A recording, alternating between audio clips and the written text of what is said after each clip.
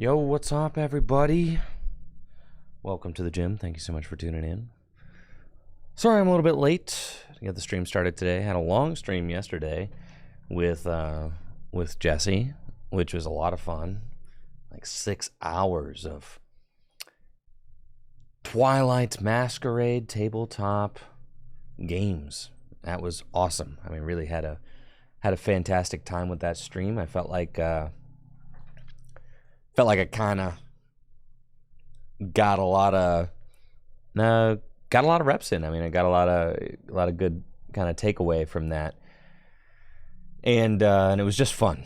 Honestly, these streams where we do the tabletop games and before the cards are out on TCG Live, those are some of my favorite streams because of the genuine discovery you get. Right, the discovery is so much fun. I gotta settle a prediction from yesterday, and a huge thank you to the subs getting us kicked off today. Kyle with the tier 3 sub, 61 months, and Dr. Polkadad with the 40 months. Appreciate it.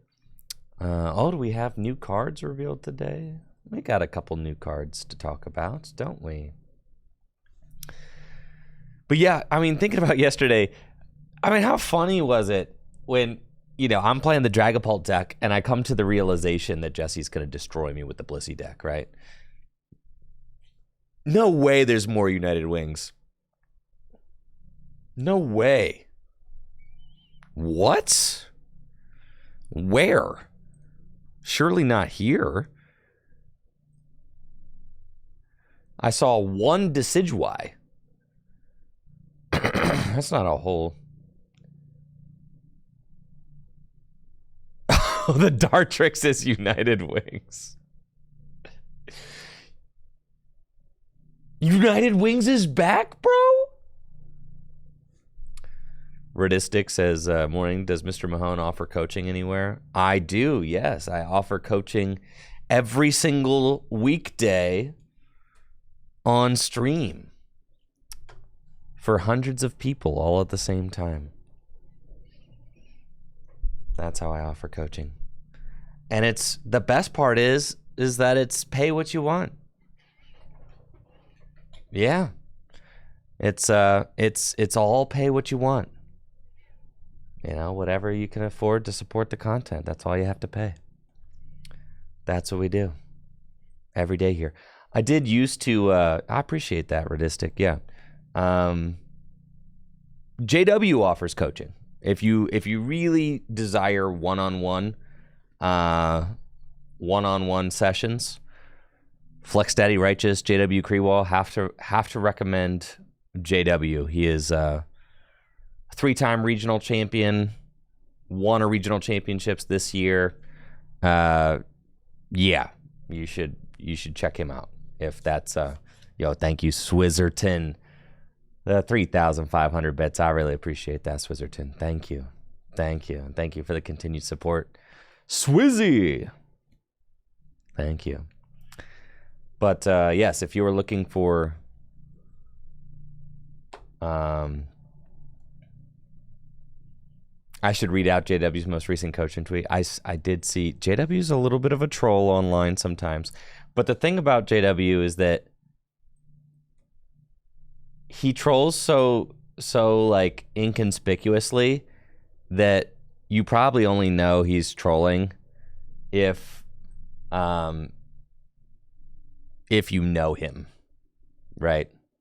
Sometimes his trolling is obvious. Let's see, what did he... Oh, yes. Only a few spots left for my masterclass, identifying, routing, and leveraging the secret bathroom at regionals. The class will also include a discussion on the nuances of the diaper meta, as well as the pros of him including a 2-ply tech. Yeah, there you go. That's a good one right there for sure. But no, I used to coach, but... And coaching is a very valuable resource in the Pokemon TCG, and I'm really happy that more, more accomplished players are able to make a living you know, through the Pokemon TCG and all of that. But I kind of found early on is that it's just not a, it's not the best use of my time. I'd rather than, you know, get paid by one person for 2 hours of my time, I'd rather create content for thousands of people at a time, right? So like that, it's just I'd rather create more inspired content for more people. That's kind of my goal and my mission, to create community by, you know, creating content for everybody, not just for the people who can afford to pay for one-on-one coaching sessions. I want to create content for everybody. So as that being part of my mission statement, that's led me kind of like away from coaching. I used to coach kids. I mean, that was like, I had like a senior client for a while when I was just getting started off, and that was really rewarding. But yeah, now I feel like I want to create content for far more people than just one at a time. So, all right, we've got a new United Winger. Cool. All right. United Wings, just as it's like kind of messed up. It's kind of messed up that they gave us another United Winger right in the same set as Dragapult. And thank you, Redistic. I appreciate that. Thanks for the sub. It's like, yeah, you know, nothing you can do can fix it. You can't fix, and I've kind of maintained this from the longest. People are like, oh, we need one more United Wing attacker. Like, no, it's not going to fix it. I said this before, and I'm going to keep saying it. One more United Wing attacker does not fix the problem, right? Like right now we've got 1, 2, is it 3 or 4? 1, 2, 3. Right now we've got 3. And we're about to get 4. Where's the, let's see, we've got Flamigo, Murkrow, and Wattrel, right? So they're about to give us a 4th.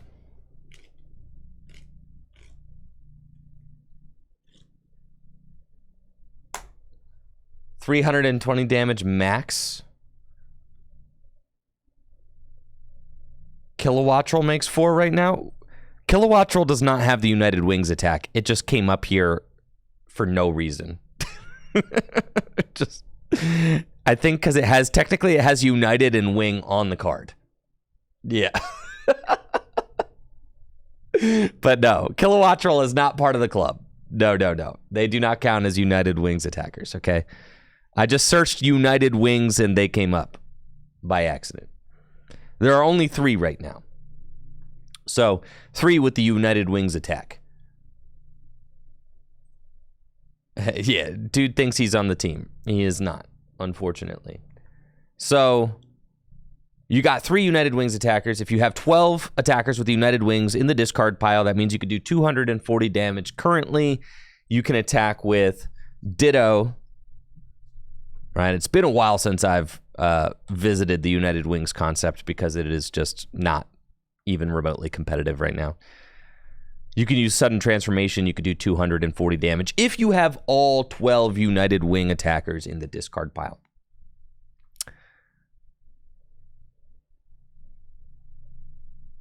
And then if you've got 4, that means you can have 16 wingers in the discard pile. And then with 16 in the discard pile, you can attack with Ditto and you can do 320 damage. But you got to keep in mind, like, dude, if you're doing that, right, and you've got Ditto in the deck, it doesn't matter.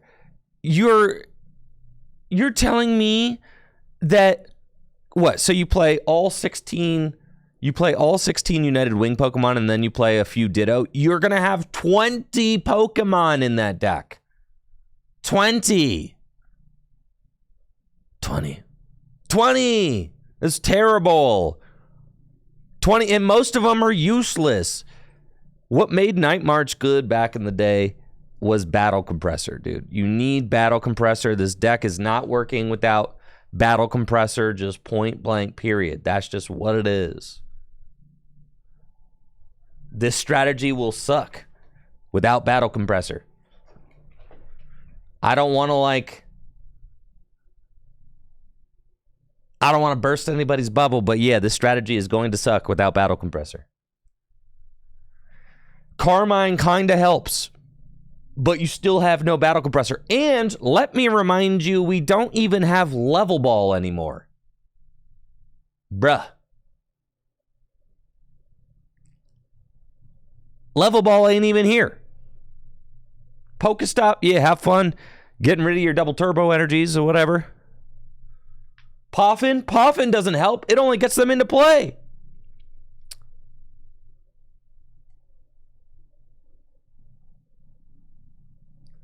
In before they print the Superior Compressor A-Spec. All right, how many cards would the Superior Compressor A-Spec need to discard? Literally 10. United Wings is not good. It's got to be 10. 5 isn't enough. 6 isn't enough either. It's got to be 10, bro. Discard 10 cards from your deck. Then you've got my attention. You've only got my attention if you're discarding 10.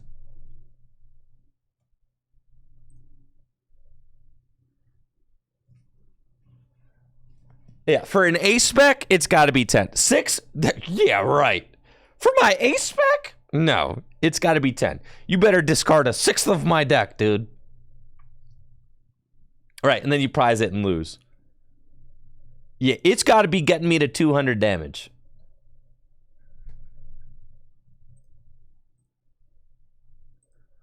Yeah. This is trolling. And no, you don't play a Rowlet. You don't attack with this guy. No. It's trolling. You're not hitting for enough I guess. All right, what weaknesses are we hitting for here? You can hit for lightning. You can hit for dark. And now you can hit for grass. No. Absolutely not. It's terrible. Listen, I love Night March. I love Night March so much. But Night March is never coming back, folks. It's dead. The Pokemon are too big now. The multiplier has to literally be 30 times. In order for Night March, like, consider the following.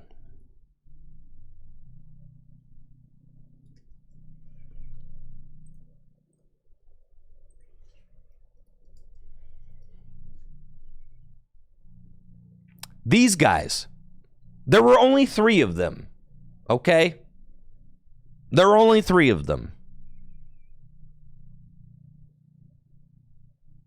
So, like, you had 12.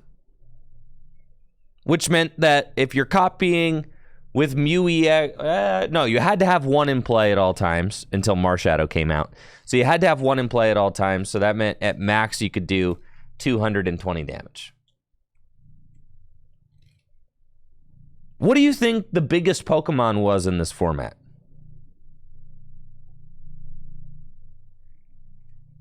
The biggest Pokemon only had 180 hit points. There was Wailord EX. Yes, it won Worlds this year, but outside of Wailord EX, almost all Pokemon had 180 hit points. So, like, literally outside of, like, the most gaudy Pokemon, you were one-hit KOing everything. And you could one-hit KO Wailord EX if you happened to play Choice Belt, right? Yes. You could one-hit KO Wailord if you were playing Choice Band. Because Choice Band did 30 more damage to Pokemon EX. And you could do 220. So there you go. Marshadow GX was not around. So yes, so you could one-hit KO everything in the format with just 3. And You had Battle Compressor.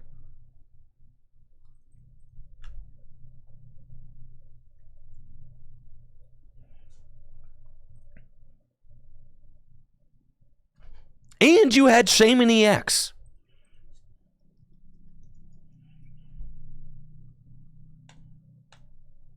Okay? Boonia, I think you're kind of missing the point. The point of the matter is that this is way more consistent. You could very easily, it was very easy to get the turn 1 180 in a Night March deck. Very easy. All you had to do was go Battle Compressor, Juniper, knockout, right? Easy. It was so easy to get turn 1 180. Because even if you prized a couple, you could still hit it. You're hitting max 220 if you prize 2. And then with like Muscle Band and stuff, you were just hitting the knockouts very easily turn 1. So for a Night March deck, you were trying to win the game in 3 turns. You would go turn 1, knockout an EX, turn 2, knockout an EX, turn 3, knockout an EX, game over, right? This deck is terrible, okay? It's not even remotely close. It's horrible. So now, Night March came out 10 years ago, folks. Night March came out 10 years ago, okay? How have they adjusted the Night March attack for inflation? And there has been inflation. There has been inflation. The HP totals, I told you, back then, the average 2 prize hit point was 180, right? And Night March hit 220. Now, what's the average like 2 prize HP total on average?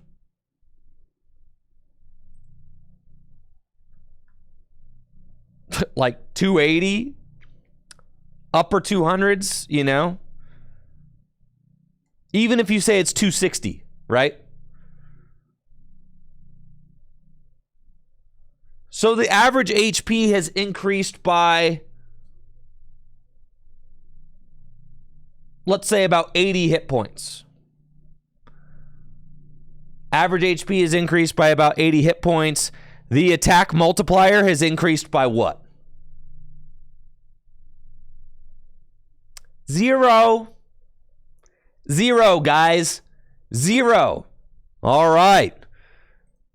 That's right. Your multiplier has increased by 0. Back in the day, you had Battle Compressor. It was an item card. You could play 4 of them. Okay. What do we have now? What do we have now? Surely we should have something now that would make discarding Pokemon easier, right? Wrong. Nothing. We've got nothing now. In fact, you can't even play a Professor Juniper turn 1 going first. And back with Night March, you could support it. Now you've got Carmine, sure, but Juniper is better than Carmine. Right? So, Juniper is 2 cards better than Carmine. So what I'm saying is that the deck has gotten way worse. Like way, way worse. It's not even close. It has gotten so bad. And anybody who's coping for the United Wings deck is doing explicitly that. Coping. So it's fun to see the Pokemon Company kind of rehashing old ideas, but this one is not being rehashed in a competitive way.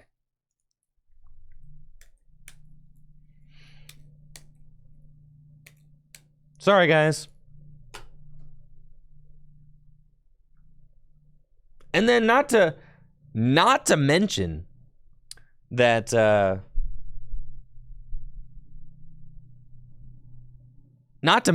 this this is all, you're getting a new United Wings guy at the same time that Dragapult's coming out. And I haven't even mentioned hands yet. Right.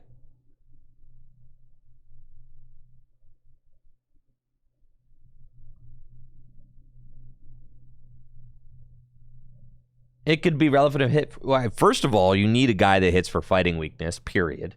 Right? Sableye's a problem. Yup. Dragapult's a problem. Greninja's a problem. Hands is a problem. Yeah, no. It's not happening, folks.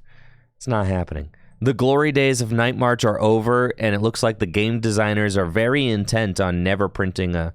You would need it to be 30 times, all right? So if you have 30 times, then you had 10 Night Marchers in the discard pile, and you're doing 300 damage. Now, that's a deck I could get behind. If the United Wings guys had a multiplier of 30, then we'd be having a conversation. But that's what it would take. And I've always held this opinion. It's not that you needed more United Wings attackers. You could have 7 different United Wings attackers in the format. It doesn't matter. I don't care if your max damage output is 500. The fact of the matter is you need too many of these guys in the discard pile to do enough damage, and there's not enough items to get the guys into the discard pile. That's the problem. The problem is efficiency. The efficiency isn't there. That is the major problem. The efficiency isn't there. The efficiency used to be there. Now the efficiency is gone.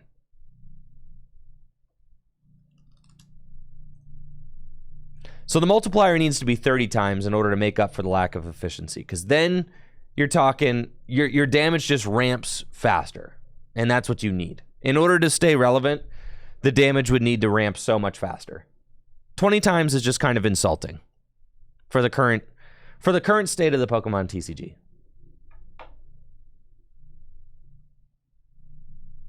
So, anyways, do not get excited about this. It is terrible.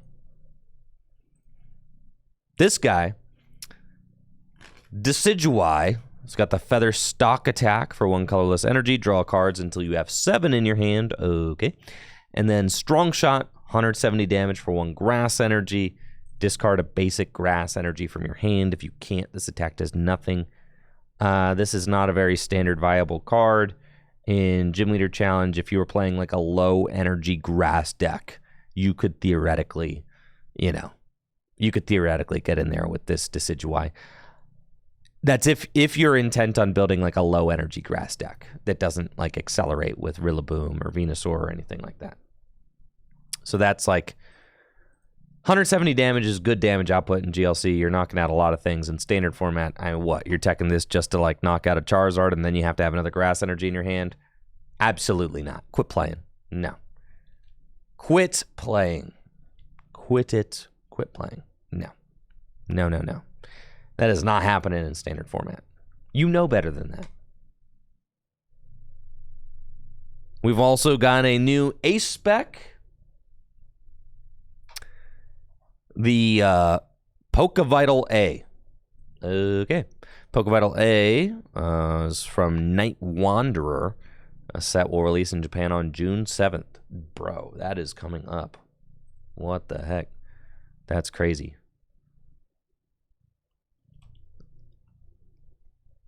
150 damage, you heal from one of your Pokemon. If this card's in your discard pile, it can't be put back into your hand or your deck. Man, yeah. Well, Gold Potion was also not good. And that's obviously what this card is kind of like referencing. You can't even Pokestop into it. That's like a hilarious nerf on it, because Pokestop puts it in the discard pile first. That's a hilarious nerf for no reason. Yeah, Gold Potion healed 90 damage from your active Pokemon. I know. I was thinking about this the other day, like, dang it. You see this limitation. If this card's in your discard pile, it can't be put back into your hand or your deck. You see this limitation, and you're like, man, Why don't they just let me break the game, man? I just want to do something funny and broken. And then, like, if you actually play a broken format where, like, there's a broken combination that is the result of a card like this, you're not actually going to be happy that they let you break the game, are you? No. You're going to be crying. You're going to, I don't even like Pokemon anymore. That's stupid. Pokevital deck never stops healing. Yeah. So, like...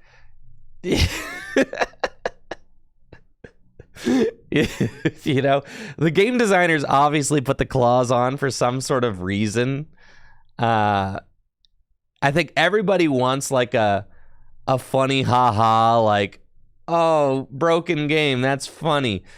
But you don't actually want to like live in that format. Maybe you want to experience that for like a week, but you don't actually want to live in a broken format, right?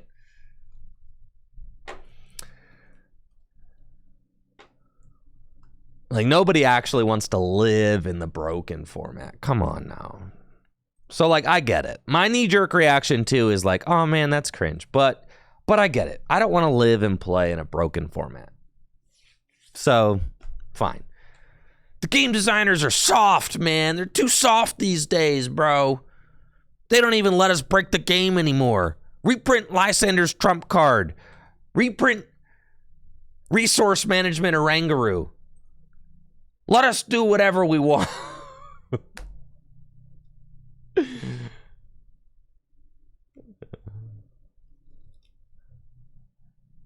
I know. Trevor, I kind of agree with that. It should just read, instead of going to the discard pile, it goes to the lost zone. I agree, right? I think the reason that they're putting this kind of like silly text on it is because they don't want to like inadvertently buff the lost zone.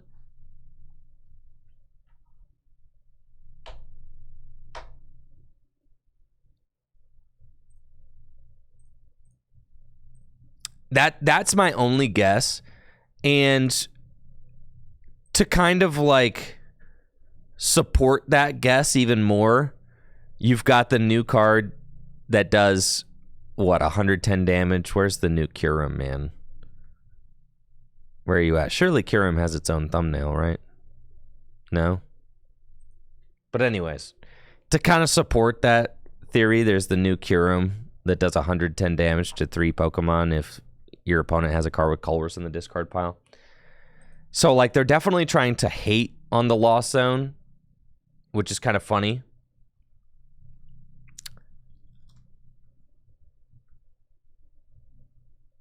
Where is it? Top of page 2. Thanks.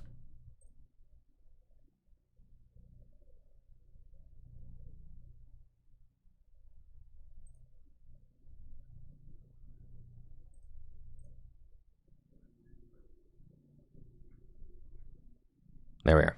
Yes.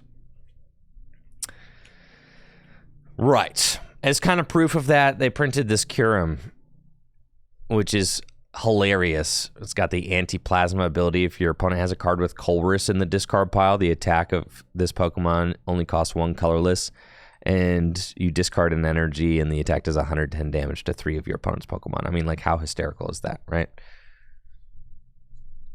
Right. If it wasn't 2 metal energies, you would play it in Chien Pao. But it is 2 metal energies, so unfortunately. So that's my only guess. But like, yeah, so they don't want to buff the Lost Zone decks. As if the Lost Zone decks would play one of these item cards just to fast track it to the Lost Zone. Like, I don't even think that they would do that. I personally would have preferred that the text on these cards reads like it when you use it, put it in the Lost Zone instead of the discard pile.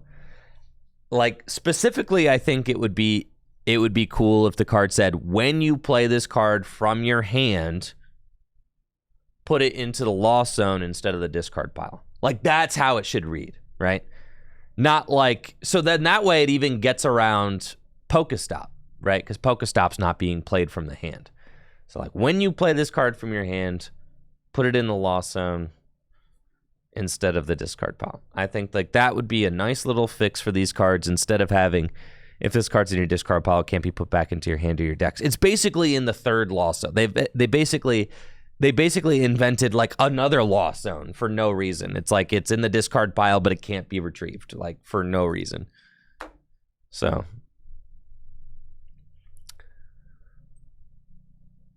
150 damage for one of your Pokemon. I mean, it's not. This card isn't as bad as you think it is. It's really not. The card's not as bad as you think it is, guys. It's not great, but it's not as bad as you think it is. It's really in like a very similar kind of spot that Scoop Up Cyclone's in, right? It's very similar to Scoop Up Cyclone, because like sometimes you've got a big guy that you don't want to use Scoop Up Cyclone on, you know, because then you're putting more little guys in play. So like, you know, because you have to re-evolve it and stuff like that. It can basically undo an opponent's attack. If your opponent's 2-hit KOing your big guy. Yeah, I mean, it's like, it's similar. I'd say it's slightly more narrow than Scoop Up Cyclone. But there are situations where this card is superior to Scoop Up Cyclone. There are, right? There just are.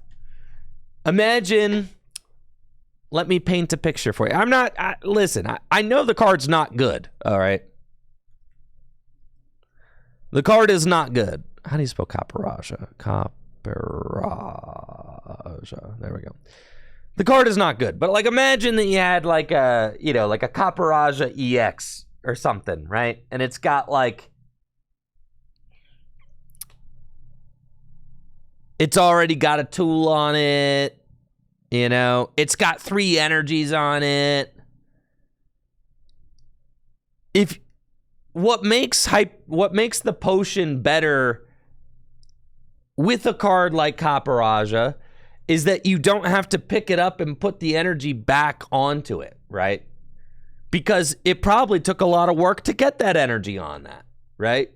So like I'm not saying that Caparajah is a meta deck or anything like that. What I'm saying is that with a card like Caparajah that takes a lot of energy investment that you're not going to want to pick up and put back down with Scoop Up Cyclone, that is the narrow use case for a card like Pokevital A. Okay? That is the narrow use case. I'm not saying it's a good card, but I am saying the Pokevital is probably a little better than you think it is. You think Hero's Cape overlaps all those use cases? Well, what if your opponent's deck can't do 300, you know, what if your opponent's deck does 200 damage every turn, right? And they're 2-hit KOing you with 400 hit points, but Pokevital turns that 2-hit KO into a 3-hit KO. So objectively, no. But yes, the use case is narrow. I am qualifying it. Of course, it is narrow. But, right, Goodra V-Star. I see kind of like with that, right? Goodra V-Star. You know, you're decreasing the amount of damage that... Imagine healing your Goodra V-Star twice. That's like a better use than Caparajah. Yeah, imagine it's Goodra, right? Imagine you got your Goodra V-Star. Okay. And you're using Rolling Iron. You get to Moisture Star and you get to use the A-Spec. Okay. Or it's basically like a second V-Star. Are we kind of seeing the vision now, folks? It's like a second V-Star. Your opponent's probably not doing... You're banking on the fact that your opponent's not doing 350 damage, right?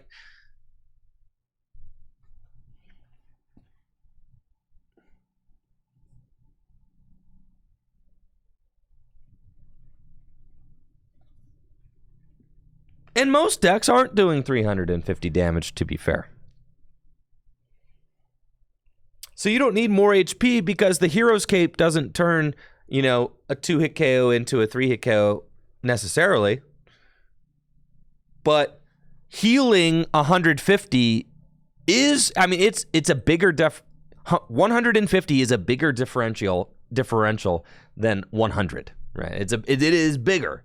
150 is bigger than adding 100, and Hero's Cape can be vacuumed away, can be turned off with Jamming Tower. This cannot. So like that's like your, that's. Yes, there are cards that could do 350. Listen, I'm not saying that this is a meta card. I'm just saying there are uses for it, folks. That's what I'm here to tell you. There are some uses for this card. No, it's not the best A spec. No. It is not. But it looks like a funny energy drink, okay? How fun is that? It looks like one of those giant monster cans. Or like the...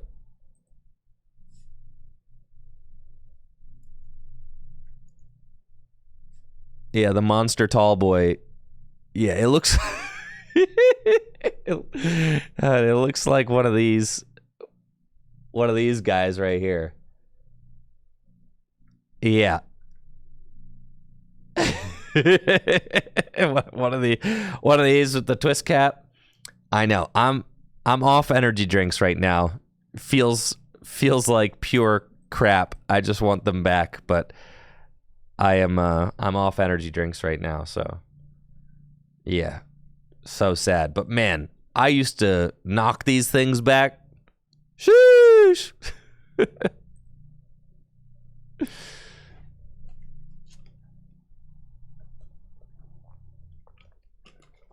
My desktop? What? You never seen a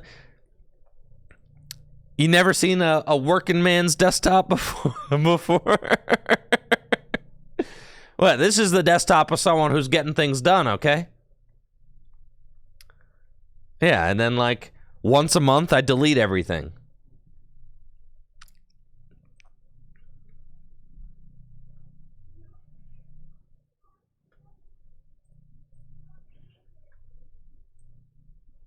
Where'd you go, Firefox?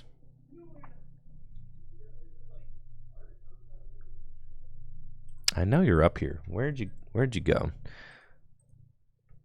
Firefox, come back. Here you are. Okay.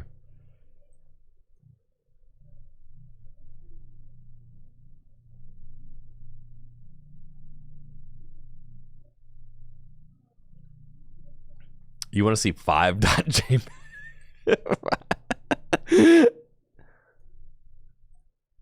See? I was looking for the perfect screen cap to use for my pre-release, right? So like I took a bunch and, I saved it. This is the one I ended up using. It's probably the strongest one. Sorry, Craig's face is being blocked out, but yeah. This is the one I end up using. But I took a bunch of screen caps, and then what better place to put them than on the desktop, and then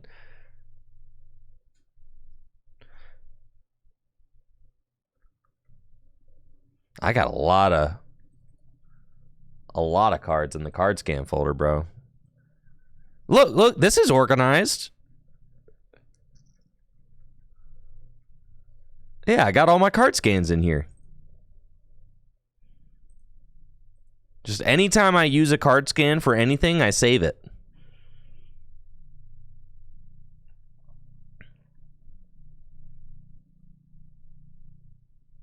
Yeah. Look at all them cards. And then, and then if I ever want, like, to find a card, it's mad easy because you got the Finder, bro. So you just click on the Finder, and then you say, like, all right, I want to find Lugia. You type in Lugia, and then here's your Lugia cards right here, bro. Bam, bam. No problem. So I don't actually go hunting through my computer. I just name things. I name things that are relevant, and then I just use the Finder to find them.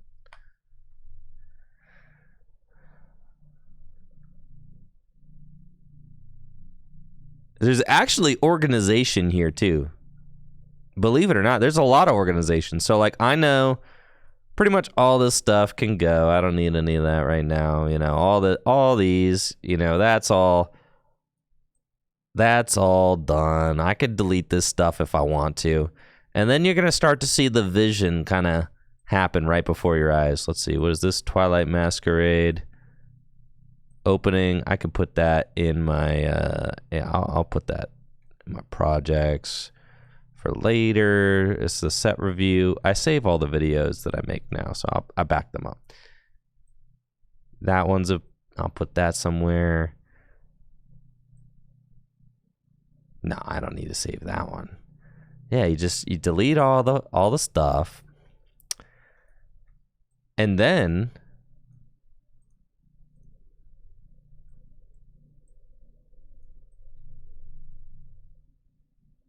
all the things that I'm working on,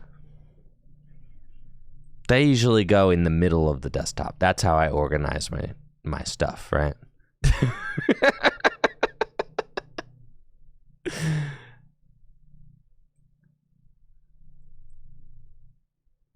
Twilight Masquerade logo. I might still need that, so I'm going to keep that right there. See?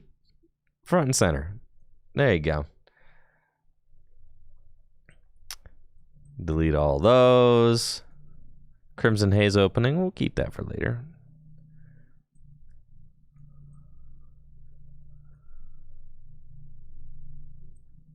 Yeah, I do this about once a month. Thank you guys for bringing it up. You're reminding me. I ought to do some cleaning.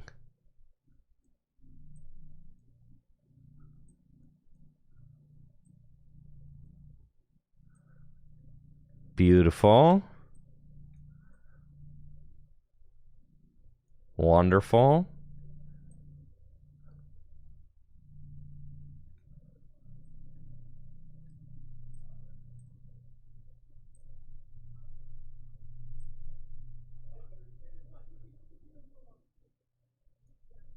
Okay. Oh, yeah. Now look how clean it is now. Doesn't that just feel nice?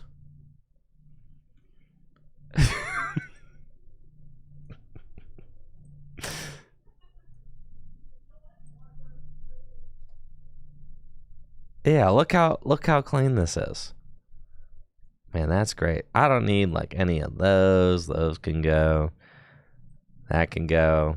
I'm still working on that one. That one can stay there. I'm still working on that one too. Pre-release, that can go. I'm done with that. Done with that. Done with that. There we go. Temporal forces proxies. I don't need those anymore. Old stuff, we'll keep that. GLC 314, yeah, we'll keep that. Yeah.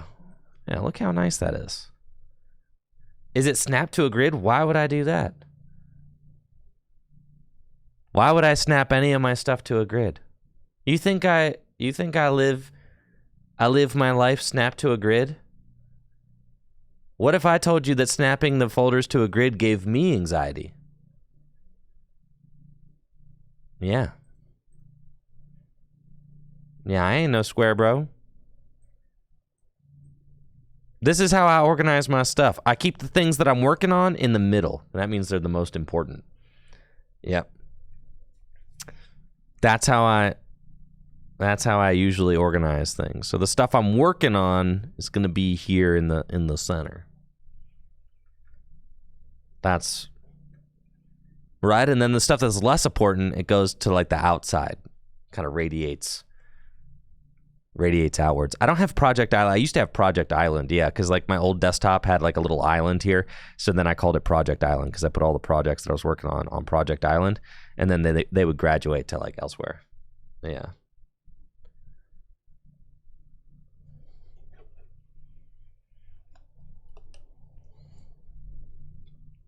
How do you hide the taskbar? Oh yeah, hiding the taskbar. That's a pro move. You got to do that for sure. It should be somewhere in your settings, just in your preferences.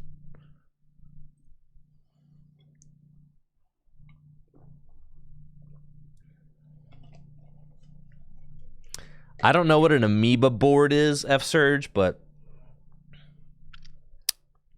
sure, yeah, I'll take your word for it. Does Mac have right click yet? Mac's had right click for a while now, yes. I'm using the same mouse that anybody. I have one of these little Logitech mice. Yeah, everybody has their own way that they like organize, and of course, you know, my stuff is probably slightly more organized than you would think.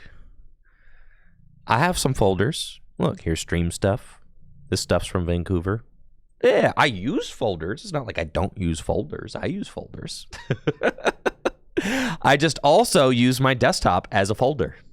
That's what, like, you know, my workspace, for me, like, out of sight and out of mind is like very, like, if things are tucked away in folders, I will just forget about them. So for me, it's like I'm a very visual person. So like the things that I'm working on have to be right there. And then that keeps them in my mind. You know, because it's right here. Yeah. And it reminds me of what I'm doing, having it all right there. And then it gives me anxiety, everything being like so orderly and like in straight lines, because that's not how life is, right? Like life is not, nature is not that way. So like, I don't love things to be that way. I don't prefer things to be that way either. But anyways, we got anything else to talk about? Now that you guys have helped me clean my desktop.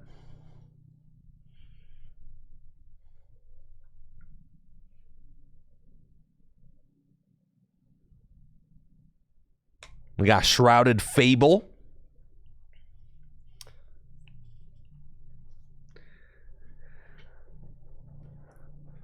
Okay, this is our summer set, right?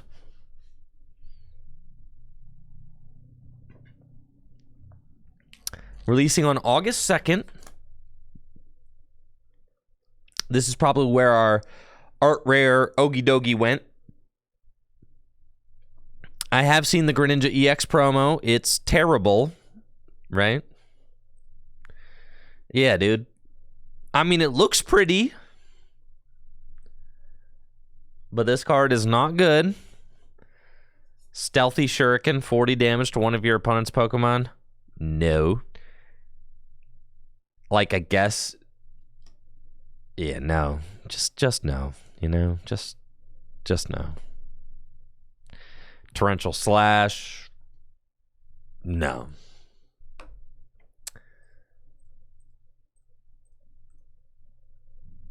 Cool artwork. We got a King Gambit.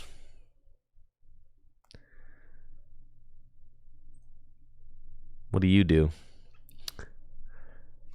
Holy smokes, as long as this Pokemon's in the active spot, put 5 more damage counters on your opponent's poison Pokemon. Sheesh. That's kind of cool.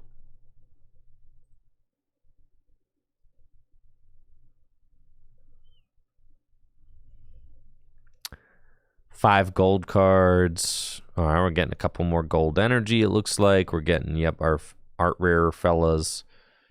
Probably getting these cards. Legal for Worlds. All right. Already. It's a cool set logo. I like that. That's fun. And yeah, that's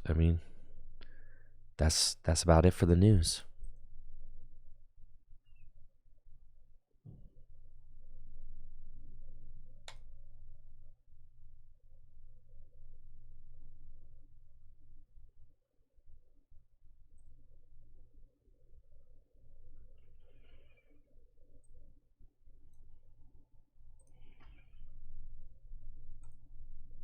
Time to play the best game ever made.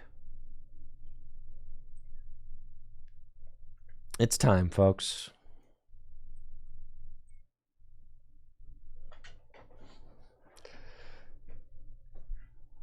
Ecstasy in service. All right, we got a few more things we can talk about. All right, we do. If you listen to the latest episode of Tag Team, Riley and I did the Tag Team podcast last night. We talked a little bit about We talked a little bit about current standard, but we also talked about what's to come in the future. Tuan Le put out a pretty cool spread of the results, or I guess like matchup percentages from the Sapporo Champions League. All right, so this was day one matchup spread here. Pretty cool. Wait, oh, let's see. How do I move? Good. Yeah, I can put that there. We'll do like that, and then that. There. Beautiful. All right. Excellent. Okay. But yes, Tuan Le put out a very nice kind of graph of the Sapporo Champions League. This is our Twilight Masquerade format. And this was like the biggest tournament in Japan in our Twilight Masquerade format. It was won by Miraidon, and Guard of War got second place. We could see Dragapult was 26% of the metagame. That's nuts. I don't think that Dragapult is going to convert like that for NAIC. Do you think that Dragapult is going to make up 25% of our day one meta at NAIC? I'm going to do a poll because I'm curious.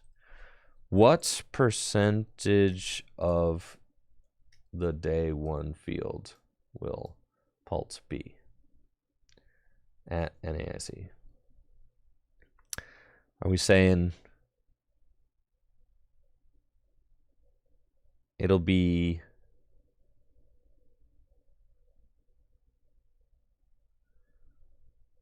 less than 10%? 10% to 15%?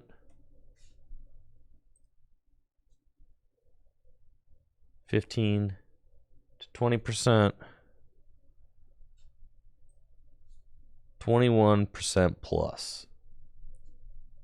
Ain't no way, bro. There we go. Start the poll. What percentage of day one field will Pulp be at NAIC? What do we think? 15 to 20, 10 to 15, 21 plus, less than 10.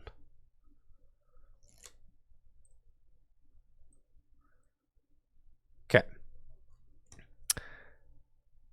Yeah, so here we go. This is the day one graph. 26% of day one. If you watched the stream yesterday and you listened to Tag Team Podcast last night, then you know that I think Dragapult is way overhyped. That's my take right now. Do you know that people are, I know it's, listen, never shop here, okay? TCG Player evil website. However, do you know that people are pre-ordering Dragapult EX for like $40 right now? $50? Just the normal EX. Yes.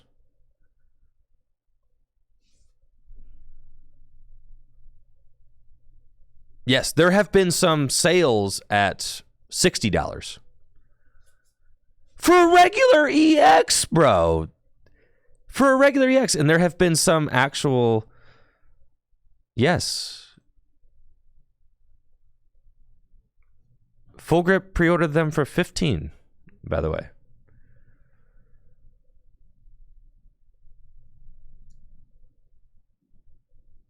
So, yeah.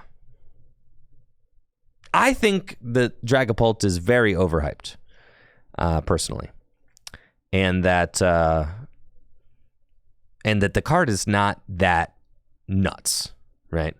Of course, Full Grip sold out too fast because we're going to get people their Dragapults before NAIC. I think that's part of part of what is driving up the price of Dragapult is the NAIC bump, right? So like people want this card and they want it fast so that they can have it before they go to NAIC, which is going to be the biggest tournament of the year. That's why the card is like, it's a combination of factors. It's a combination of the fact that Dragapult is a hyped new card from the set, right? Dragapult's a hyped new card from the set for its power level. Number two, it's a dragon card. People love dragon cards for whatever reason, okay? This is the first playable Stage 2 dragon that has been printed in the Scarlet and Violet era, right? I mean, like, people are going bananas for the hot new dragon card.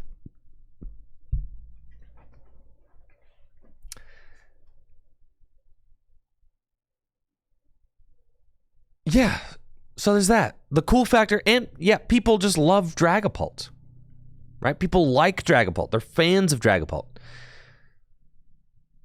And people want to make sure that they get the cards before NAIC. So, like, I think that this is way too hype. Like, and even if you look at, like, I guess Dragapult's percentage from day 1 to day 2 did decrease slightly. I guess that's kind of to be expected. I mean, 26.8% is nuts.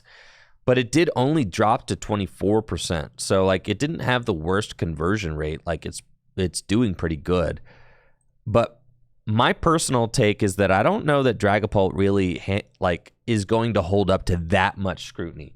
By the time we get the cards and we get the format and we are playing it at the North American International Championships, if Dragapult is the most anticipated deck and therefore the most hated deck, my take is that I do not think that Dragapult will hold up to that level of scrutiny. That if people are expecting Dragapult, that they will be able to beat Dragapult. That's kind of my opinion on it. So we'll see. We'll see. If the meta is like already shaping up to beat Dragapult come NAIC, then I don't expect Dragapult to be like, you know, the best performing deck in the room because people are already expecting it to be the most played deck in the room.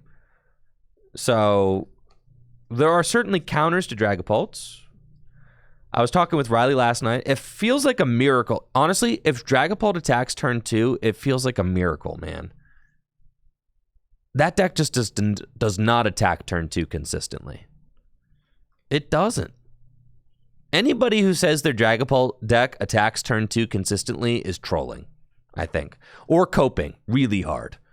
It's not like Charizard. Charizard attacks turn 2 consistently because all you have to do is go Rare Candy Charizard and then retreat the active with an energy accelerated with Charizard's ability, right? Dragapult does not have that luxury.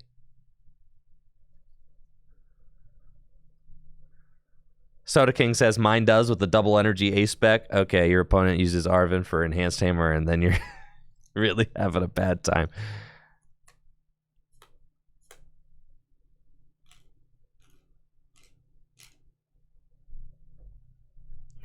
Is it supposed to? So my argument is that Dragapult will just get too far behind versus too many decks if it's not attacking till turn 3 consistently. Turn 1 attach, turn 2 attach, attack turn 2, what's the problem? All right, so there's actually a lot of problems. First of all, in Charizard, all you have to do is evolve into Charizard. And Charizard accelerates the 3 energy into play, right? That means, how often in the Charizard deck? How often? How often in the Charizard deck are you using that 3rd energy to retreat the active? How often? How often? How often? Anybody ever play Charizard? How often is that a thing that you're doing? Like almost every game, right? So what does Dragapult have to do? Dragapult has to find their one of rescue board, dude. Their one of board. Right? Because lists are only playing one of these. I wanted to play 2 because I was frustrated that I wasn't. Yes, I know there's Arven, but sometimes you have to Arven for 4 Sealstone in order to like go get some stuff that you need. Sometimes Arven isn't quite getting everything.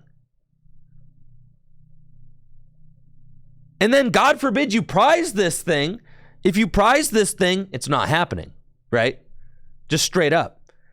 Charizard doesn't have one card that they prize that keeps them from getting the turn 2 attack. Then play 2, but none of the decks play. You can't afford to play 2 because the deck is too jammed. It is too much stuff. There's too much stuff you got to play in the deck in order for it to be competitive. What's the issue? The issue is space. That's the issue. Deck space. As soon as you start building the Dragapult deck, you will understand what I'm saying. Deck space. So you have to find the rescue board, right? And then you also have to find the correct energy, right? And yes, you play Vessel, but sometimes that's a card you have to go search out with Arven because you're not guaranteed to have it. So then you have to go also get the Vessel. So you not only you have to have the board, you have to have the Vessel.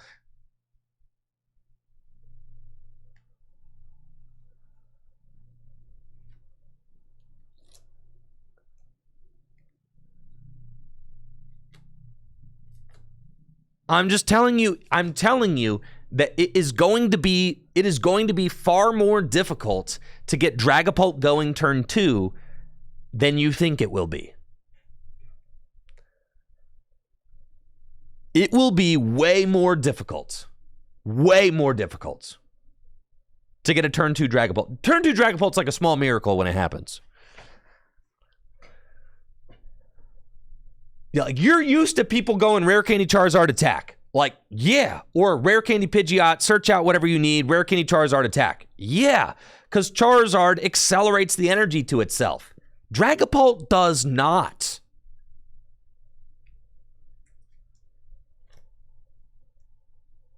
Turn 2 Pult happens, but not as consistently as you think it will. Especially if you go first. No way. If you go second and you get a turn 1 Evo TM, that's like your highest chance of attacking turn 2.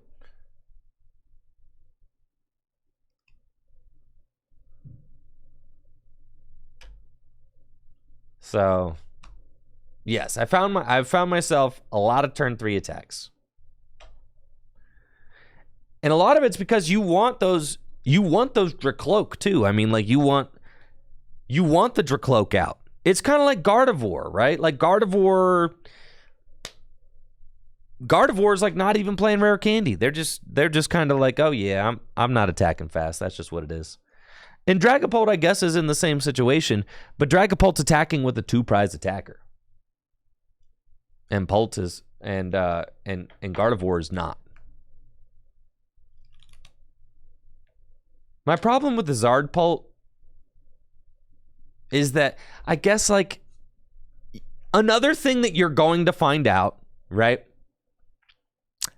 Another thing that you're going to find out is that like Dracloak's ability is not as good as you think it is, right? It's just because and then you eventually have to evolve it out. Because so like you're only going to have, it's not nearly as good as Bibarel. It's not nearly as good as Pidgeot. Right, and then you're going to evolve your Dracloaks, and then every time you evolve, you're taking away your draw power.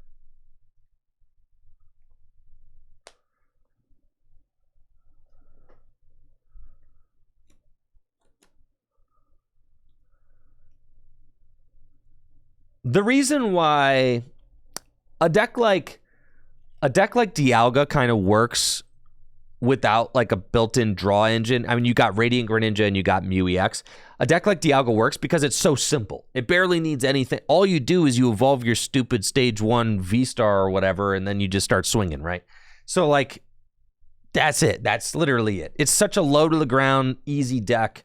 You play 1,000,000 energy. The Metangs, you don't even have to have the energy in the hand. The Metangs get them out of the deck for you. The Metangs naturally thin your deck. Whereas like, Dragapult, you're going to be doing things like recon into double nest ball or nest ball buddy, and you're like, cool, that got me nothing. Like that kind of stuff's just going to happen all the time. And then you're like, cool, I guess I'm just not really doing too much.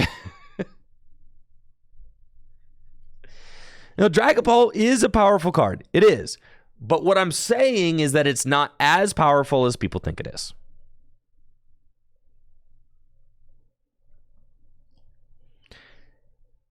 And another thing that I wanted to kind of point out, and that I pointed out on the Tag Team podcast last night, is that do you know when you're playing against, you know the feeling that you get when you're playing against Charizard or like Chien Pao?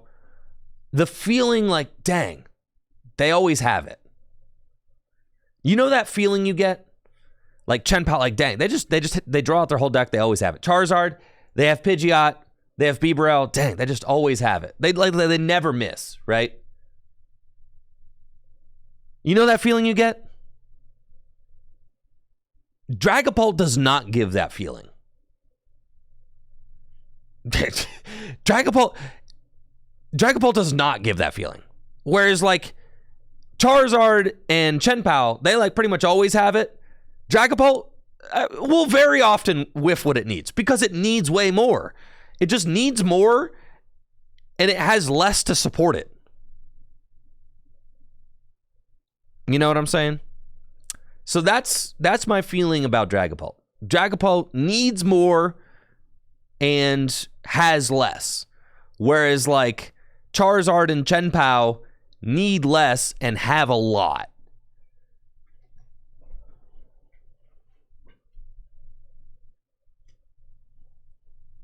Dragapult's just a lot. It's a lot to get going in like the hyper aggressive state of the format. Is Dragapult the Rayquaza VMAX of an EX? No. No. Dragapult's pretty good. I think Dragapult does not deserve to be 26% of the metagame, but Dragapult's pretty good. It's definitely not 26% good, but it's pretty good. What I'm doing is I'm pointing out Dragapult's faults because I feel like too many people are like, oh, Dragapult, it's the end of the world, oh. Right. So I am kind of pointing out the weaknesses of Dragapult. Because there are some. And I think by the time NAIC comes around, people will be full-on exploiting the weaknesses of Dragapult. So, that's my thought on Dragapult, especially after playing it. I am going to be mixing it up with different versions of Dragapult now. You know, I think I've played the Xatu Rotom version quite a bit. I'm going to be mixing it up in my testing, and I'm going to start playing Charizard builds. I'm going to start playing Pidgeot builds, all that, just to kind of make sure that I'm really trying everything. Like you banana nose for the Prime sub in the 5 months. Xatu might be it. I think Xatu's pretty good. I don't hate Xatu.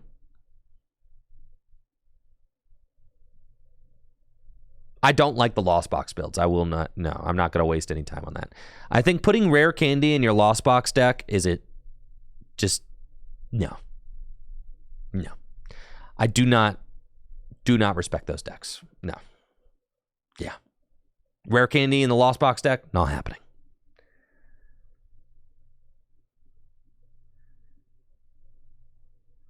Gardevoir gets slightly better.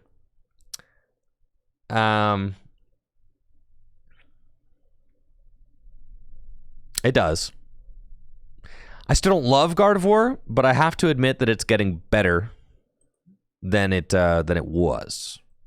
I really don't like current format Gardevoir, but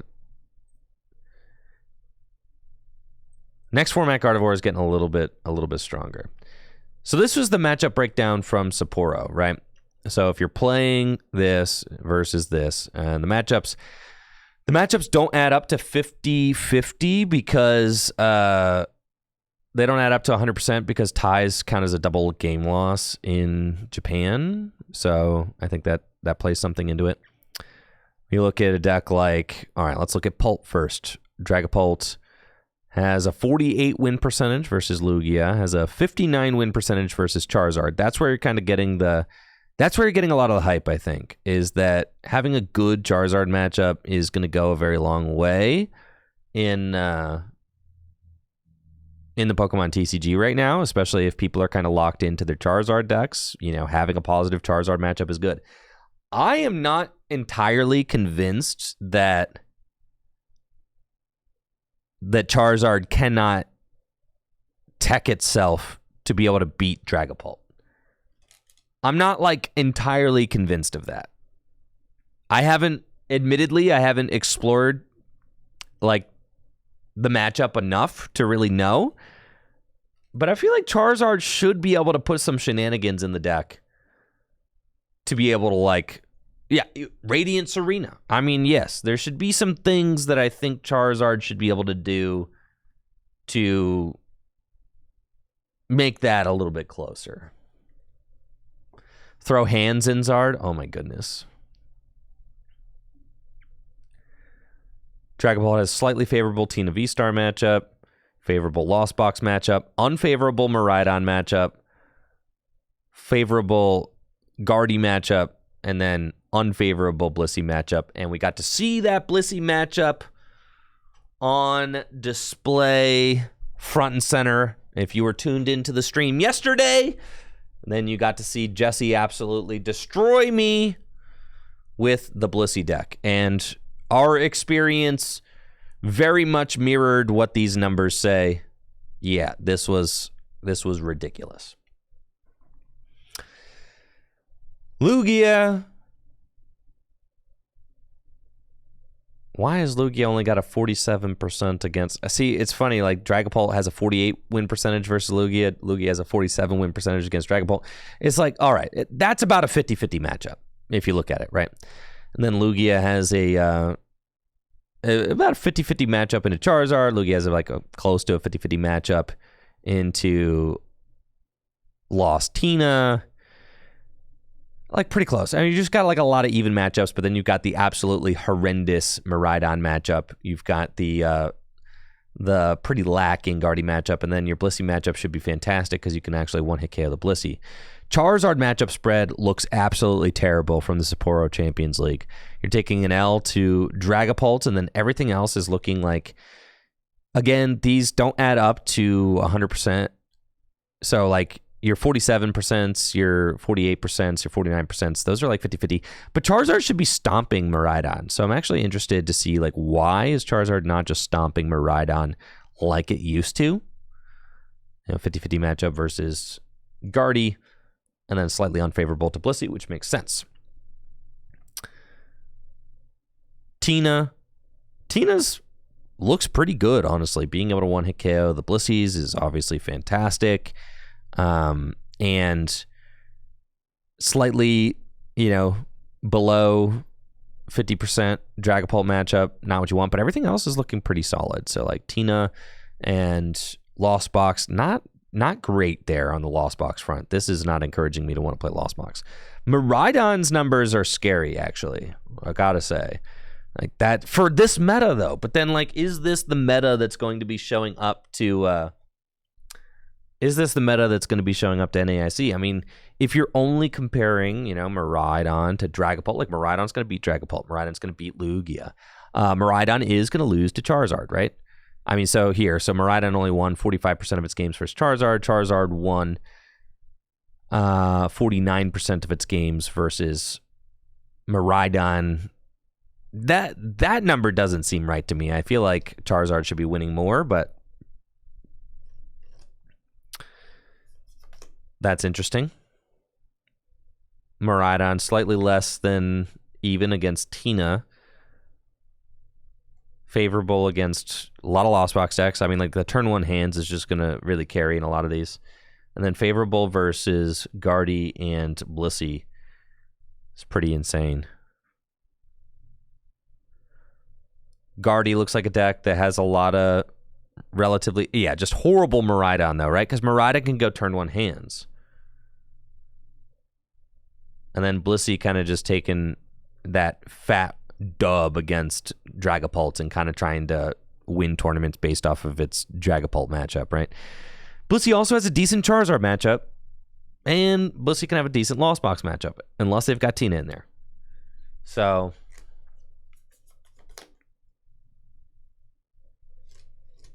interesting. This is interesting. Certainly something to go off of, not the end-all be-all. I mean, Chien Pao's not even on here, bro.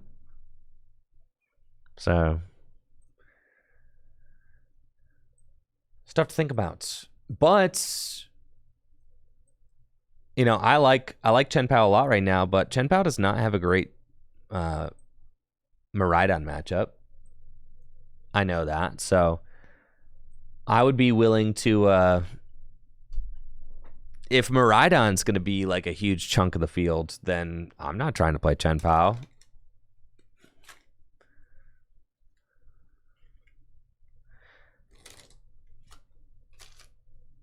I'm not trying to play Chien Pao into like a Dawn meta, you know? Ain't no way. Dang. All right, thank goodness we're done with the Miss Maggie's deck. Can't play that anymore.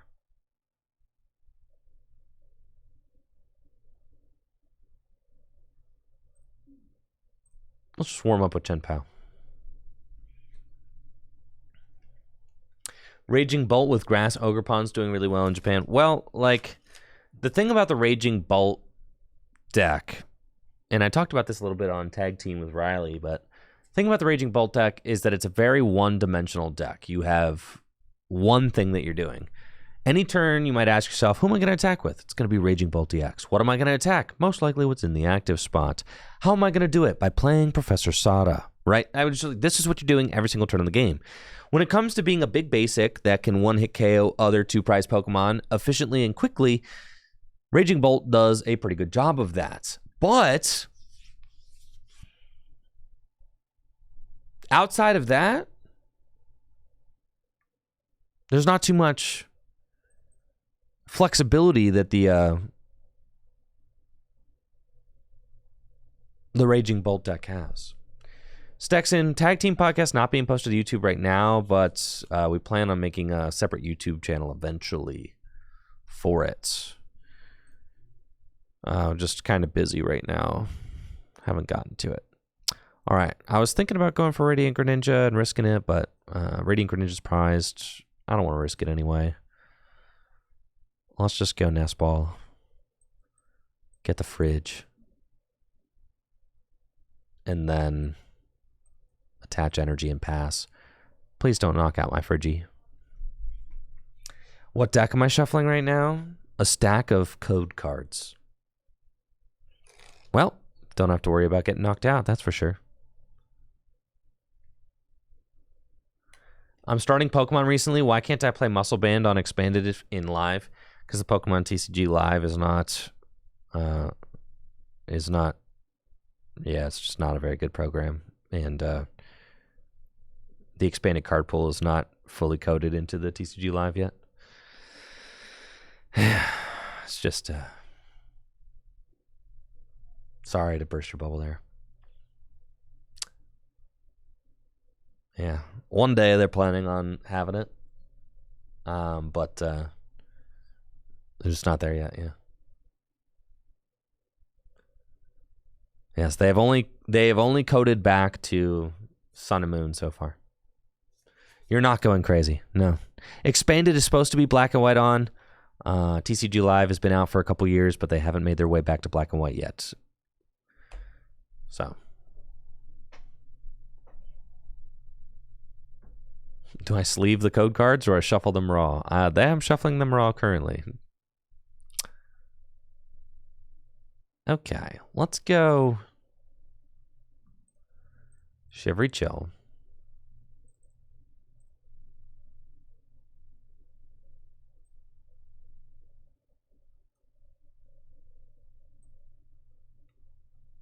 Irida for Baxcalibur.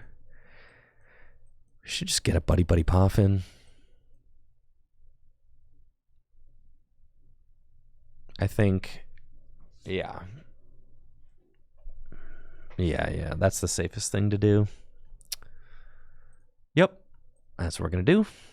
Very nice. Rare candy here. Buddy Buddy. Oh, I priced both my Bidoof too? Oh! Oh! Oh! Okay. That's fine, man. Thank you, YRG, for the Prime sub in the 15 months. Appreciate it.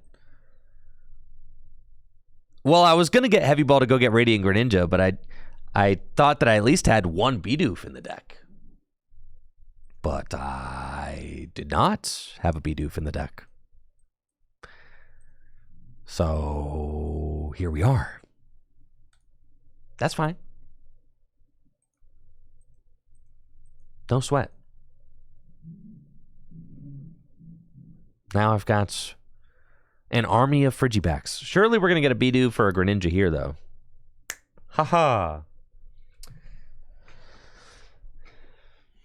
Well, let's go.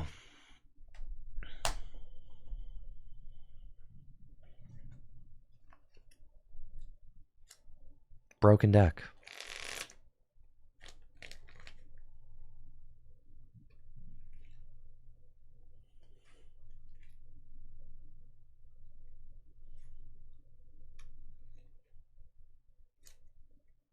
Thank you, YRG, for the Prime sub. Appreciate it.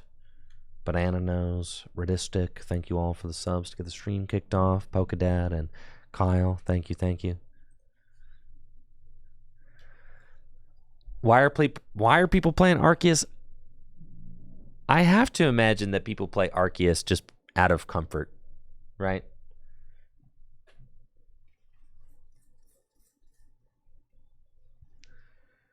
Dave, I 2-0'd Dragapult with Chien Pao yesterday. How did it feel? Phenomenal. If I'm gonna be honest with you, if you like Chien Pao, my biggest fear at NAIC would be Miraidon, actually. What makes the matchup good? Because Dragapult can't, for the life of it, attack on turn 2. Like I said, it's a small miracle if Dragapult attacks turn 2, whereas Chien Pao's attacking turn 2 almost every single game. So really, you get your board set up and then you go 2-4-6 and the game's over.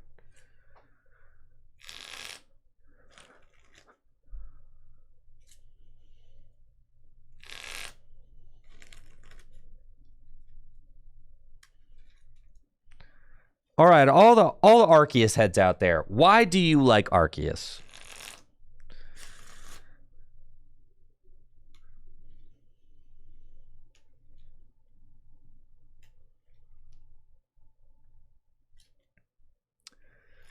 Arc is goated? Starburb?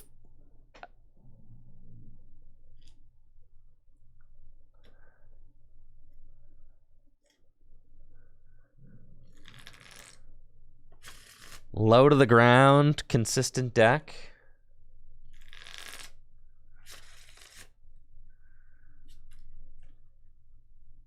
It beats Stall. Okay, all right, I can respect that.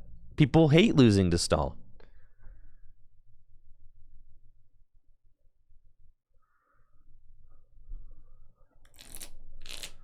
Dr. Croak said Azul was running Arc Radiant Zard before he won with Control. Arc was smoking hot. Yes, but he did not play Arc. He did not play the Arc deck to a regional championship because he knows better. Yes. He did not actually play the deck to a regionals, though, did he? No. He never intended to win a regional with that deck. No. He won with Control. Not the Arc deck.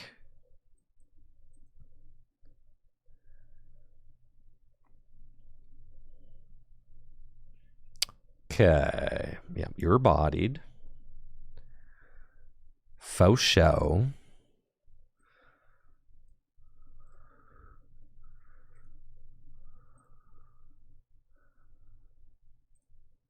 Concealed cards. Sick.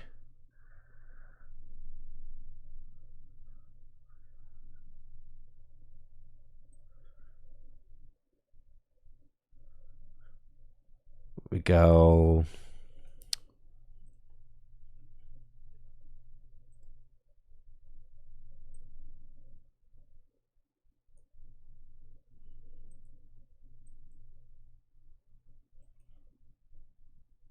That's fine. Yeah.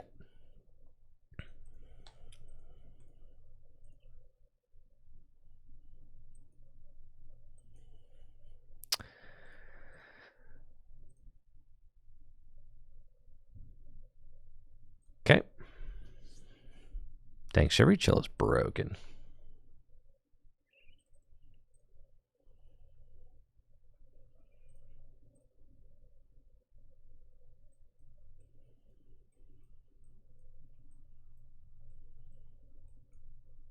Okay. Hailblade. I don't even think they can knock me out. Like, I just took out your max belt. What are you going to do? Is it 220 hit point Pokemon? You can't do anything about it.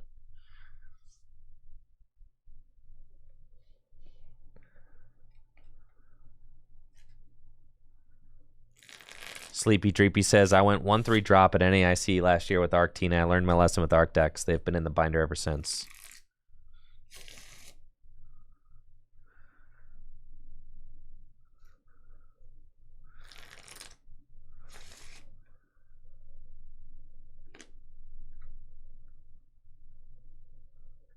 Yeah, I cannot.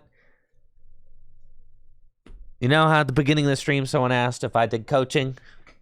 And I said no, but I coach hundreds of people every day on stream for free. All right. If I'm coaching today, my coaching advice would be to never play an Arceus deck to a major event that you want to do well at. That would be my coaching. Like, if you want to do well, do not play that deck. That would be my advice.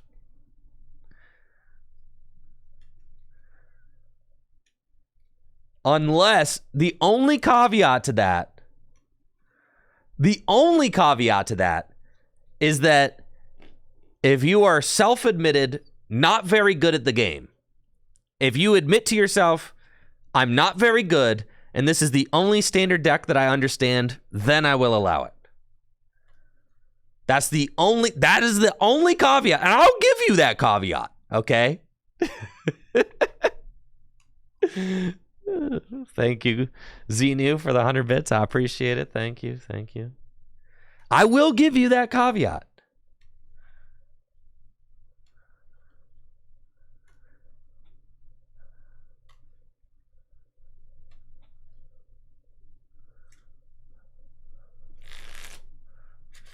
Some of us just have to go the route of acceptance.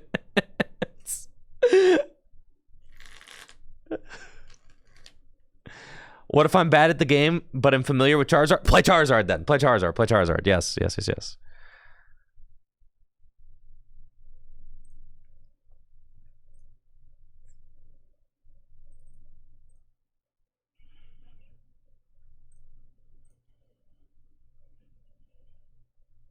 Broken deck. Dude, you just lose, bro. Like, you just like that. Just like that, bro. You just lose just like that. Like, that's crazy, bro. That's crazy.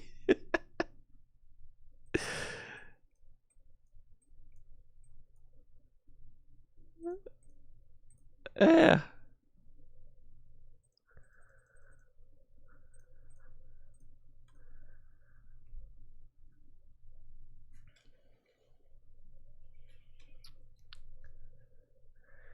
Staxton says, I play very casually, but my competitive nature gets the best of me, so Arctina just seems like...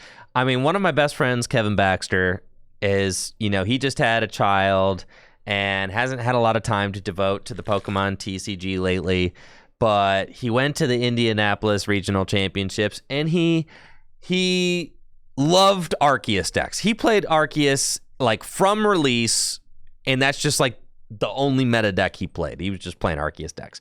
So he hasn't had a lot of time to like keep up with what's been going on in the Pokemon TCG because obviously he's got a family now.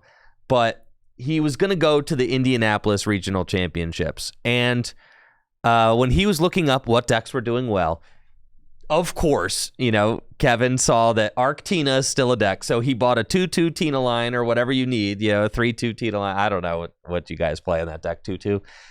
So he bought the Tina line, and he showed up to Indy, and sure enough, he's able to day 2 with Arctina, but then ended up dropped out of day 2 because it was not going well. But Kevin's a really good player. He's finished in the finals of 2 regional championships. He was a top 16 player in North America for like 3 years straight, you know, in like the mid 10s. But, you know, now he just likes Arceus decks, and that's okay. However, I would never tell Kevin to play the Arceus deck, but I can't stop him.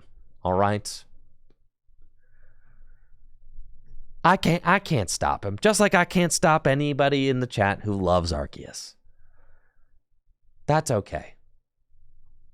It's the same reason I would have never, not in a million years, would I have ever gone to a tournament with Arceus Duraludon.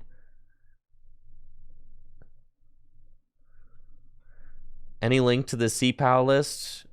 Yes, there is a link to the CPAL list. It's the list I played to top 8 at Indy. You can see it right here.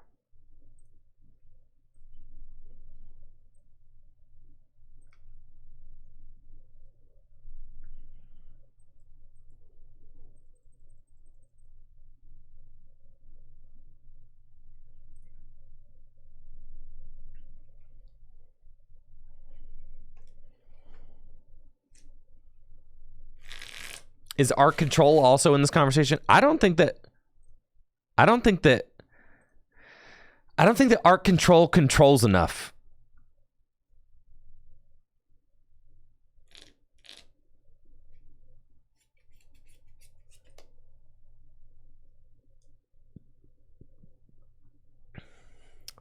Like, yeah, it's more like Arceus mild annoyance. is how I feel about Arceus control. It's not Arceus control. It's not really controlling anything. It's just Arceus kind of annoying variant.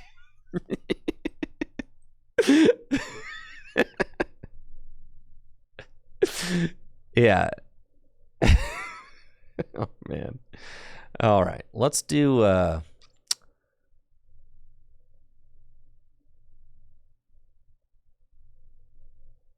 This is interesting because it's like you kind of want to thin the deck first, and then you want to Cypher Maniac into like a supporter for next turn. So I think we actually do Cypher Maniac into stop, and because that way we want to go get ourselves like the buddies that we want to like get set up, right? And there's a Hisuian Zoroark. That thing can smack turn 2, so we don't want to put a Chien Pao into play yet. So we've got a Beeper in hand. We got one there. We've got 2 Baxcalibur in deck. And we've only got 2 Irid in the deck. That's really important to note, okay? So we might want to... Well, yeah, we're kind of in this line now. I guess I could stack. I could go buddy. I don't hate this. Since there's only 2 Irid in the deck, I don't like hate this. I think that's fine. And then I can just conceal cards into those. So what I was originally planning on doing was... I was planning on using Pokestop there, but after seeing that my supporters are very, like, kind of heavily prized, I'm going to get myself one here and then play this Pokestop and go that way. And that's fine. Discard those. Got an Ultra Ball in hand. This all feels pretty good. I'll attach Water Energy to Radiant Greninja and just pass. And this is honestly feeling pretty solid for me, so I like that.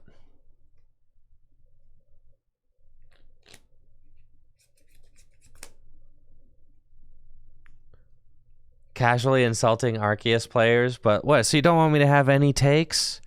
I'm not insulting Arceus players. I just don't think Arceus is a very good deck. What? I'm not allowed to have opinions about decks? I don't think Arceus is very good.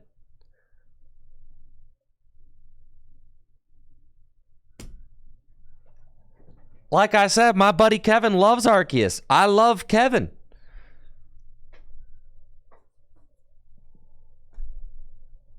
I just,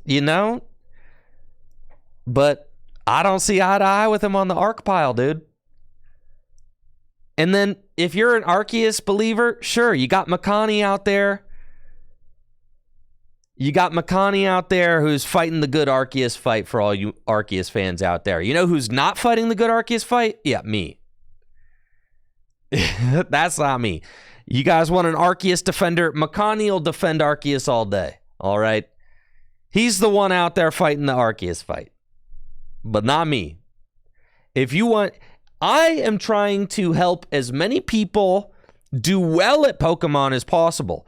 And if I am genuinely, from the bottom of my heart, trying to help you all do well at tournaments, you should not play Arceus. That's I genuinely feel that way.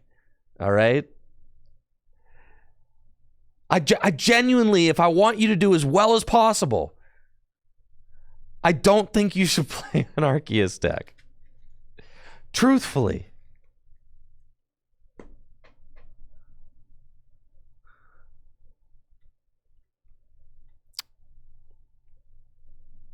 Okay, dude, you're gonna get ninja'd, man. I just need to find some more energy.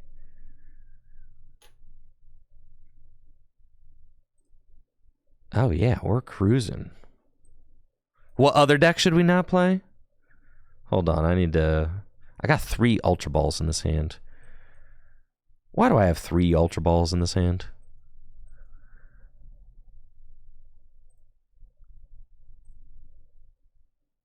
Please help me.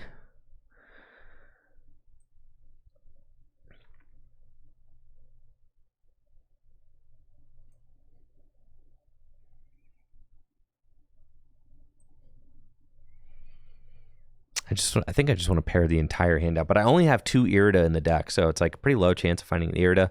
So I think I might want to save 1 Ultra Ball in the hand, and then only incisors for 3, and then I can Superior and potentially draw. So I think that's what I'm gonna do. Get this Bidoof. Do that. Get the Bibarel. Because, like, we might not find an Irida, but there might still be a route to a Baxcalibur by using this Ultra Ball, so that's why I decided to save it. And there might not be an out. Yeah, there might not be. Okay, we're going to thin the deck. And then concealed cards. Beautiful. Just beautiful. Okay. It's going to be a big pass from me, dog.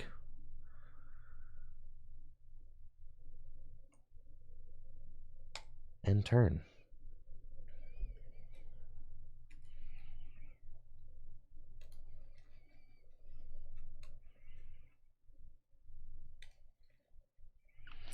It's tough. I mean, I prize 2 Irida, right? So finding the Irida is going to be a little bit tough right now. But it's okay. So long as they don't go... I mean, like... Really, I mean, if they bench a Manaphy, then that's tough. But... So long as they don't go, like, Prime Catcher my Chien Pao, I'm probably okay.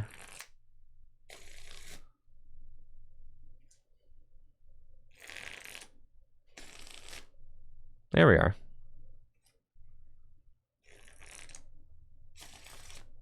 And even if they do Prime Catcher my Chien Pao, I'm still going to win unless they put a Manaphy down. They need to, like, Prime Catcher Chien Pao, and they don't have Manaphy. So then you just lose.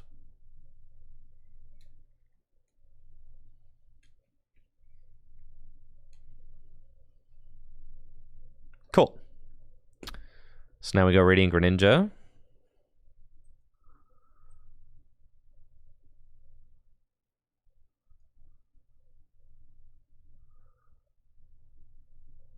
Nice. Rare Candy backs. Love that. Got another Friggy. Got an Irida. We want to...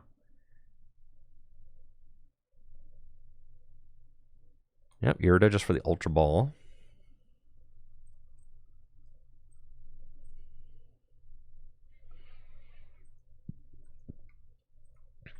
Ultra Ball with those. Go get Beeb number 2.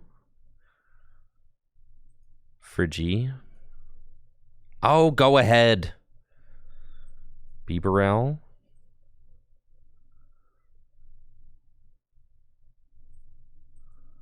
Can Rod back in. You, and you. That's fine.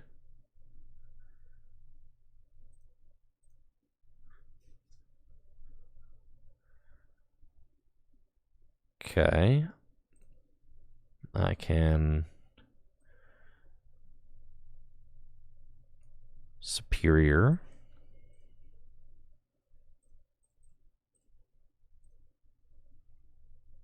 And attach here. Super cold these. And then incisors for 2. Concealed. Sure. Toss that down. They probably play more stadiums. I don't even know if that's correct to toss that down. I've got almost no supporters in the deck, so we can just toss that. Except for the Silene. Okay. And then Moonlight Shuriken. Blammo. It's pretty good.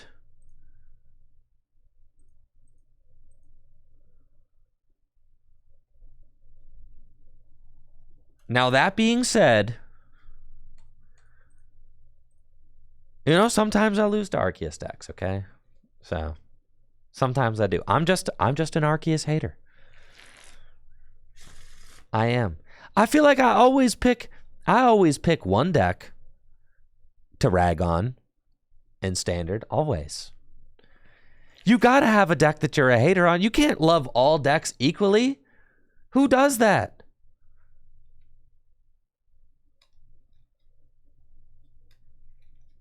Who loves and respects all meta decks equally?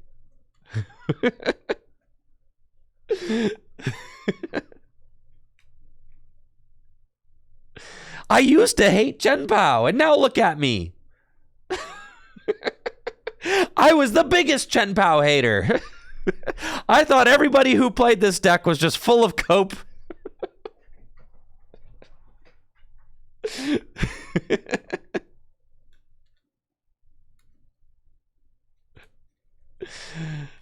Yeah, mid-Rhydon.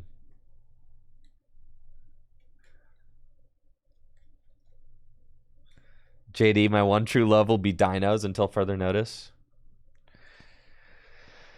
I think Chien Pao did get a lot better. I know, I played Arcantel. I did play Arceus. I had to play Arceus when everybody was playing Arceus during those dark Arcantel days. I don't know. I played it for too many regionals. I played an Arc Beedrill deck. I played Arcantel. Yeah, it was not great. Let's just go get the rod, man.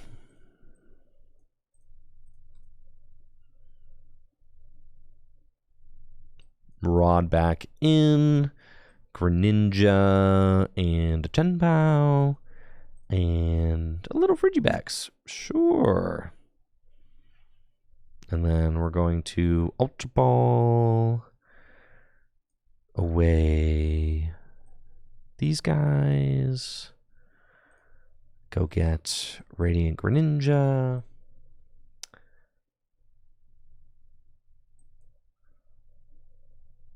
Sure, whatever. Give me 20 damage. Super cold.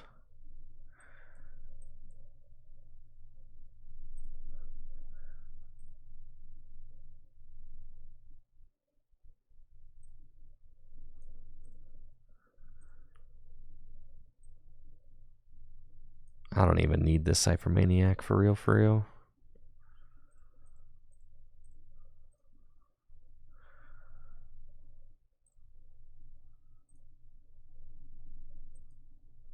Retreat.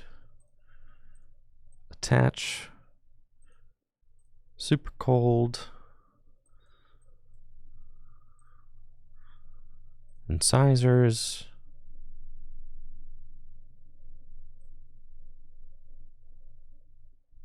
I don't even need to conceal cards for real. Man, should have brought a Manaphy to work. Would have been good. Arc Umbreon. I mean, yeah, listen. Arceus defenders, they have got some defense for sure. I mean, Arceus won Worlds. Arceus won EUIC last year. I get it. But I can't. What I don't get is Arceus in current day.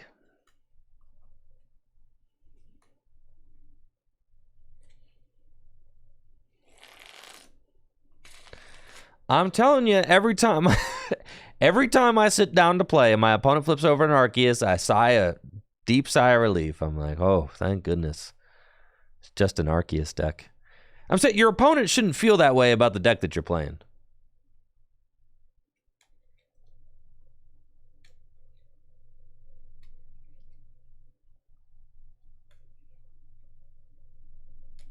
Arceus was better with without Path. Arceus without Path is just no. Arceus, I think that's my biggest problem. I really liked Arceus when it was like a valid Path deck. Like it was the best Path deck.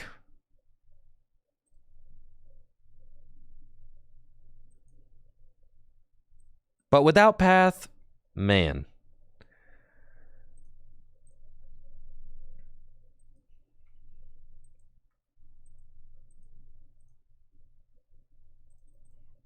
Not you.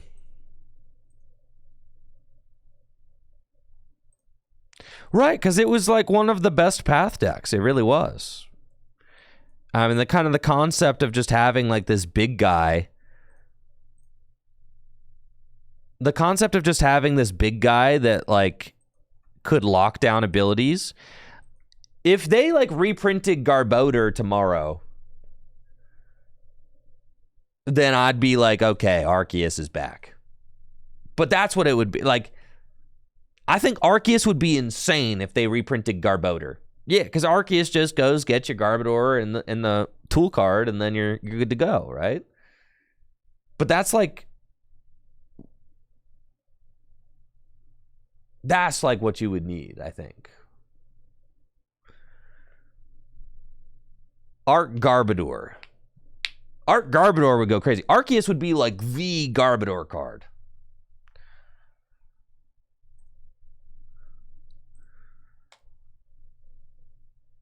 Switching between the pronunciations, yeah, you know, because it's like I used to call it Garbodor, and then I learned, unfortunately, that it's Garbodor, and I still, you know, sometimes I try, but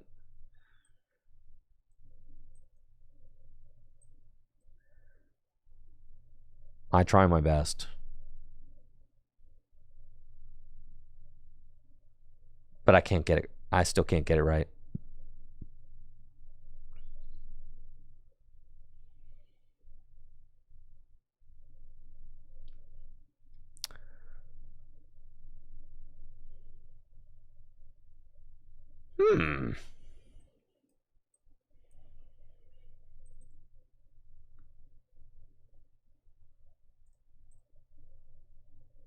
All right.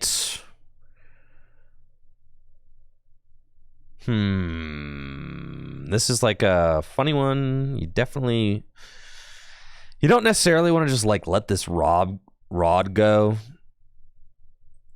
You kind of want to just see what the Pokestop does for you first. That's okay.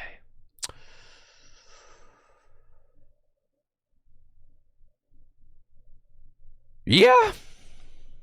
All right.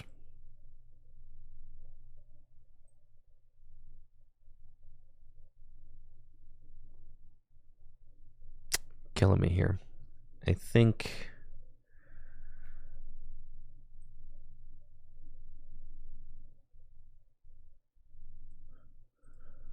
that's fine. Play 4 rare candy for a reason.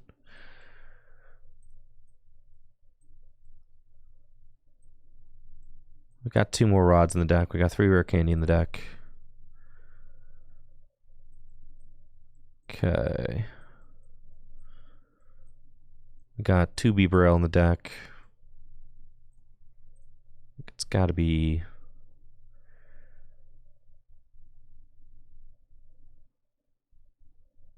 Radiant Greninja.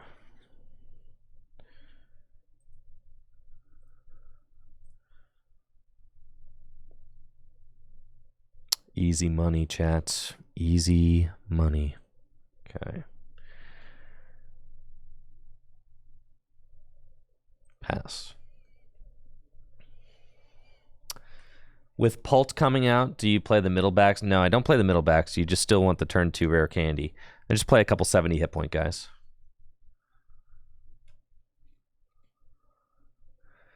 Colin says, I'm high-key a Chien Pao hater, but every time I see it played, I wonder why I don't use it. See? Everybody's got a deck that they hate. Mine changes often. I was a Chien Pao hater for a while.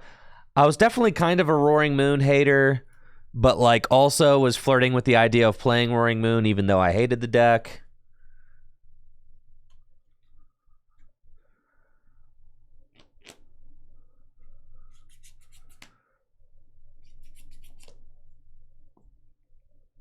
Now I'm just like, I kind of thought I might love the Ancient Box deck.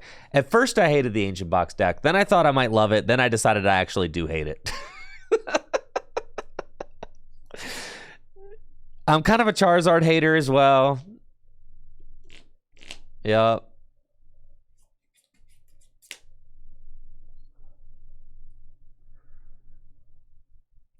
But I admit that Charizard's like one of the best decks in format for sure. Secret love for Dialga for sure. I was a Dialga lover before it was cool. And I was a Miraidon lover before it was cool.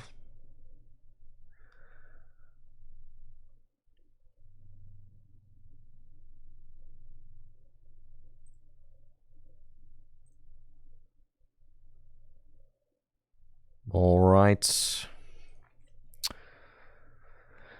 Got a nest ball. They got no. All we have to do, folks, is attack with Radiant Greninja. That's all I have to do. Okay. All right. I don't even need that rod, man. We're getting rid of that rod for show.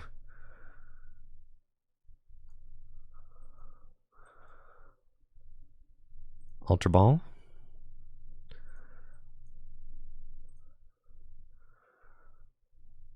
Do that.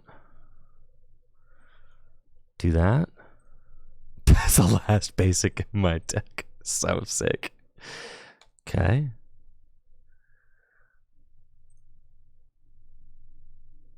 Incisors.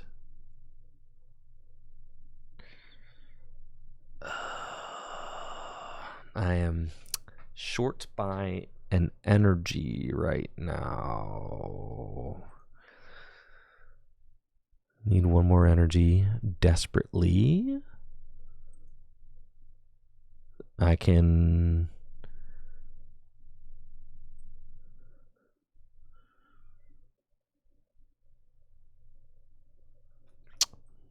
Superior away these. No, these. Yeah. Okay.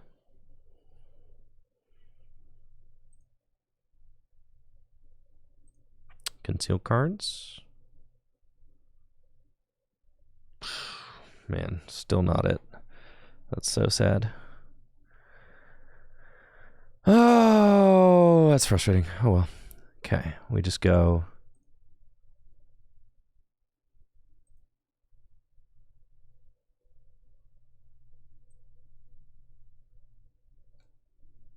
I need to find an energy or rare candy off that dig, and we just didn't find it. So that's fine. There's no rod in my hand, so I have to go get rod right now. Tackle? No. Oh my gosh, I could tackle. No, because then that opens the door for them to knock out. I think I'm good, bro. I think I'm good.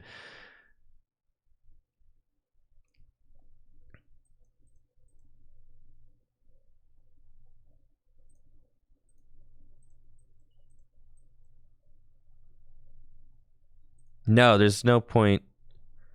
Oh, do I not have Baxcalibur? It didn't let me search the Baxcalibur, so I must not have that in the deck.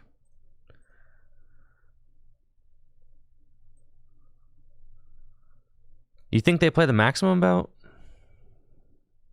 They might, so it's not correct to put them in the active. All right, we're going to pass.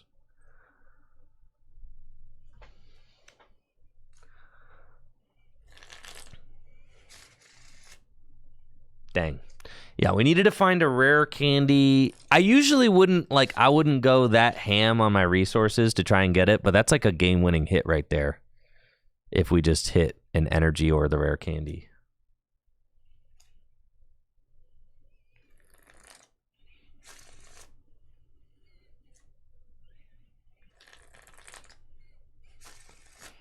Well, they got the rare candy Pidgeot. Yeah, my Beeberell might be getting knocked out. They got rare candy Pidgeot, 4 Sealstone. They do only have a 2-card hand, so maybe not. But they kind of got Exodia set up, so I got to be feeling pretty good about that.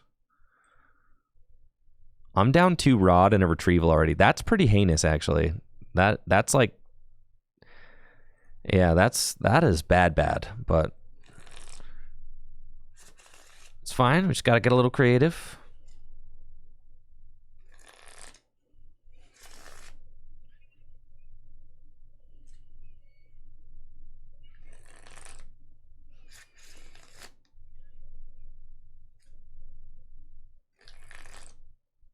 Going Arvin.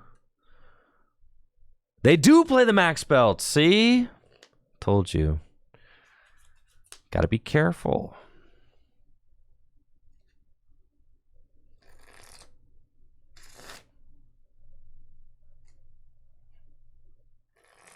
You see what I'm saying? They always have it. They do always have it, bro. They always have it, man. They always have it. All right. Zard, turn 2. They always have it. Okay.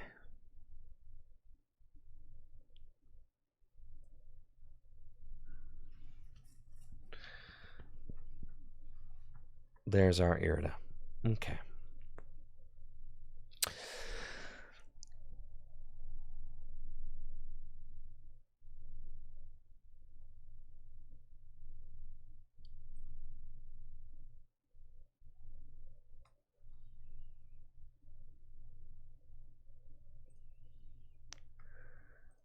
Not seeing a lot of energy yet.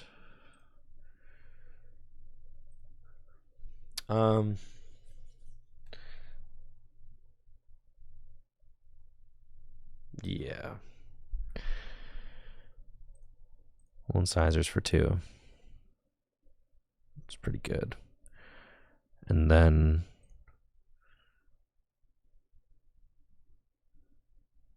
concealed cards.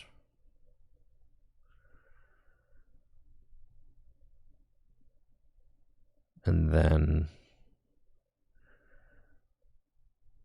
Pokestop. So Queen Nest Ball for anything first. Bidoof. Okay, and then we Pokestop. We want to hit like Rare Candy or Vessel. I could Prime Catcher Ninja, it's true, but we'll kind of see what we get into. I don't mind discarding energy because it finds them.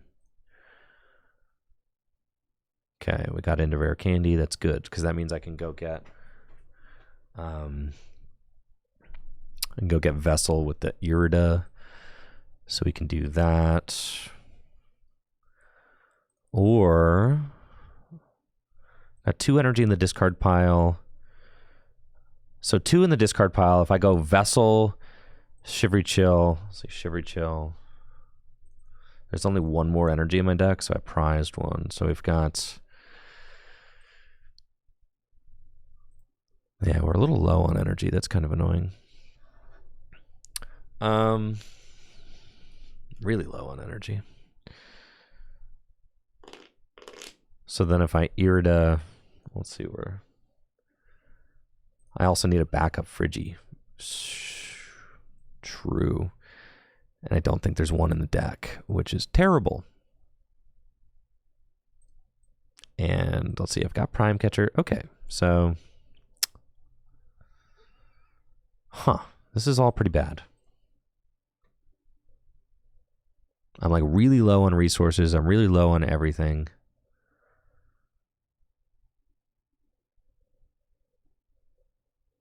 I probably just have to retreat and hit with Radiant Greninja while getting the backup Friggy. So that's what we're going to do. Okay. Mayday, mayday. Super Rod back in. Friggy. Hands.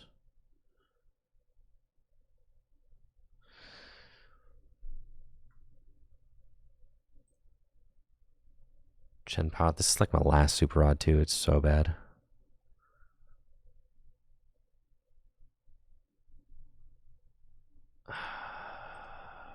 That's fine.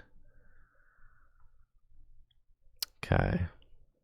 And then we do that. And we super cold. There. Retreats. Superior. Fine. This game's gonna be ugly.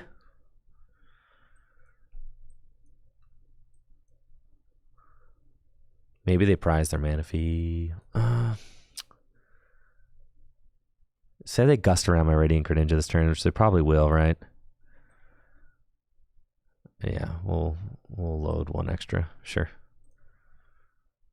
And if they prize mana fee, then maybe I can still do some stuff. Okay, we'll do that.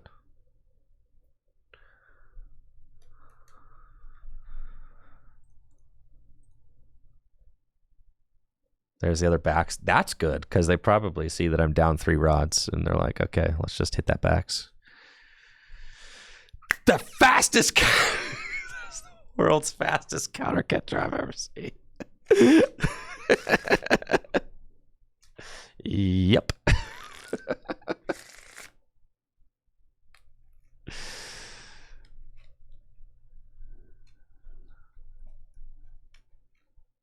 And an Iono.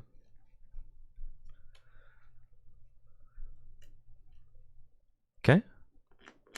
We're chilling, though. Look how much we're chilling, though, dude.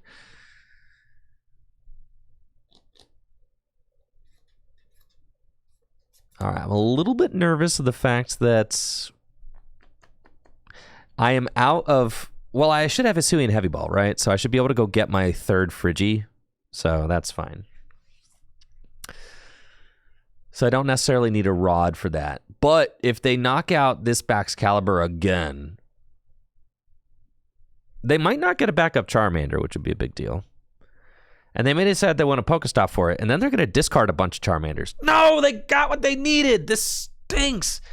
You're not supposed to plus off my Pokestop, dude. Oh, they still had Quick Search anyway. It's all fine. Hisuian Heavy Ball's prized. Oh, this is terrible news. This is horrible news. I need them to have prized Manaphy, though. Like that needs to be the situation.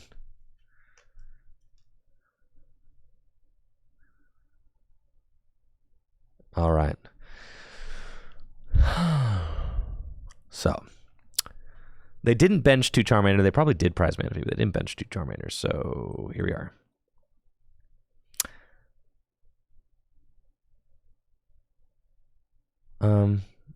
I probably should have just sent up Chien Pao. I kind of have to... I have to take the knockout with Chien Pao, and I have to preload a hands. That's like what we need to do this turn. Which we can do that. All right, cool. Bet.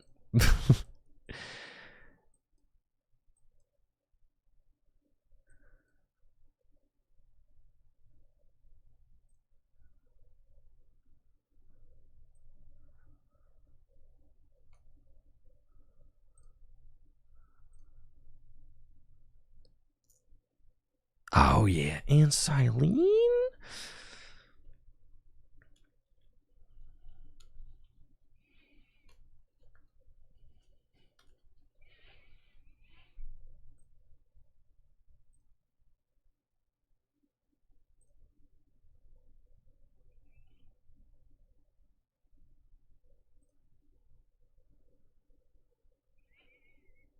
The Irida is better. So we can just Irida. We've already got the rare candy. So we just Irida. Go get the backs. And there's one water left in the deck. Yes, so that's perfect. But I don't know if I can preload.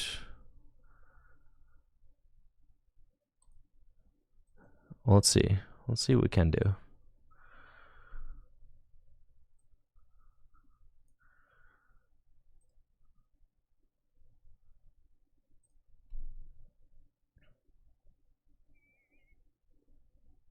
I don't think...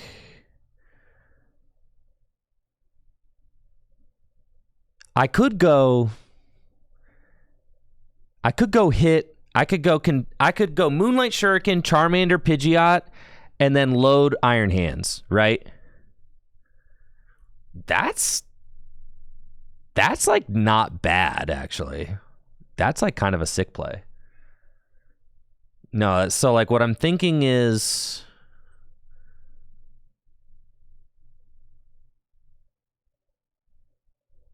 They could Turo the Pidgeot, but then they leave Luminion, and I can hands the Luminion for game. Yeah, yeah. You see what I'm saying? Keep that. Get rid of those. I only have 3 water in the discard? Oh, yeah. This is the only play I have, actually. And I have 1 in the deck. So, we super cold. Here, here, and here. Yeah, yeah. This is the play I have to make. And then we can incisors. If they collapse Turo, sure, guys. Okay. You know, sure.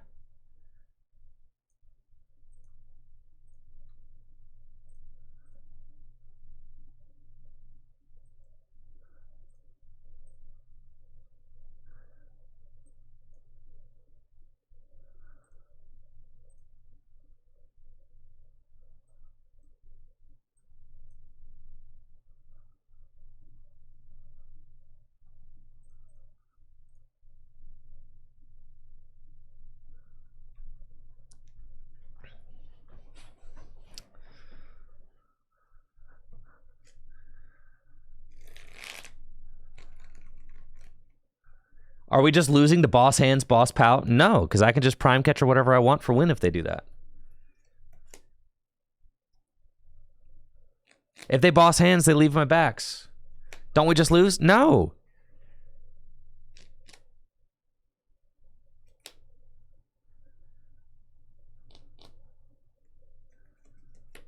I need 3. Oh. If they Boss Hands... then I Silene hands back in, then I have to Silene. Come on.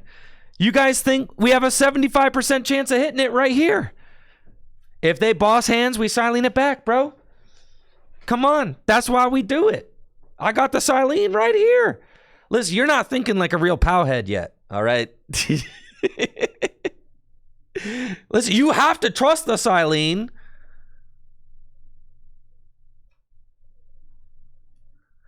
I got Superior right here.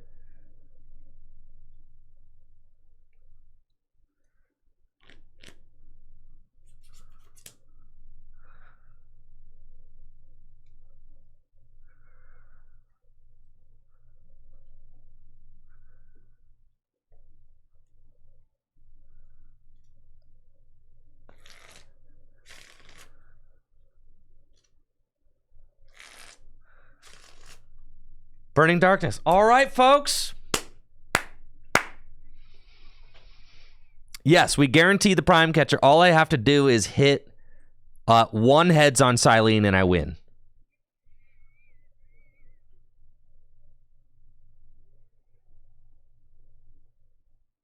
What do you say?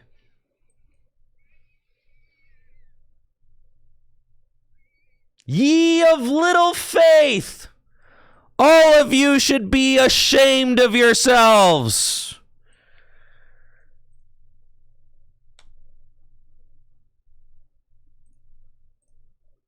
All of you.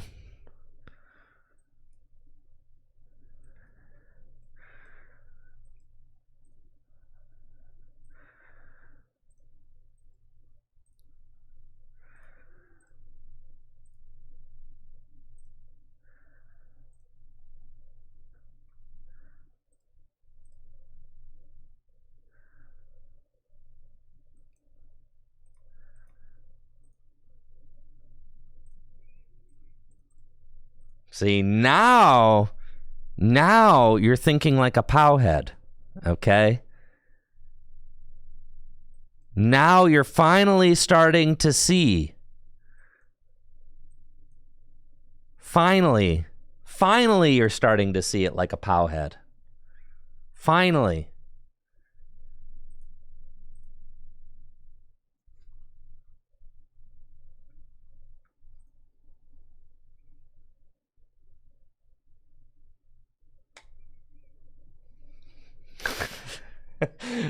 Thank you, Ruan. Thank you.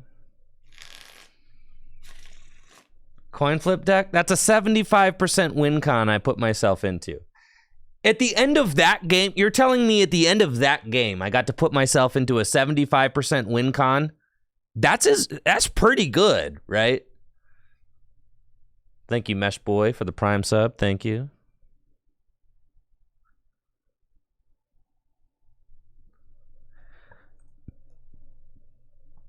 Like, you take that at the end. You flip tails, though. That's a 25%.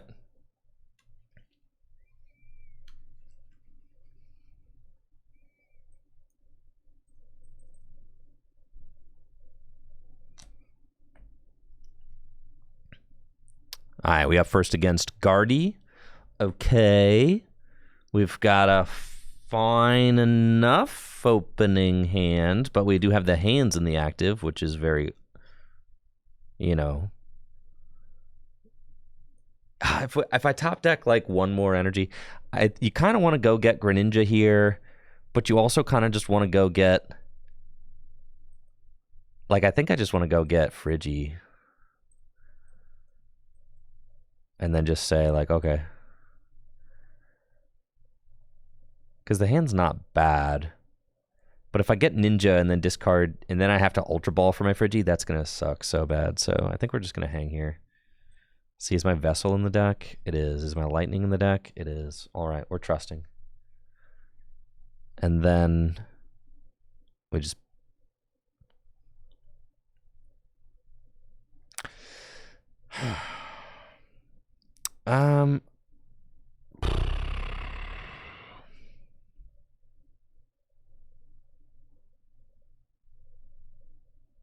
Man, this is butts. All right. Because the odds of me getting a turn 2 attack, it's fine. I'll just get a turn 2 attack with Chien Pao or something. Pass. I could Irida for Ninja next turn. It's true. Starting hands is just weird. You don't like to start hands. You really don't.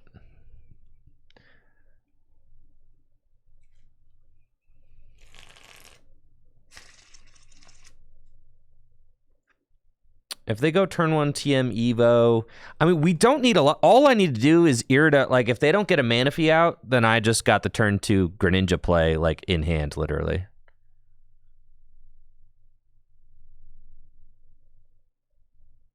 Yeah, bro. I got turn 2 Greninja on both your alts.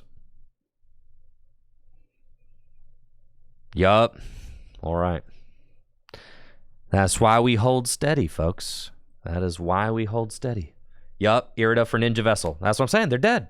They're dead. Just like that. Thank you, Ron Littles, for the sub. I appreciate it.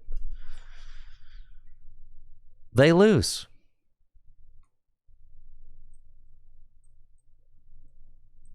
That's why we held the energy, right? Because we already had the rare candy backs. You see what the 4th rare candy does? It's really crazy, honestly.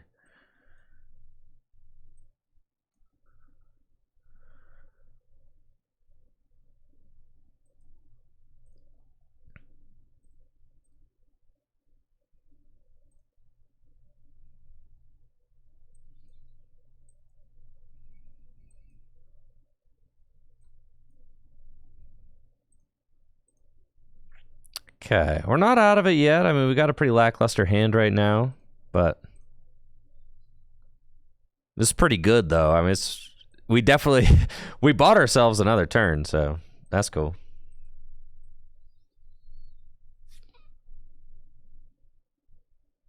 Their only draw is Iono. That's true. We're chilling. Oh yeah, free.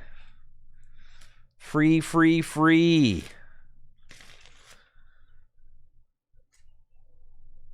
I say I bought myself one turn because they could they could just scoop, right? Because they lose for sure. GG's.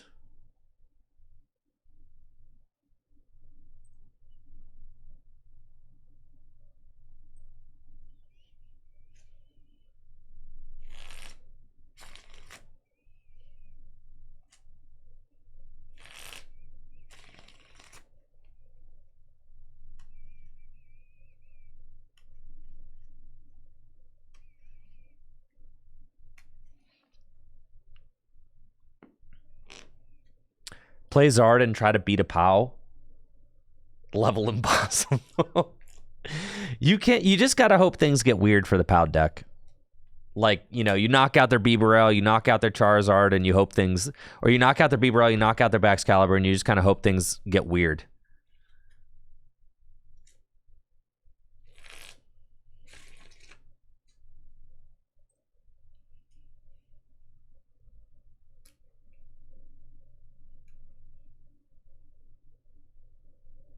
But I really do love playing the 4th rare candy because it allows you to make plays like that where you get to Irida for Vessel or you get to Irida for Ultra Ball for Bibarel. You get to you don't have to waste your Irida on rare candy as often because you just have it.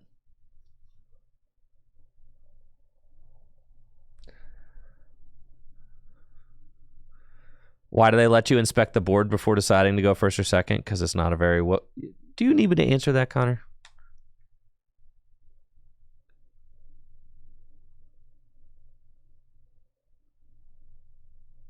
Because the game don't work good. You know this.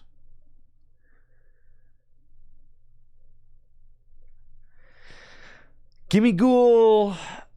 See, so this is like a funny heavy ball because you don't actually know if you want to... you technically it'd be great to check the deck first. So then I know if I can Ultra Ball it away, right? So I think I'm going to Pokestop first. Well, now we're checking.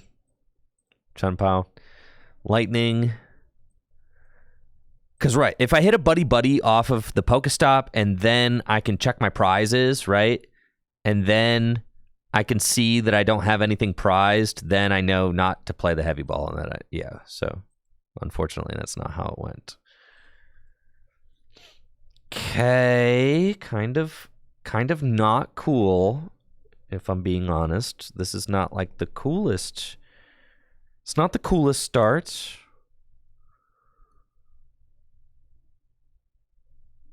Well, let's go. You guys want to turn 2 refrigerated stream? That'd be pretty cool.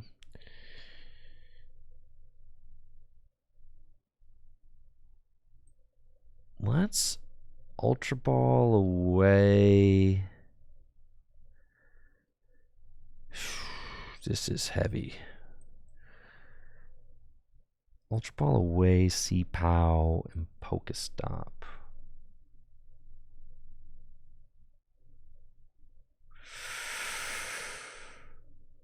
If I played this superior, I really can't, man. It's got to be this. That's fine. Slow and steady wins the race, dog. We're just going.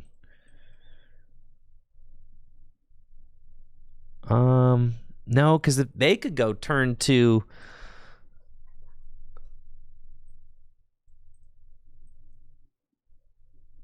They could go turn 2 Greninja me, which is so bad. Can't do hands as prized. That's fine.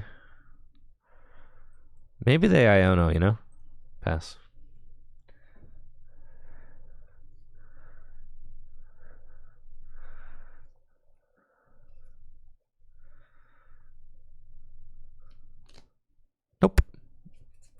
Turn 1 Irida. Okay. And we very much assume that they got turn 2 Moonlight Shuriken easy. They've got their own mana fee.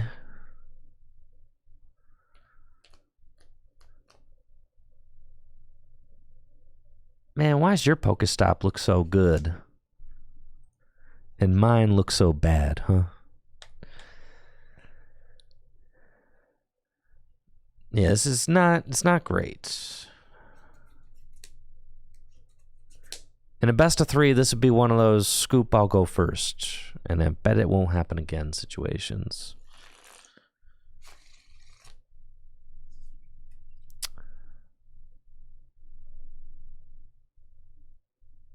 So our ideal board would be to set up. This is Jose's list. That's cool. That's a pretty terrible top deck. Okay. Our ideal board would be Cypher Maniacs Code Breaking. We just have to get Ultra Ball Buddy Buddy. It's just what it's got to be. And we got to hope that our third card off of Pokestop's like insane.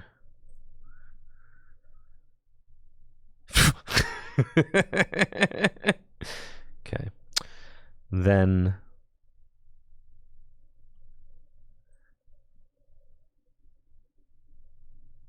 we got a Buddy Buddy for these.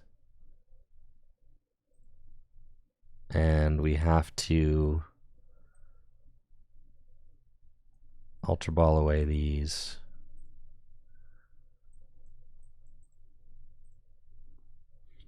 This is pretty heinous, but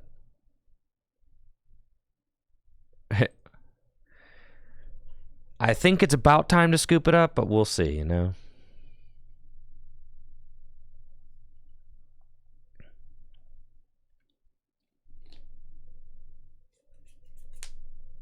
Never concede. If they Iono me for some reason, they would never Iono me here, but I know they have the catcher in hand. We need to top deck like Bibarel, I think. Or stop into Bibarel. I'm assuming that they're, yeah. Ha ha ha. I'm assuming that they're going to Prime Catcher up my Baxcalibur and knock it out. But I had to evolve into Baxcalibur here, or else they're just going to Radiant Greninja both my Friggies. So like that's why we did that. Usually I wouldn't just pre-evolve. Because in order to, if they catcher Doof and then hit me there, then I also lose. But like, that's fine.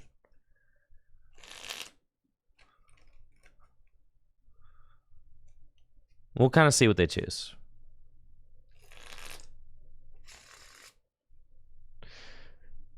The problem is that in this matchup, and this matchup's favorable, but we have to not set up like this, though.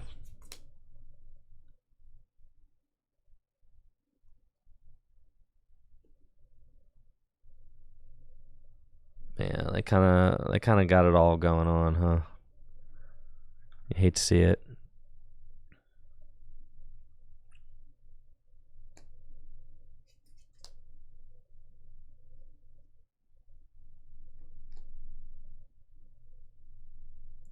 I think I started with like it's one of those hands too where I think the hand is like so much more doable if I go second. See, I told you they would gust the Baxcalibur. All right, so our win con is we have to top deck Bibarel or at least Pokestop into Ultra Ball. I told you.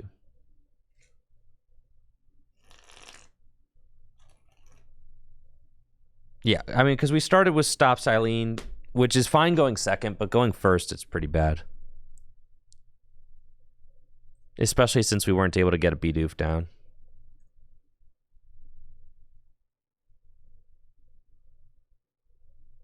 Yo, what's up, Makani? Yes. I know. I spent I spent about 30 minutes earlier on stream today saying that Arceus was a terrible deck, Makani. I'm sorry. I did. Yeah. But then I said, like, I'm only saying that because I really believe in the bottom of my heart that Arceus is terrible. Thank you, Nikhil, for the sub and the 54 months. Appreciate you. And I'm not trying to lead people astray. However, I said, if you want somebody who really believes that Arceus is a good deck, yeah, it's time to scoop it up.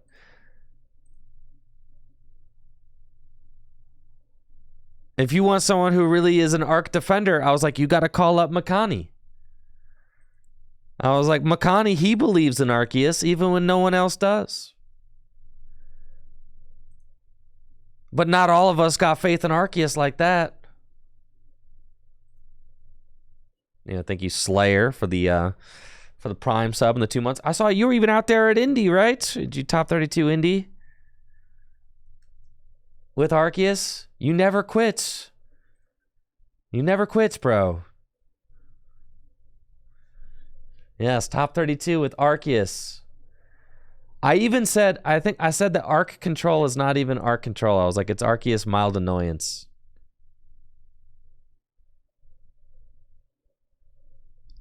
You don't know what you're going to do when he rotates? Yeah, Arceus Control, more like Arceus Mild Annoyance for sure. It doesn't even control that hard.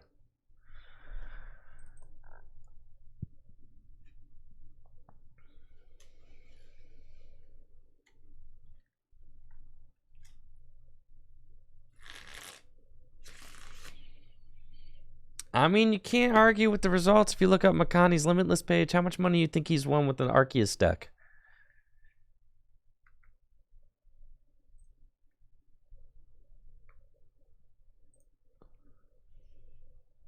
All right, now finally, a proper starting hand. Goodness.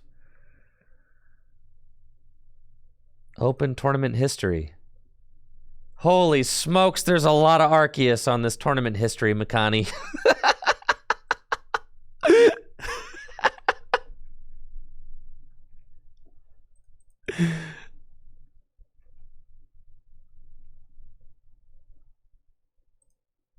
There's a lot of Arceus here, Makani. I'm not going to lie.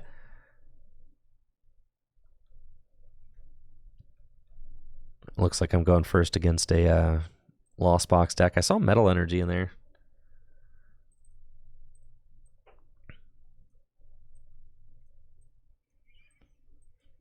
I don't know how you could be addicted to such a mediocre deck. That's what I don't get. I wish I understood, man. I do.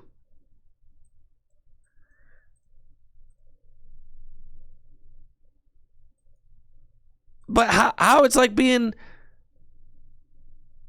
it's like being addicted to something that's not very addicting.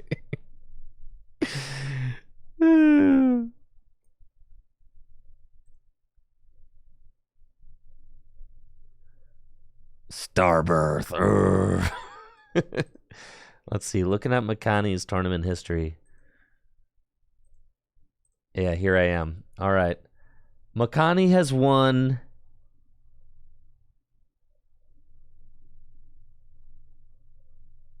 It's easy actually because I was gonna say every dollar you've earned is with Arceus. It's not true. You got 4th place at Baltimore with Palkia, and then you got top 32 at Salt Lake City with Tina. But outside of that, you've earned $7,000 with Arceus, Makani. That's pretty sick. And your tournament results only start post-COVID. I mean, obviously, but Arceus only existed post-COVID. But yes, $7,000 with Arceus is pretty sick. 7 Banskis.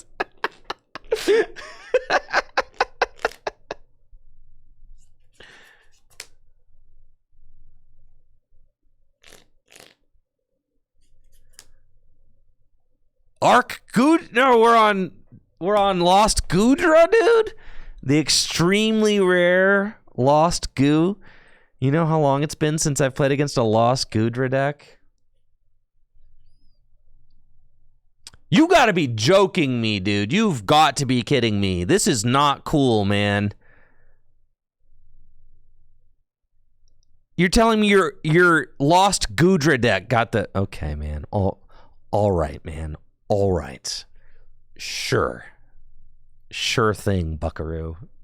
your Lost Goodra. Why do the Lost Zone decks always get the turn 1 Prime Catcher? Something about it. It's just they're guaranteed to get the turn 1 Prime Catcher. We're chilling though. They wasted their V-Star on that, and they're board locked, so I can just guarantee Radiant Greninja them next turn.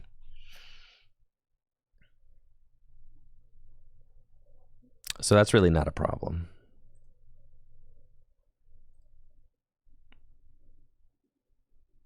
Okay. Sure.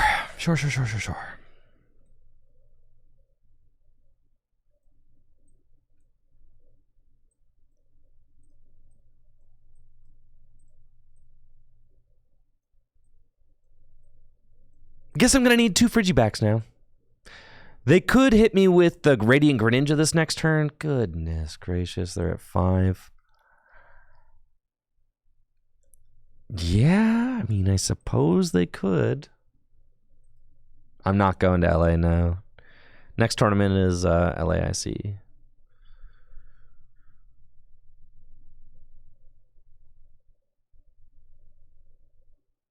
Okay.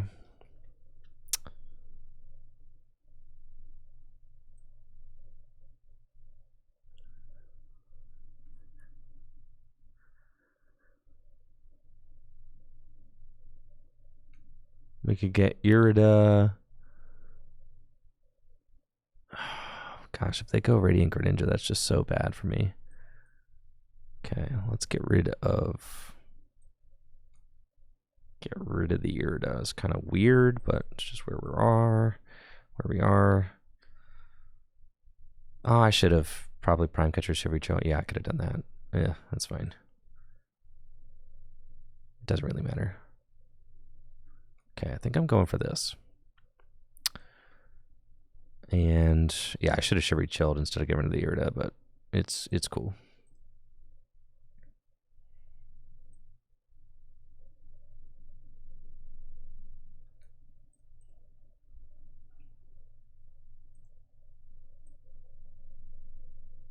So I kind of have to rod that last Phrygian just in case they ninja me, which is really not cool, but we Cypher for Beeb and Buddy Buddy.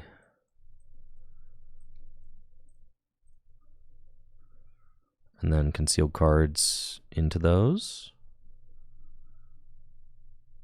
And then we do that and do that.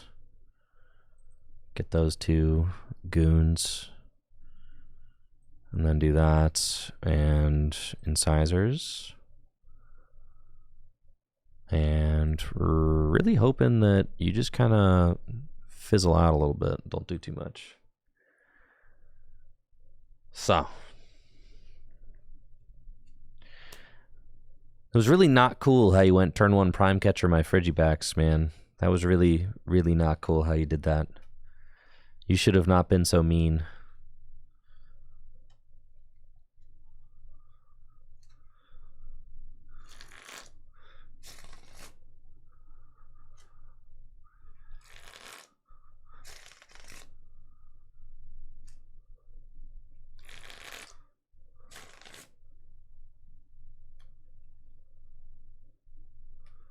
At least now I can cure them. So true.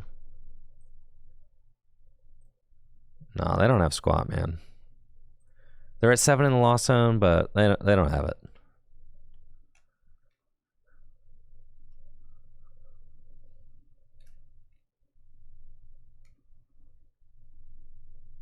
Now, it was definitely an error getting rid of the Irida on my part. I forgot that I was going to Prime Catcher up this thing, and then I could have just gotten the energy, so that was my fault. I was a little bit too much in the tank there.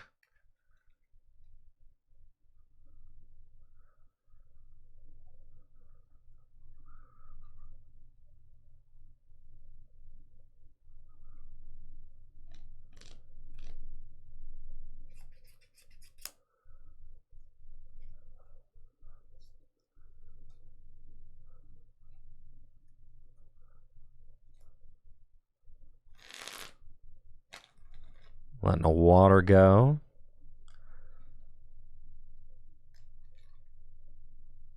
Nah, yeah, they ain't got squat. Okay.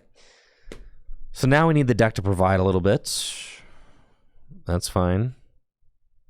Am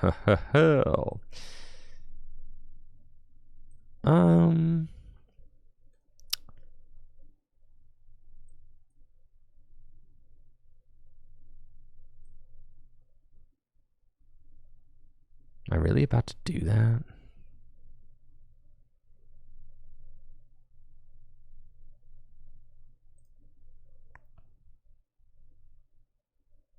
Let's kind of see where we're at. It's not looking good. It's looking really bad, actually. Yup. This game, this is pilot error. The one turn I got rid of the Irida, I needed to not. That's fine. Can I still win if they take this? Maybe. I'm out of energy in the deck. That's why I didn't chill first.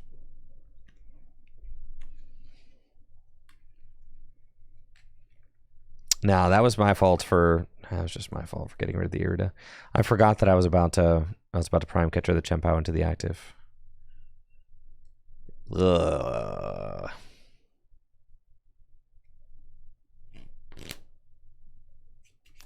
Why not superior for like 2 and KO? I can't do that. There's no backs in play.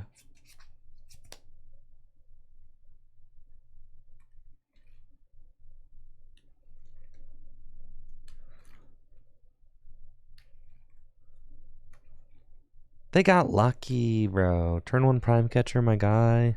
No, I misplayed. I really think that I just win this game if I don't discard that Irida.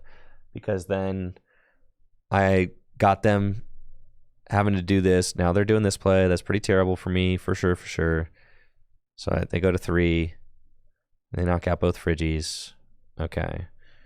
You're at 120. I mean, I guess I could hands this Gudra and take 3, huh? I'd have to Silene. There's a lot required to make that happen. But it'd be kind of magical if it did.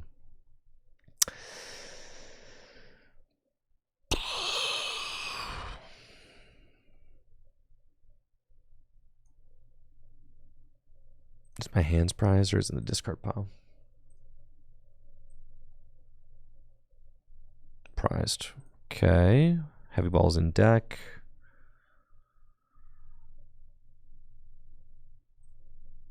All right.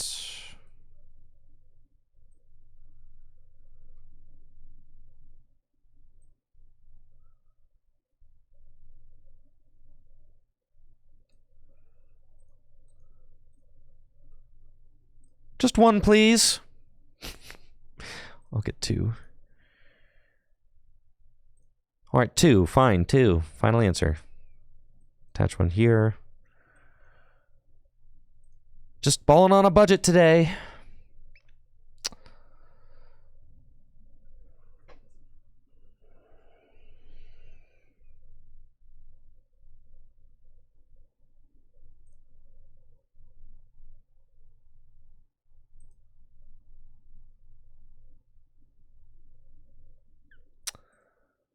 Pokestop.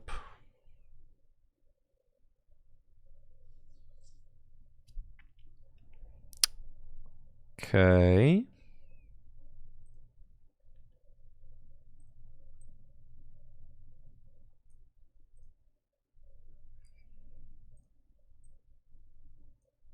Rare candy backs.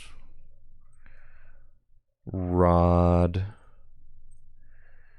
You, and you.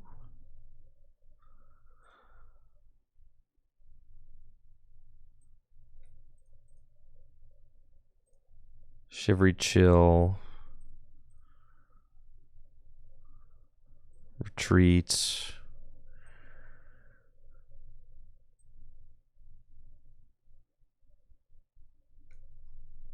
Superior.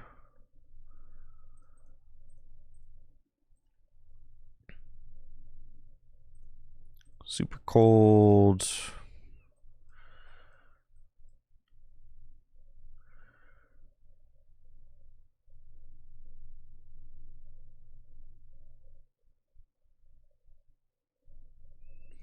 the bundler in the deck or the discard pile? He's in the deck. Sure, I'll give you 1 extra energy.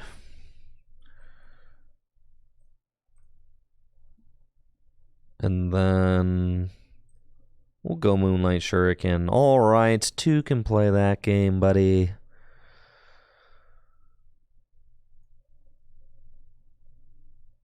Sure. We're certainly in a very bad spot.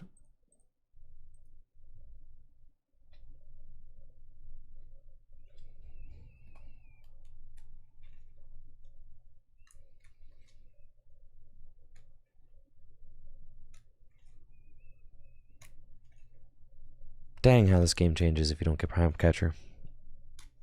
Man. I'm losing to Sableye. Maybe so. No, this thing's got 110 hit points left. If they hit me with the old Sableye, what am I supposed to do about that? What do you want me to do about the Sableye, huh?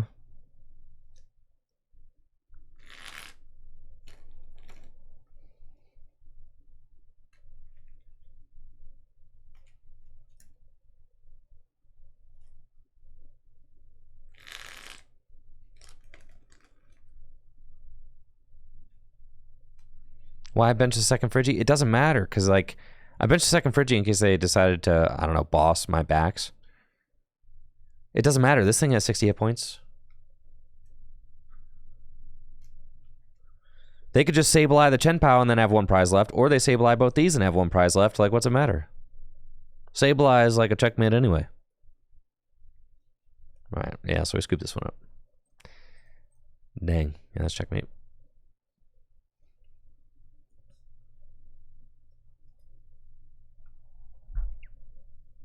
Yeah, that's tough. That's tough. That's tough. It's all good. That was my error, though. So I can, like, always live when it's like my mistake. I can live with that, because that's not the deck's fault. No. Like, we should have won, right? But the user error.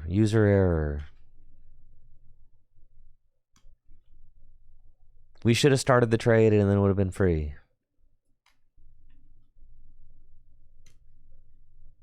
It's actually, I like it more when I lose and it's my fault, because then I know I get to keep playing the deck.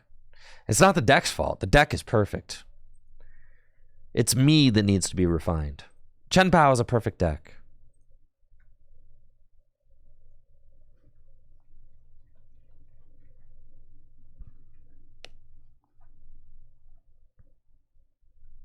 I just need to get, better at piloting it. That's all. And when there's like identifiable things that I could have done, it's like, oh, well, great. I just won't do that next time.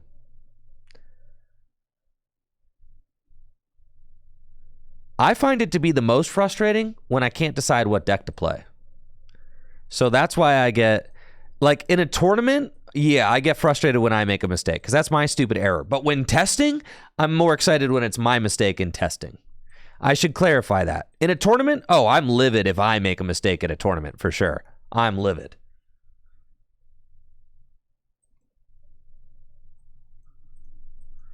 But in testing, I'm more encouraged when it's my mistake.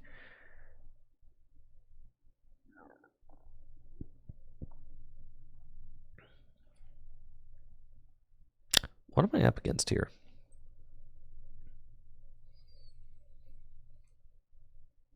Regardless, we just get out the Chien Pao.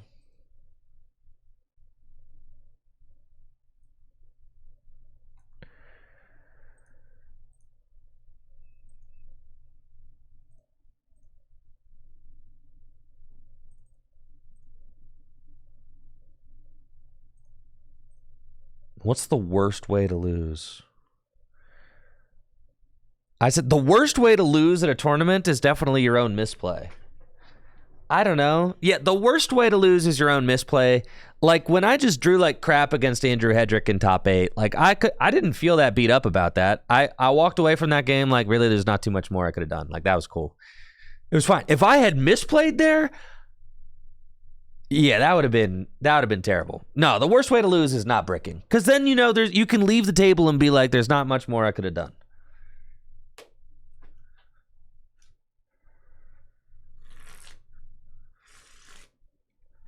Like I played my best, right? But if you lose because of a misplay, did you really play your best?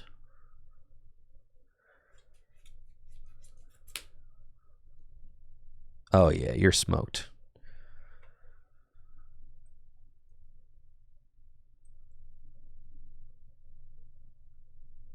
No turn 1 knockout on my Chien Pao. See, we don't have to be, us Chien Pao heads don't have to be worried about this deck. See? Do you see? We don't have to be afraid.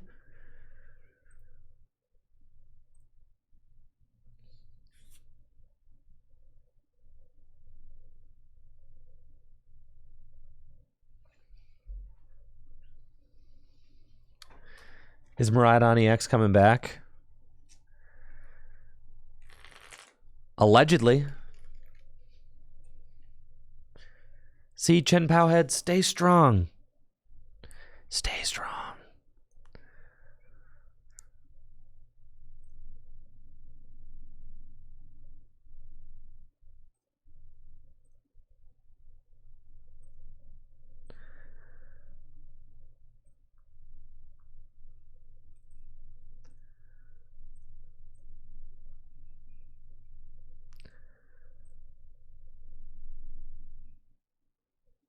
Well, well, well. Now we get the Baxcalibur and the... No. Buddy, buddy.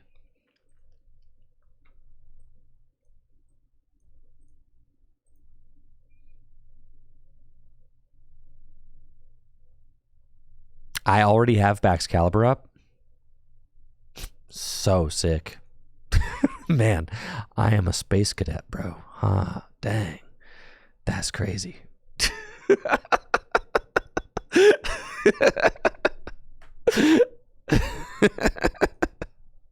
Wow.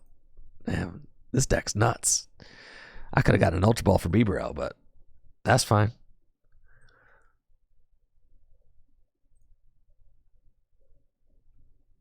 No sweat. I'm just saving that Baxcalibur there for next turn, folks.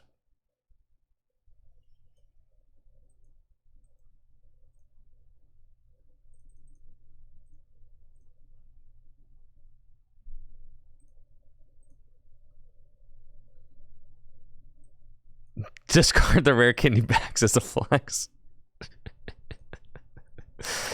Man, oh man, oh man, oh man. Man, I am tripping. That's fine. Whatever.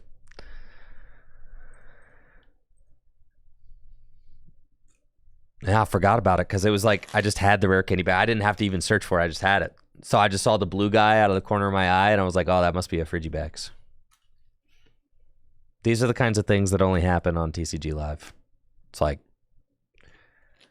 I'm telling you, the amount of dissonance I have between playing on this client and playing in paper is insane.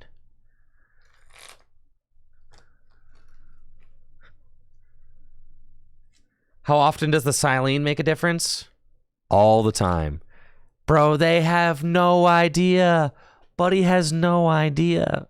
See, I actually was just seeing in the 5th dimension. Yeah, you guys are living in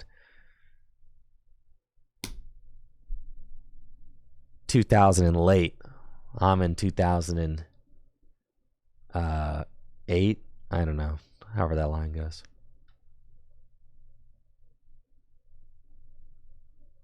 There's no way anybody plays optimally on their phone.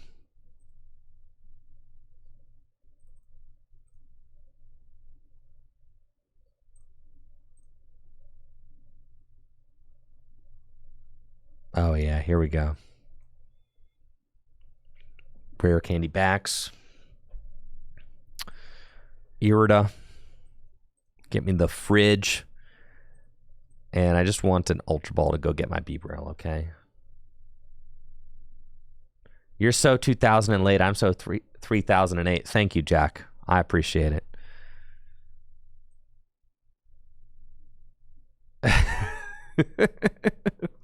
Thank you from the bottom of my heart.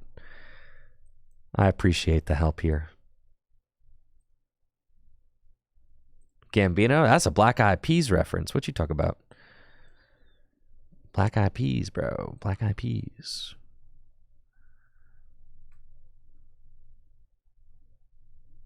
Boom, boom, boom. Gotta get that. Boom, boom, boom. Gotta get that.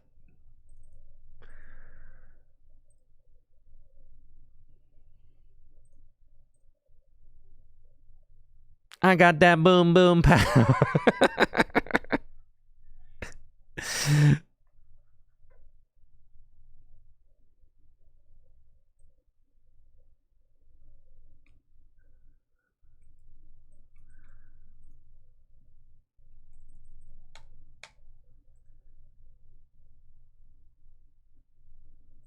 Okay.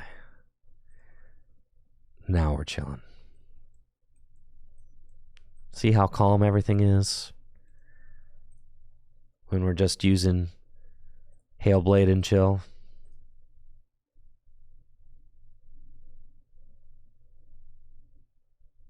It's great.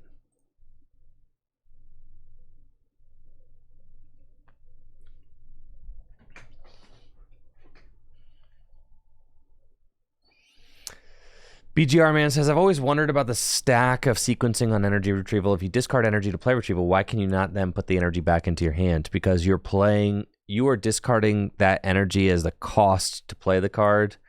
The energy is not in the discard pile at the time of playing it. And the card also just literally says that you can't if you read it. Yeah. But it's just, that's just kind of like, historically in the Pokemon TCG, it's always worked that way.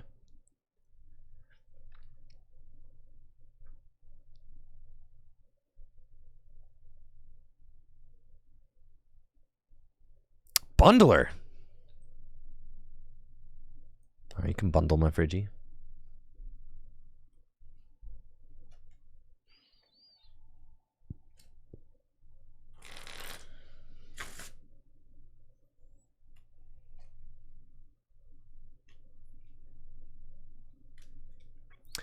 You were just destroyed by a Kingdra deck. Do I have any thoughts on Kingdra? Kingdra? Which one? BGR Man says, based on the text with that, nah. I guess maybe if you take it like one step, then the other, yeah. I guess so. The card was never intended to allow you to get the cards back from the discard pile that you discard with the effect of the card. That's not in keeping with like how Pokemon cards are designed. So that's why they put the extra text on the bottom, just to clarify what they intend.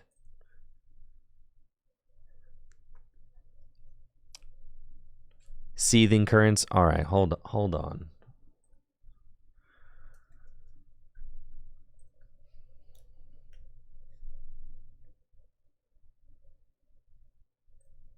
Who was the attacker in the Kingdra deck that destroyed you? Who was the attacker? Was it Arceus Kingdra?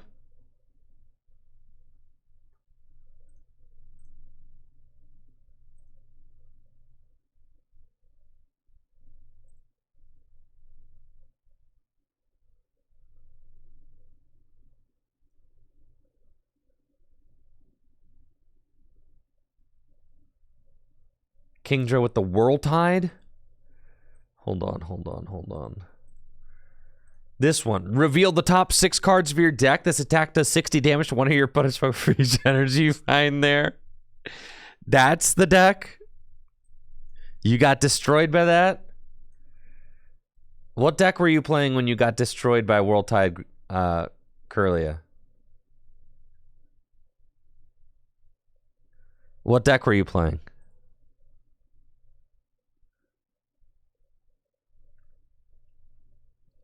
or Kingdra. You were playing Chien Pao? And you got destroyed by World Tide Kingdra?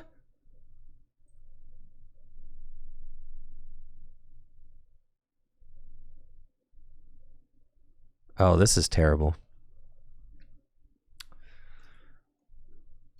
All right. Chien Pao mirrors are pretty much who goes first.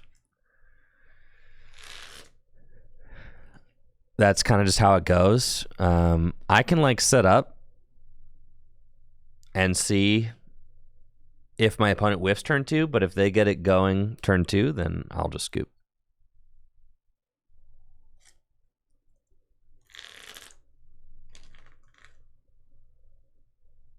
I gotta try out this Kingdra deck.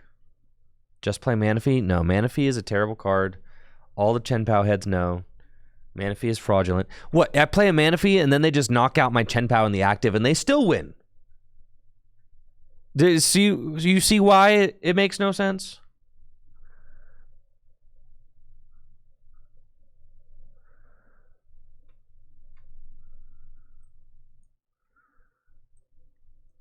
Reprised Radiant Greninja.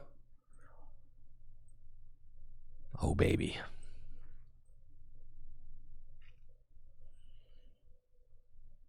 All right.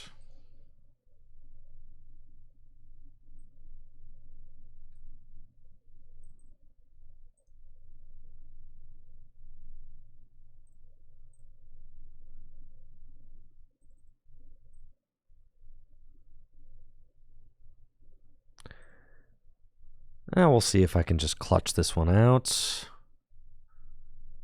Here's Greninja. Okay. Prized my other backs. Cool. So now I'm going to need a rod, but that's okay. We'll find a rod. See?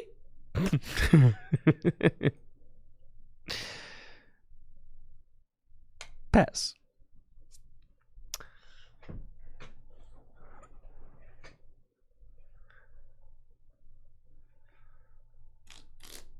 All right, now I need them to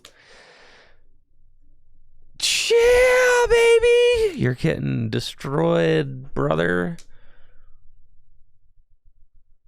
Let's go. You don't have it? You maybe have it. You might have it. You don't have it?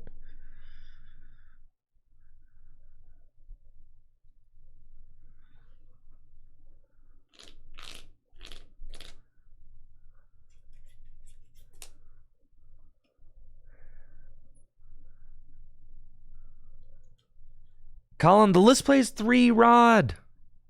You can always discard stuff.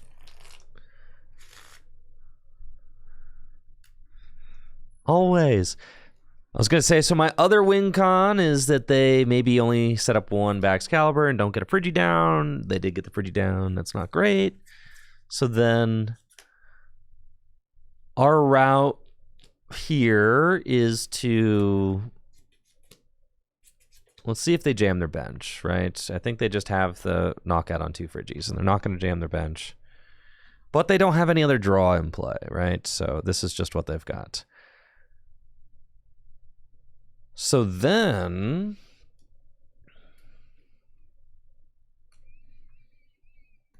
we'll attempt to make some magic happen. Let's see what we can do.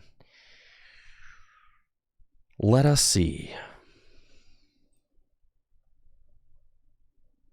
Ninja the Frigi in the backs. Yeah, that's kind of what we're looking at, but then they could just bench another Frigi. Well, then they could bench 2 more Frigi. We'll see.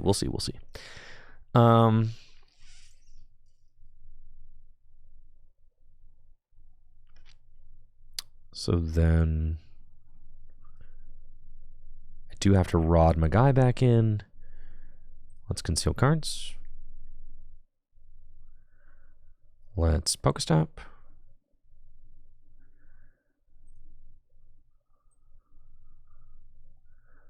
I guess I could just go hands here and just say, like, you don't have a response to, like, I'm just going to race you down and you don't have it.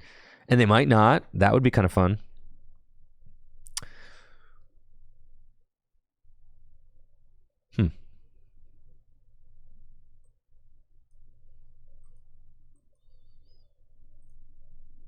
Oops, I made an oopsie. I was supposed to go play my rod first, but I was talking.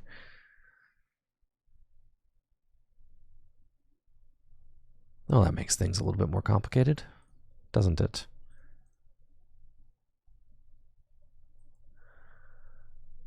Oh, then I could have stopped for yeah. I'm goofing this. See, you have to do it all so correct. You can't just be bulling around, you know. All right, you can't just be like messing around too much. You're gonna get burned. Okay.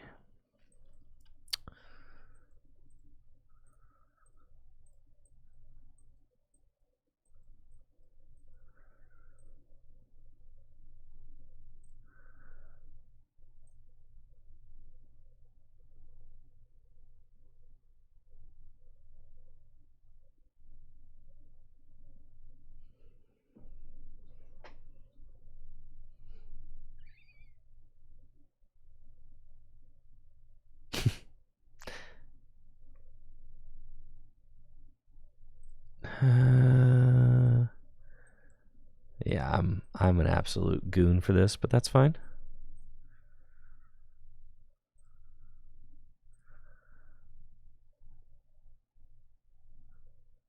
See? And then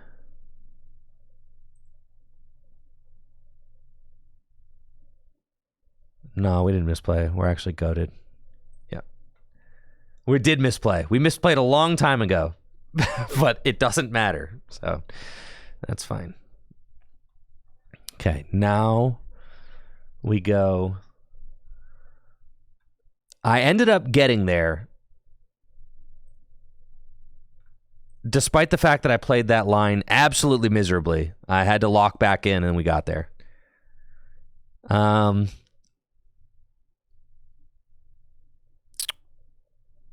went to Buddy 2. It's crazy how things can go from like absolutely terrible to like totally fine.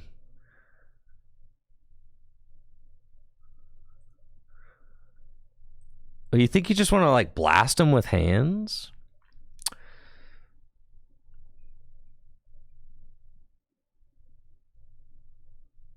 Or do we want to prime catcher and hit with Radiant Greninja and knock out Badoo Friggy?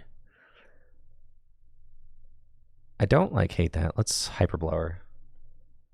Oh, I already attached return. That's right. Yeah. Let's Hyperblower. Ooh, that's fun.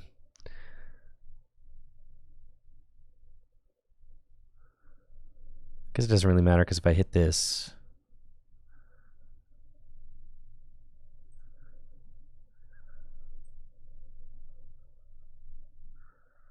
I think I'm bringing up Excalibur and I'm gonna, yeah, let's do this.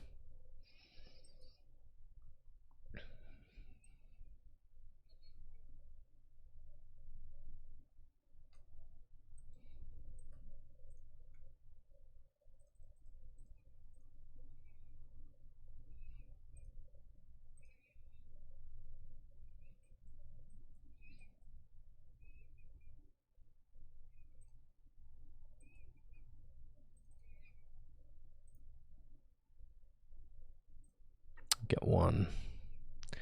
And then let's Moonlight Shuriken. Please. So we're doing that. Sweet. Well, he doesn't have Bibarel in play, right? They don't have Bibarel in play. They have 2 superiors in the discard pile. Like, their hands is in the discard pile.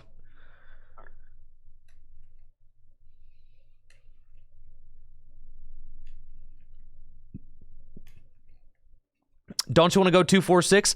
2-4-6 left is gone. All right, we're playing the control game now. 2-4-6. We are in deep. Okay, we're in the mud.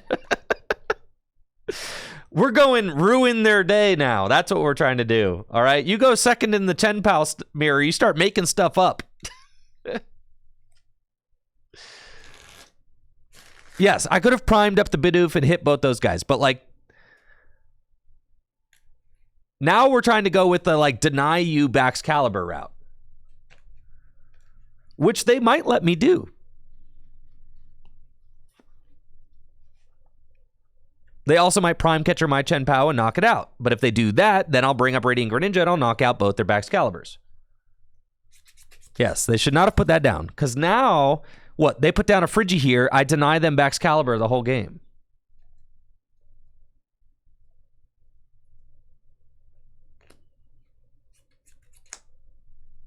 But yes, so like the Chien Pao mirror is it's kind of like straightforward if you go first and everything goes perfect. But like, if you're going second and your opponent gets the turn 2 Radiant Greninja, then you start having to like get a little crafty.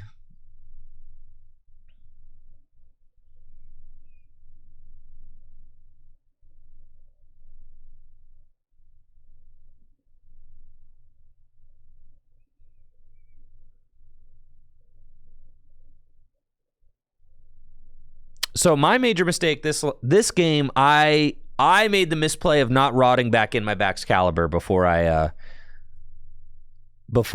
went to Ultra Ball for it. And that's just because I was talking and was like distracted and I forgot that my only Baxcalibur is in the discard pile. So like, and then, like I knew that earlier in the turn and then just like, you know, goldfish brain, which is why if you see me at a tournament, I'm like locked in. I'm like literally not, I get very locked in at regionals and stuff because I will just, if I'm like any bit distracted, things start to go a little haywire.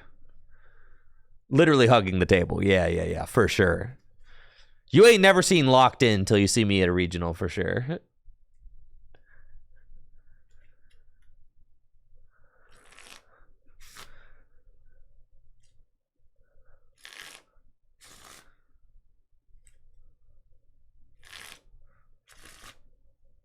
Tony says, I'm frightening to play against.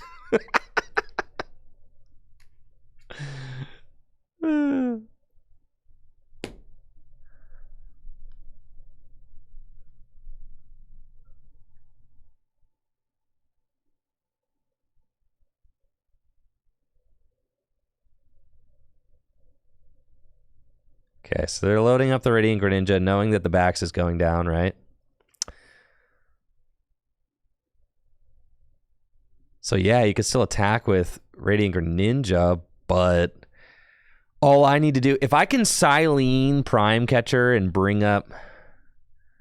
But honestly, you can't even get the... Did you use your Prime Catcher yet? No, right? Yes. Oh, you're bodied. Then I just am not even going to move this Chien Pao, and then you're not going to be able to attack. Yeah, you just literally lose. All right, you played yourself.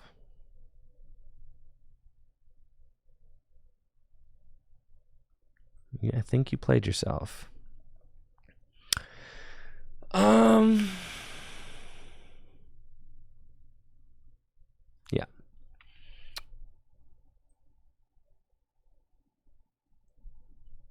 So I need to figure out what the line is here.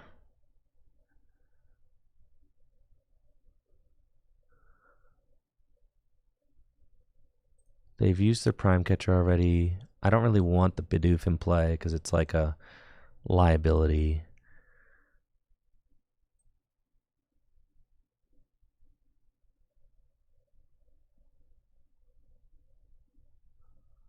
That's fine. We'll just incisors. Right, snipe backs and then go 2-2. Yeah. Yeah, that's really it, right? And then we just win. Yeah, you're right. We hit backs and like, it doesn't even really matter who else we hit. Yeah, we'll hit backs and like Bieberell and then just go 2-2 for win. Yes. That's it. Brilliant. Yeah, they threw really hard. It's kind of crazy how hard they threw.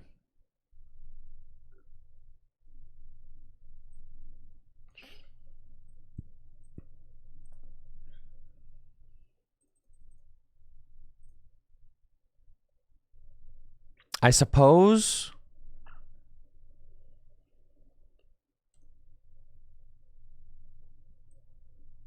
this is how they could still, like, win.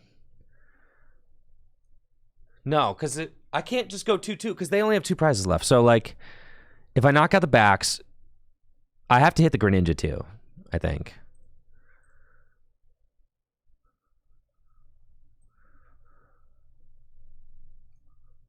Oh, you don't even want to play anymore? That's hilarious. Yeah, I think it's you have to hit Greninja because I have to, like, play around them manually attaching for win. But they have 2 prizes left. So, like, there's theoretically a route where if they hit, like, Silene Prime Catcher, right? So, like hypothetically. No, they discarded their Silene already. So, no, I don't think they had a route. So, okay. They only had a route if I benched a Chien Pao. Because their Silene was already down. Yeah. I still had Silene for Prime Catcher, which is what I was about to use Cypher Maniac to stack Silene. Yes. That's what I was about to do.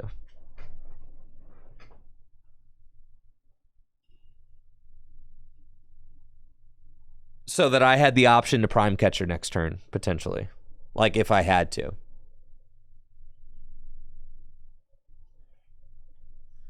But I think I'm okay there because they don't have... I removed Baxcalibur from their board, and then I have 4 prizes left, and then they probably go manually attach to Chien Pao pass, and at best they bench 2 more Friggies. Then I go Radiant Greninja, 2 more Friggies, right? Because they have to bench 2 more. But, like, what if they bench 1 Friggie and manually attach? Then I have to go finish off the Radiant Greninja, finish off the 1 Friggie. Yeah. I think I had it no matter what.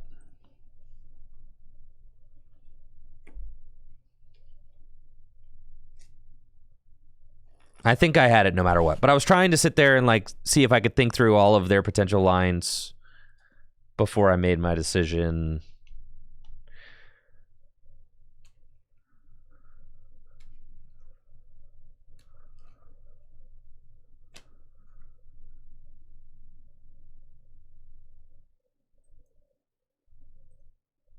Okay, let's conceal.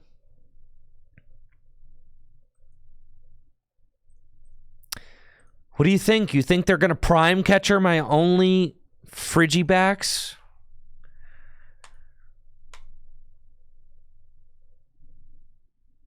We just have to say they're not going to do that. I don't even know what deck I'm playing against yet.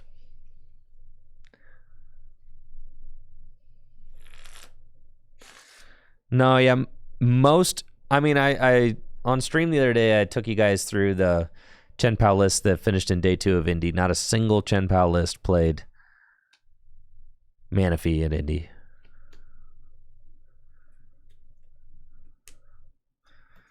All right, so we went first. Now this is our opportunity to show off what the going first game plan is like.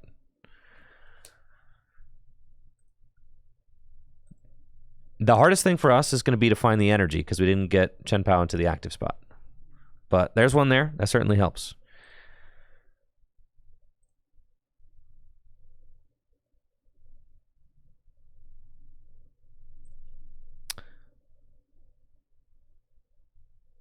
Yep.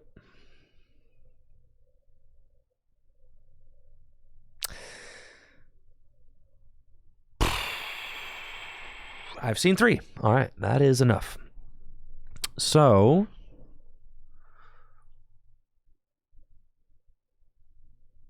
yeah, we go.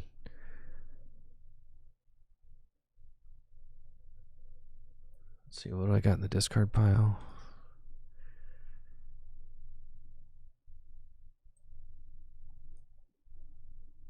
Irida.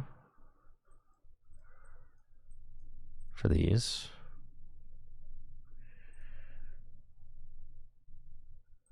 Rare Candy in the backs.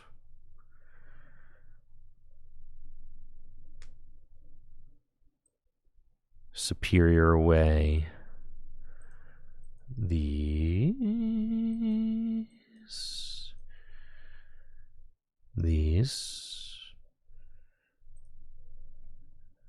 Get those. Do that. Retreat. And then Ultra Ball away those.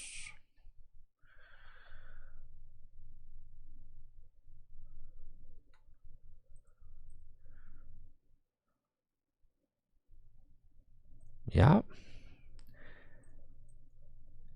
Kind of have to get another Frigi here.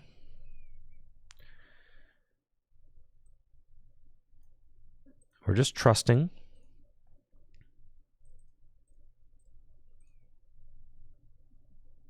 Okay. Super cold.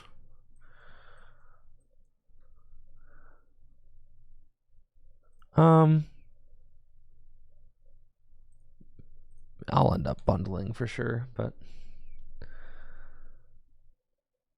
well, so we have to put the extra energy just in case they eat my backs. We bundle.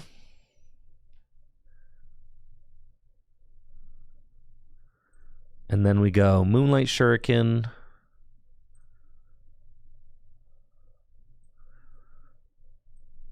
Those. Okay. Gotta do that. Take our 2. Find hands. It's nice. Now we are definitely a little bit vulnerable here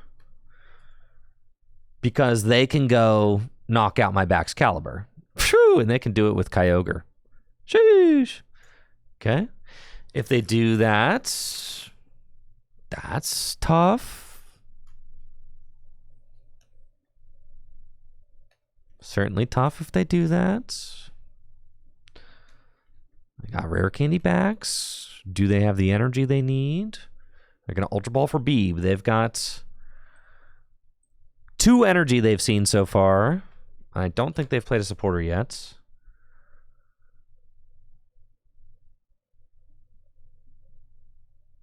Definitely need them to kind of pass. You will pass.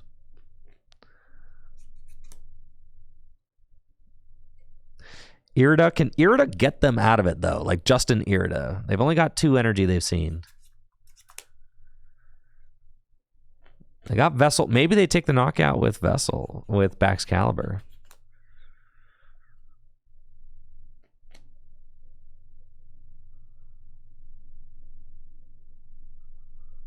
Who's getting the energy? Oh, yeah, it's Baxcalibur. You just retreating. Nope, you got nothing. All right, GG's, you lose. When it's over.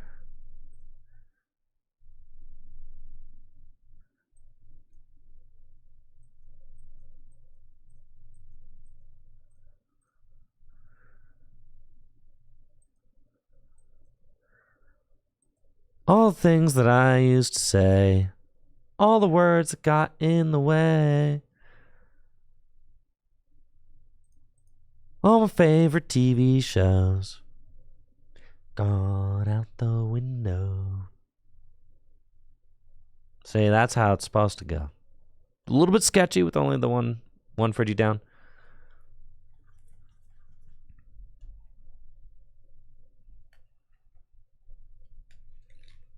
But that's fine. You get the turn 2 Radiant Greninja. Everything's chilling. No sweats.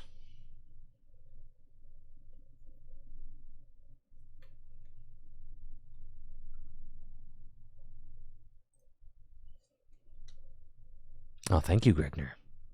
Thank you. I appreciate that. I have often been told this.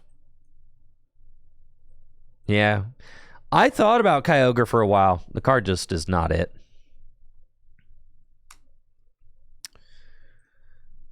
Is this Control, you think, or Guardy?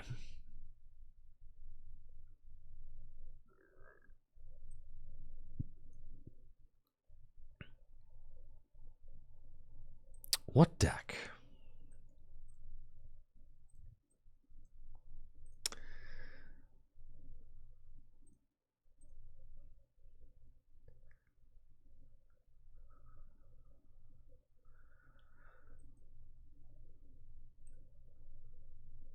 Hoagie man, you want to see me play this for a stall? Do you love to see me suffer?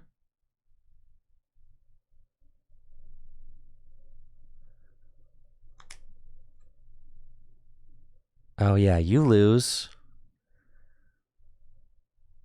Is that what you want? You just want to see me suffer, huh?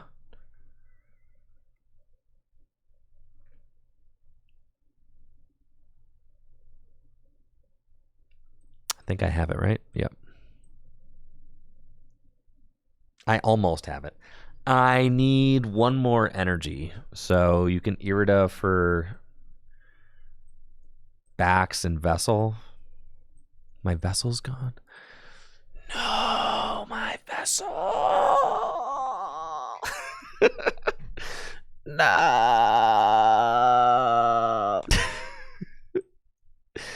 Not the Vessel.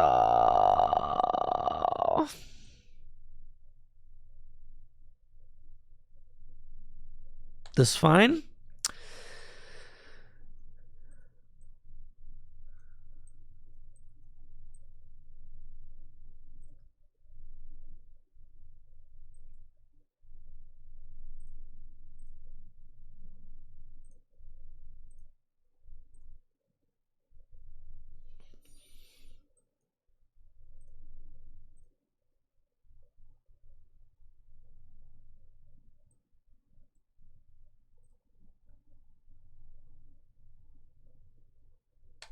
Go ahead.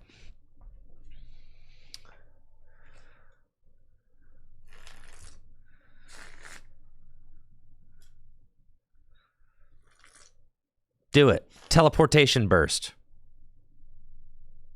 Did you play Rare Candy? Since when?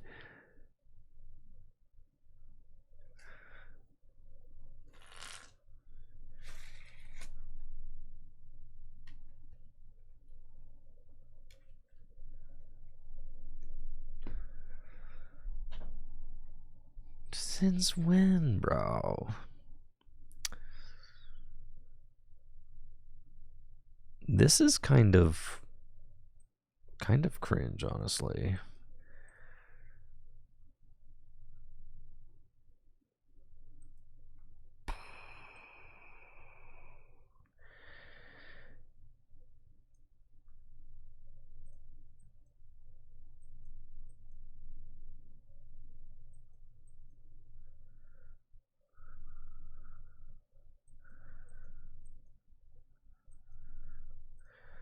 Like a B-Braille on a stop. Just to go find more stuff. That's fine.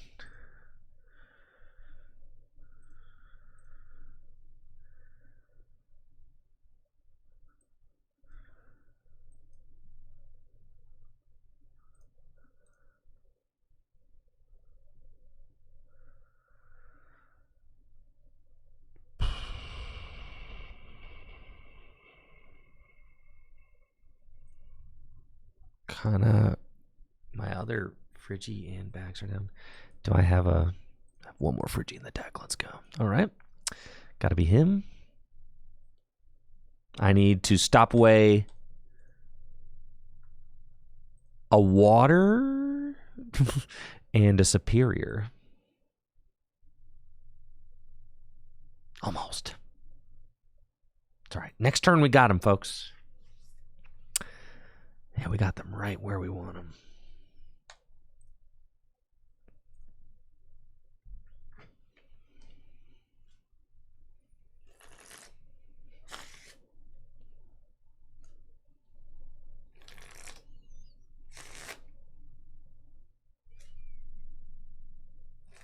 Manaphy, Ralts, Arvin. Dang, their prizes in their top deck were nuts.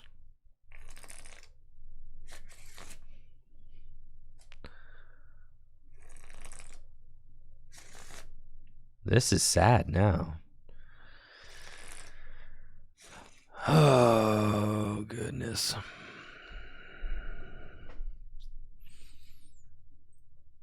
Okay, so I need to juice up the hands, and I need to, like, prime catcher around this Mimikyu. There's everything I need to do it. Okay. So we're going to...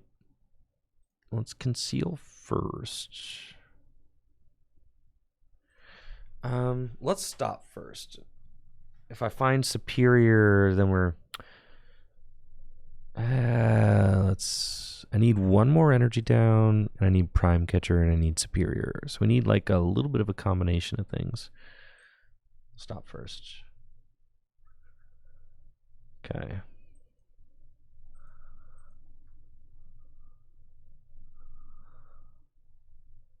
It's actually a really nice stop, even though it didn't get me any of the pieces.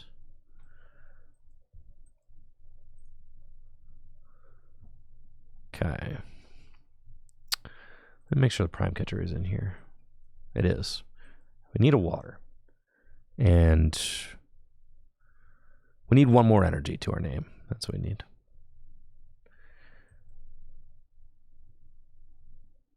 Okay, so we're failing that. And then we can... So we kind of want to draw first. Well, I guess, and then we conceal it. We can conceal it first into the cipher cards, and it's going to be, what, superior and prime catcher. We play the prime catcher and hope we find one more water. Or we incisors for 3, and then Cypher Maniacs for, like, the following cards. So we could super cold... that might be a mistake, but that's fine. And then we need... No, I have it. Or I don't need another water. I'm tripping. Okay. There we go. Because yeah. There we go.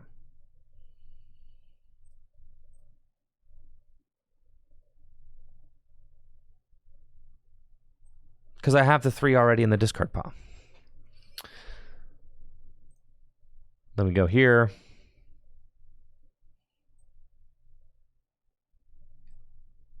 Superior away those. Get these. Attach. Super cold. Okay. And then prime catcher the Manaphy. Seems fine.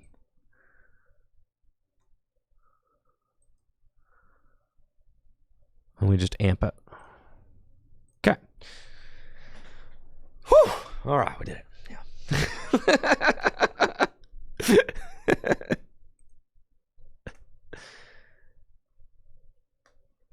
Hey, we got there, folks. Got there. Yeah, I was like locked into thinking I needed one more energy for like whatever reason. I don't know why, but...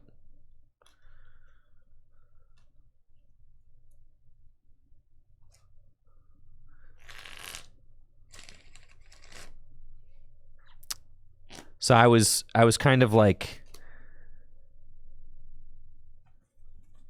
I was misreading the line thinking I needed another energy when I didn't for a little while.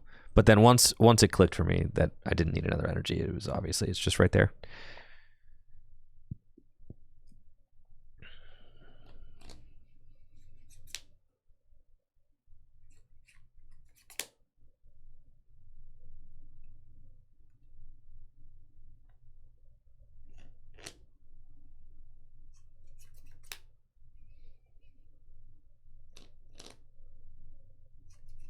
Like, I suppose that is a turn there. Like, that turn there is an argument for Cologne, right? Because instead of going hands, I could have, like, gone Cologne and then Radiant Greninja 2 Kirlias, and then you pretty much just win, right? But I think the argument is that hands is just as good as... Like, if you're pulling off the Prime Catcher Cologne play, you could probably also pull off the hands play, I think is, like, the major argument.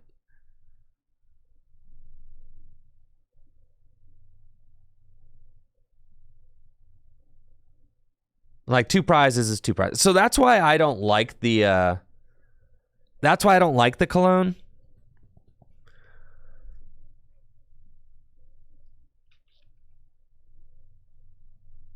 Okay, so they got the doof. They're going to 4, but here all I have to do is get my bundler back. Okay, so we Irida. We just have to bundle around this thing. Let's see what Pokestop gets us first. Yeah. Okay, I don't think there's anybody I need over here. That was Rod. So then we go Irida, Chien Pao Rod. We Rod the bundler back in. The bundler, the backs, and 1 Chien Pao. Yep, that's it. And then we go, hey Mimikyu, you're annoying, please leave. And then you send up Guardy, and then I say, okay, I see your Guardy, and I'm going to blow it up. How about that? Industrious Incisors.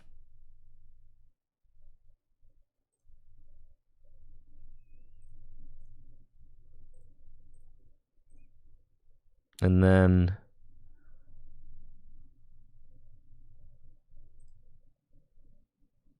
if I just retreat and use that, I can afford to conceal cards. Okay. And then retreat into Chien Pao. And we want to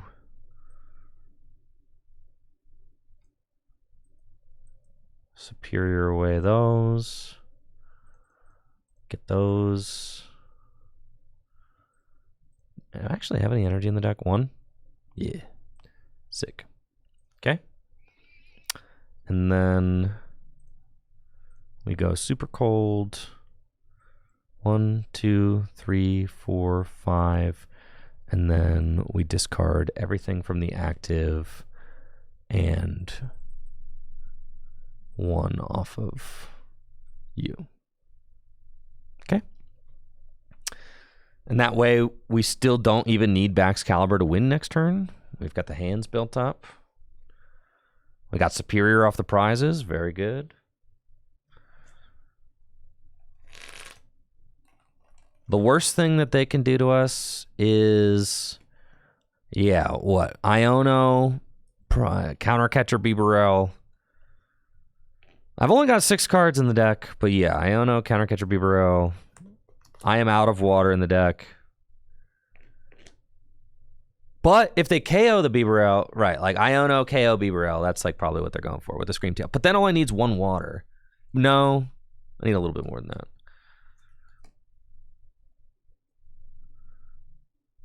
Having no energy in the deck is a little bit tough, but I do have... I think I have rods, though, so like if I find a rod off of stop, then I can Shivery Chill for some energy back, and yeah, I should have rods. I think maybe I prized a rod. And they're only going to 3 prizes, so they do not like win in 2 turns.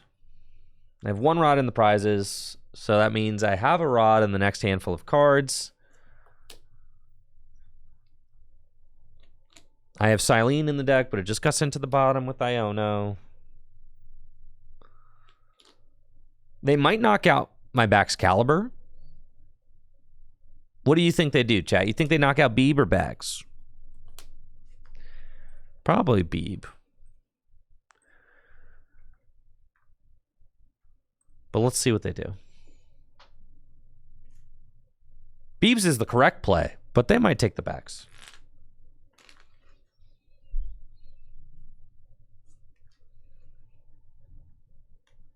They're going to counter catcher backs knock out Beeb. Okay.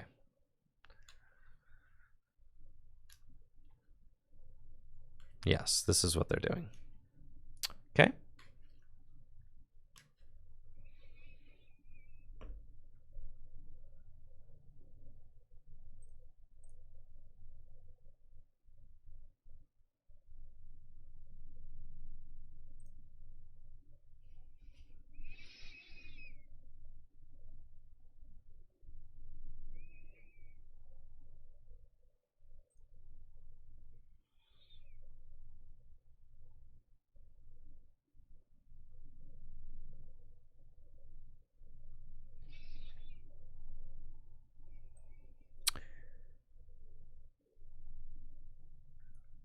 Okay. Excalibur's in the discard. Rod back in. Water. Backs.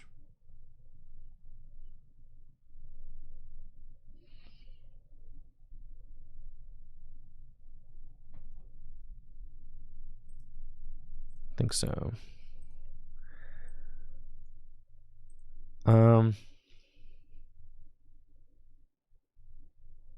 Could be water. Water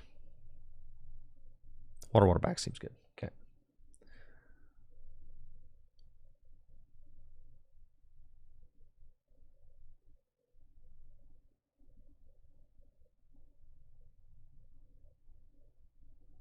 Pass. Okay. That's what we're doing. All right.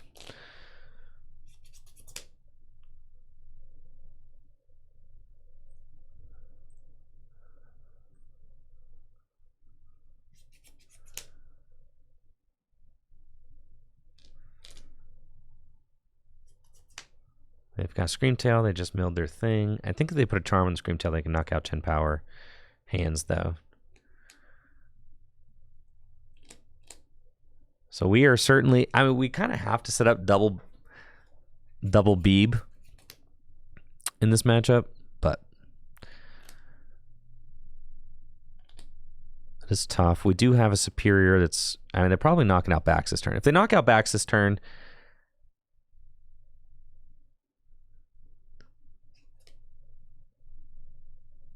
So I'm curious if they're knocking out backs this turn. I've got Silene.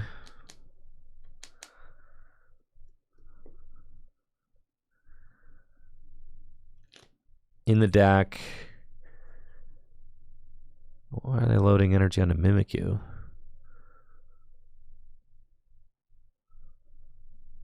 They go Charm on the Screamtail.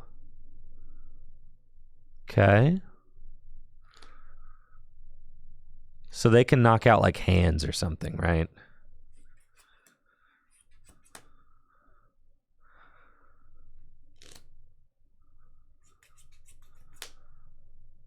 Got the Hero's Cape, all right. Tough one here.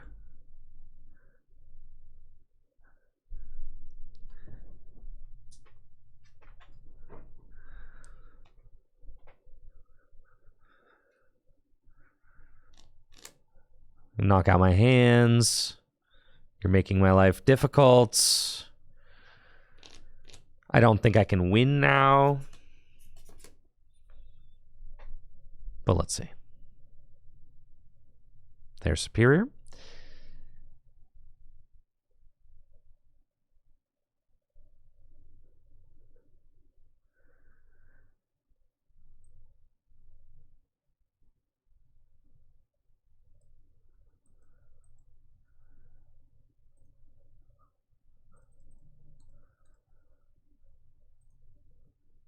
Okay.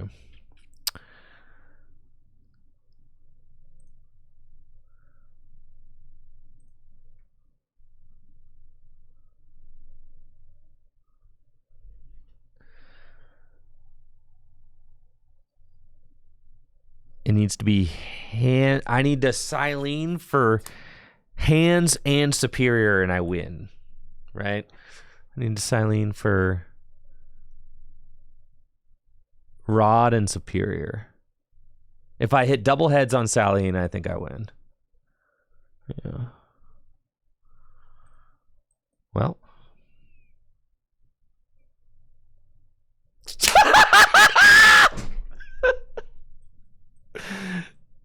All right. So I think it's Rod. And I think it's Superior. And then I think we have to, because I have to Pokestop into them. And then, yeah. And then we go Pokestop. Yup.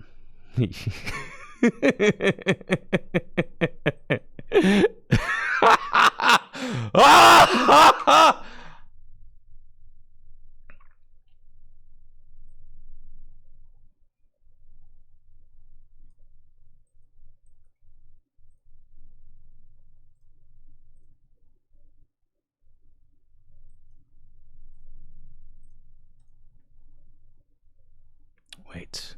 No! No, no, no, no, no, no, no, no, no, no, no. Did I get the wrong 2 cards? No.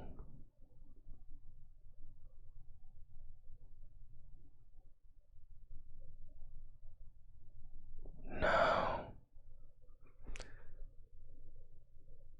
God! You Catcher and Superior. I know. I just thought I had it with hands, but I didn't do the math. Dang it, bro. Dang it! All right. See, that's my fault, though. I can't be too mad about that. Catcher, could I have actually done the 410 to knock out the...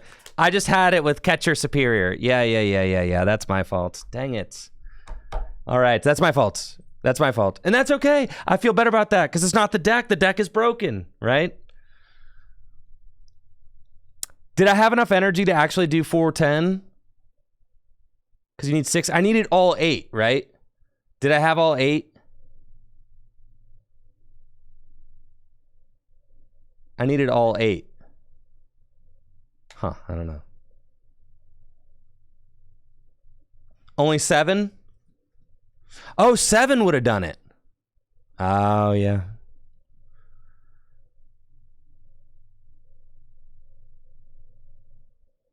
Seven would have done it. Dang, bro. I thought I had it with the hands, though. 3 in hands, 4. All right. Dang, bro. That's crazy. All right. I had it, but I just needed to go Catcher instead. All right. 7 gets to 410. Noted.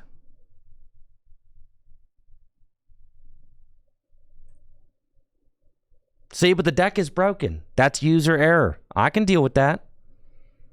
It's great. I know I won't make that mistake again. No, the Prime Catcher Superior, I was zoned in on the hands line because I wanted it, but I needed to look for the...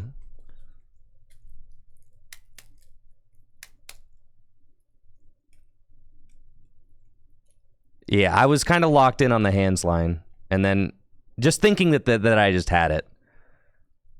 But no, the Ultra Ball, I was 1 card short. Ugh. It's my bad.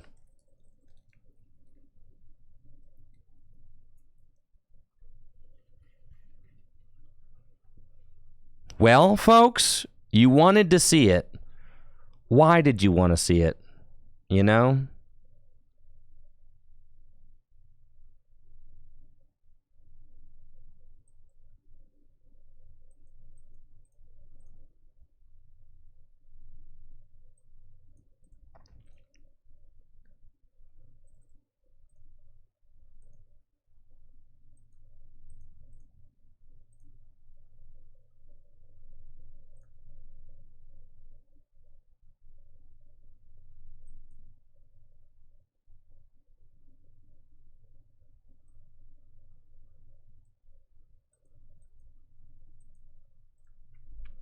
Okay. Go get the fella.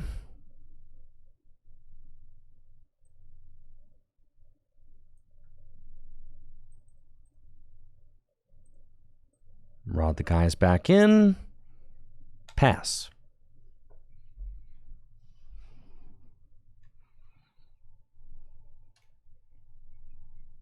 Hammer?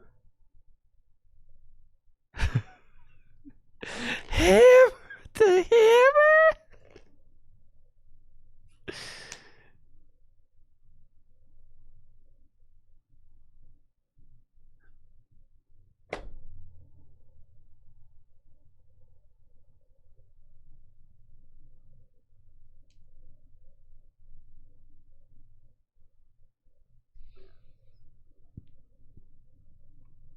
The hammer, bruh?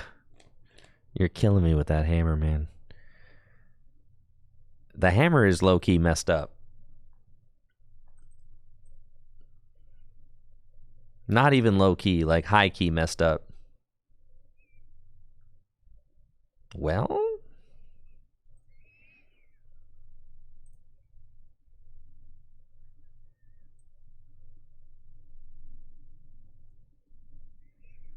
Just need to hope that they don't play Misfortune Sisters next turn. The hammer's messed up, man. I can't believe they hit a hammer. All right, the Guardy matchup we should have won. We had win. Had I taken like 2 more seconds to look at it, I would have seen that. So that one counts as a win in my mind, for sure. Yeah, there's no way that they wrote him for the sisters here, dude. Should have nest balled to shuffle the rare candy so the sisters doesn't hit. No, I mean, we got to just hope that we hit it here, right? I mean, like, come on.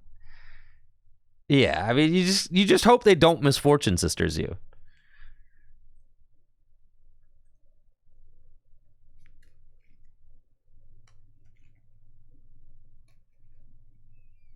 Because I want it. Like, I want it. I want the rare candy.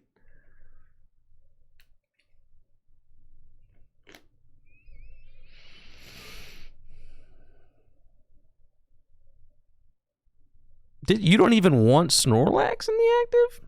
That's crazy. Okay.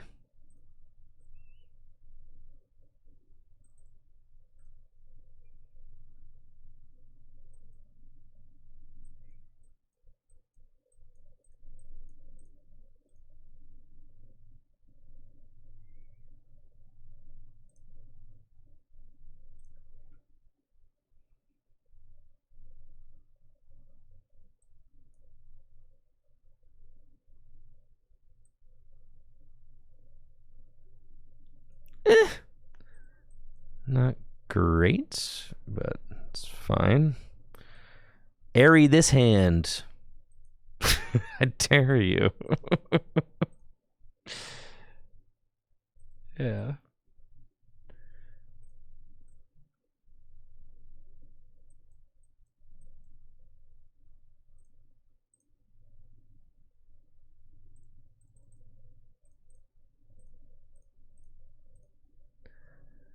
Yeah, airy this, buddy.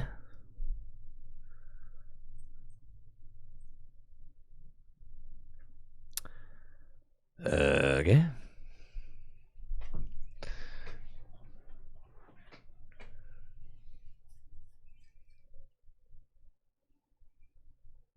Misfortune, stop it. Stop it.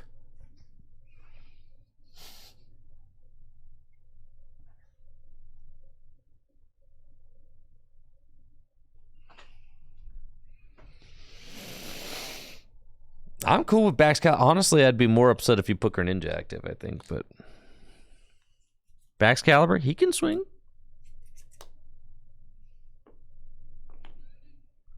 That's fine. Now you're not drawing cards. Ha, ha, ha. Ha.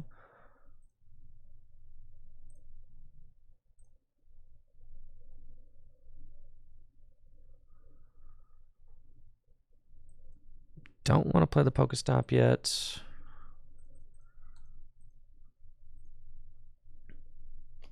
Yes, they definitely brought up the wrong guy, so I'm okay with that.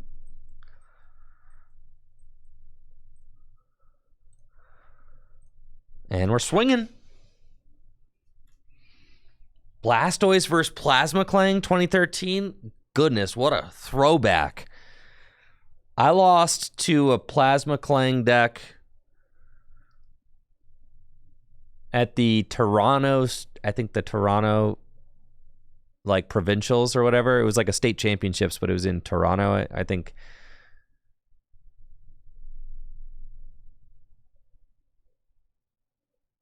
Yeah, it was like a provincials, I think, that took place. Back when they had state championships, I lost to a Kling Clang deck in top 16 of that.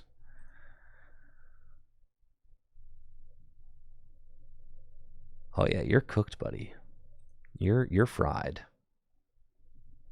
Yeah, your goose is mega fried for sure. All right, I got one superior left, homie.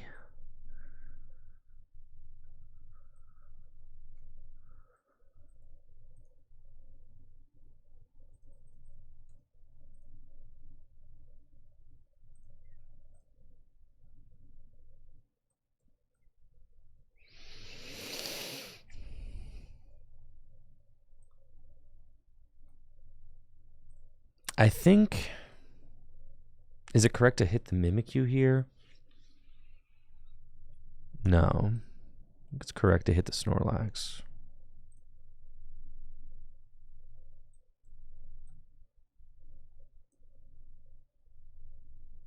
Because then that way that thing can get knocked out by Baxcalibur too. Also, if I keep the Mimikyu there, Bundle is like a retreat out.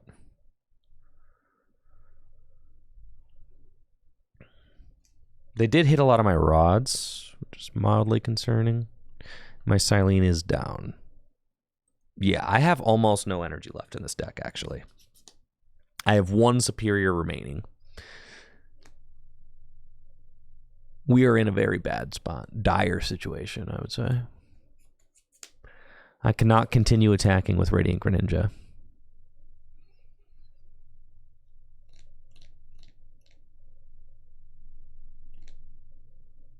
We are going to just run out of energy.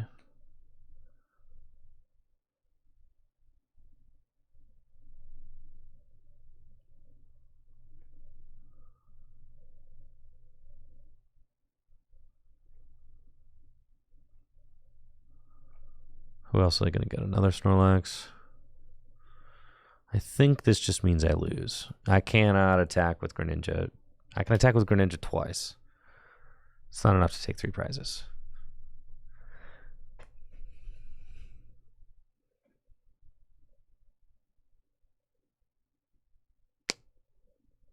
I think so, yeah.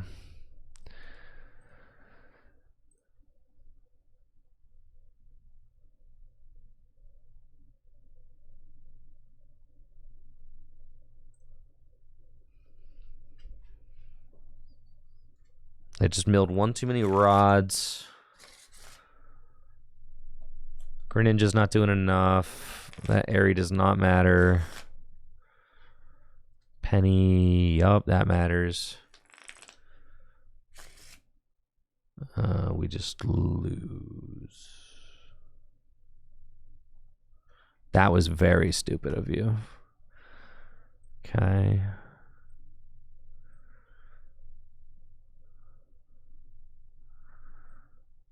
Pokestop. Ah, we hit the lightning. Kind of needed that.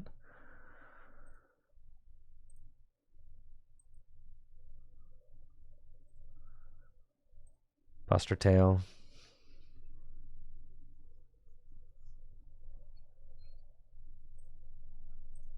We're close. We just don't have the energy left.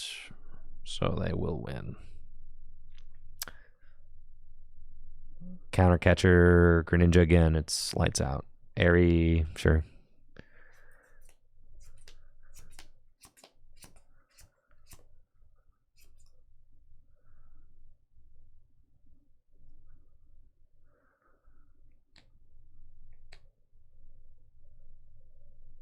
Vacuum. Sandshrew. All right. Just play the counter catcher so I can scoop. That'll do. And I've got 1 superior left, so I can hit 2 more times. I will be 1 charm away. Yeah. Right? Yeah, there's nothing else in this deck. Nope, that's it. Dang.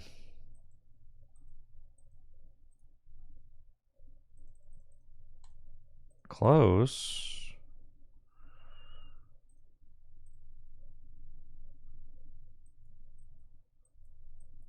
Yeah, I've got exactly 2 attacks in me.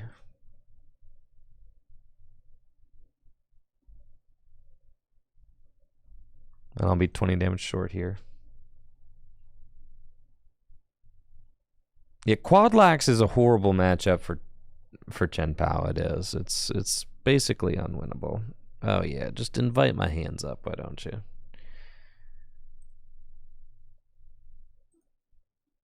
Yeah, there's nothing to do here.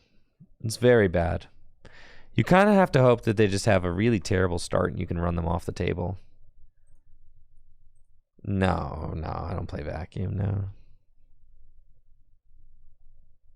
It's just not a good matchup.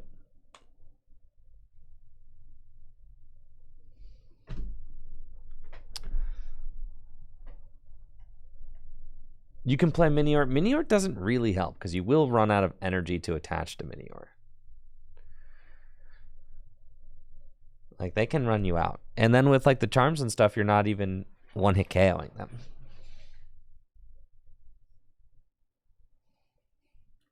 Buster Bob. All right, same matchup. Let's predict. Can I overcome the stall matchup?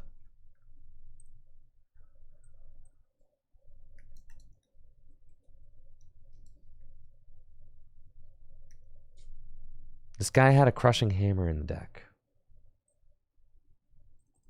A crushing hammer, folks. In the Quadlax.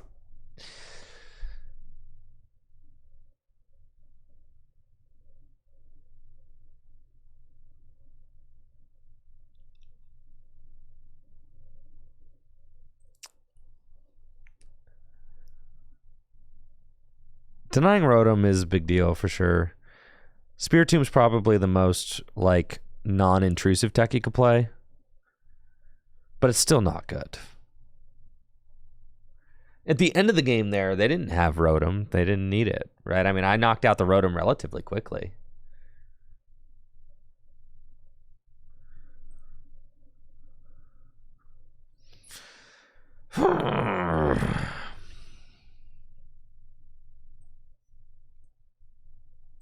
That's cool.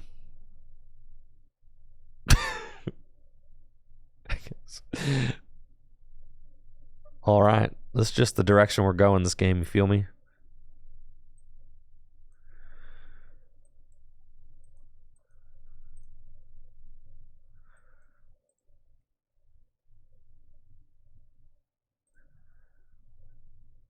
Good.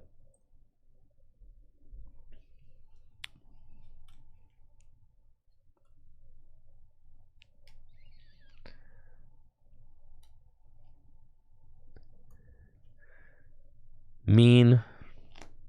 Nasty. No good. I'm coming for you.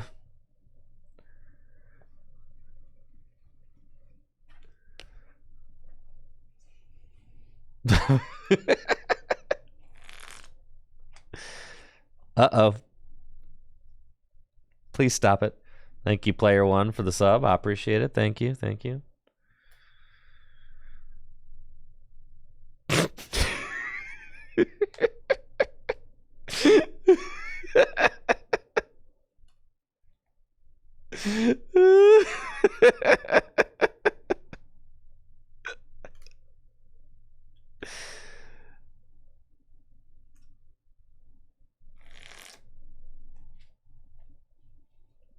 We're almost there.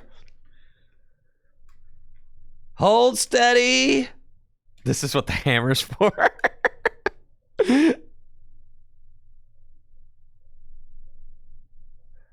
Hold steady, folks.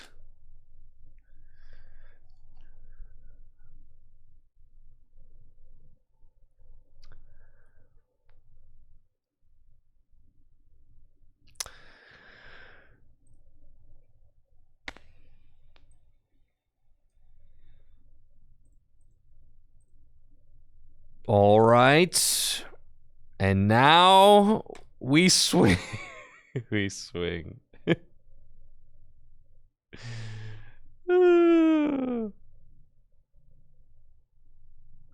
If they go Mimikyu, I'll eventually get my Baxcalibur out.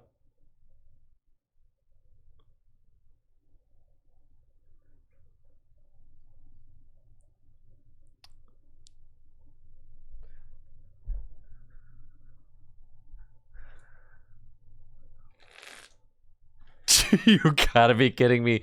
If you flip bets on this, I'm so livid. Yeah, you deserve that, Tails.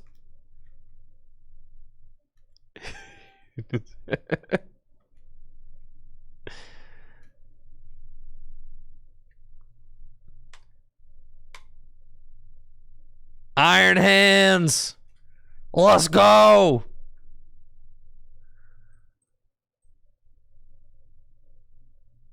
Broken deck. Broken deck. Broken deck.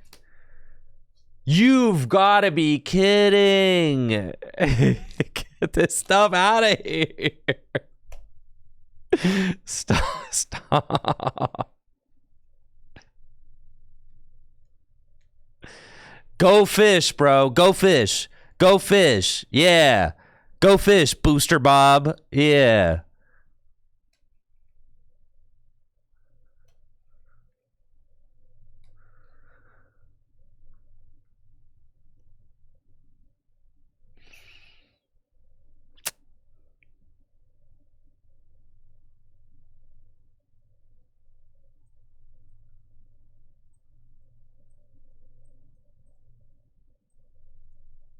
How many? How many do they play?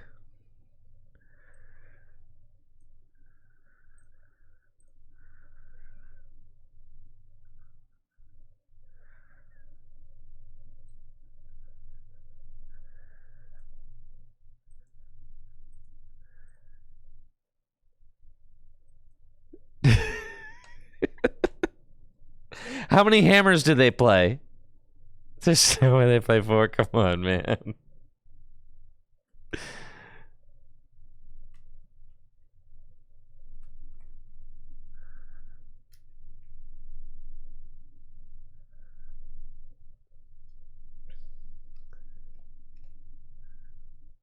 Erica's invite. Ha.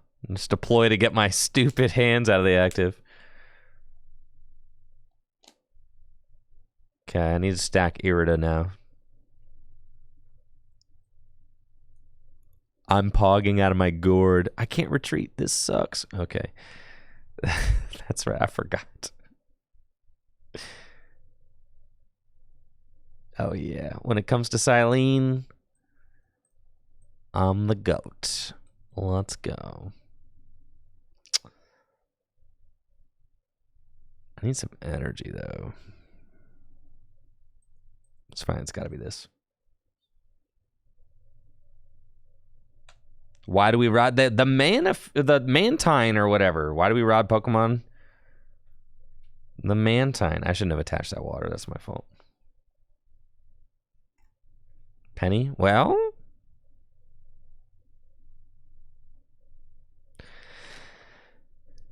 this situation right here is an argument for. This is an argument for the canceling cologne. That's for sure. We just go.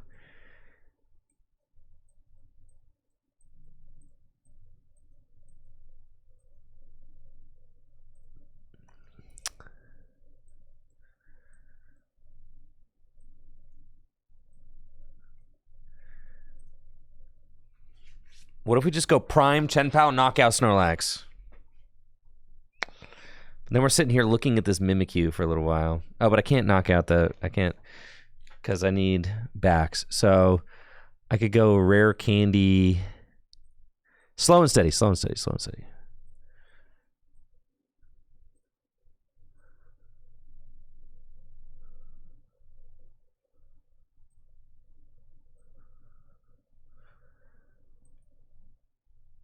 It's fine.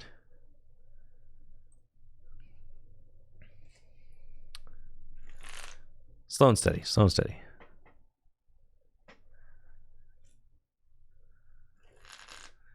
Stop it. You're killing me, bro. You are killing me, man. Should I retreat while I can? I'm telling you, no, the Baxcalibur's who you want in the active versus the Mimikyu, for sure.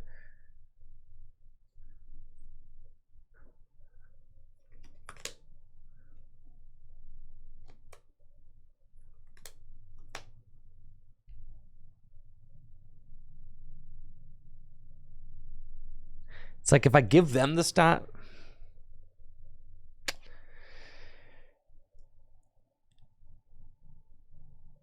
I feel like the stop, I feel like the stop benefits them almost more than it benefits me. That's not necessarily true. We'll pass one more. If they're not playing any supporters, I'm fine. Yeah, that's fine. Oh, yeah. All right. Now what are we on?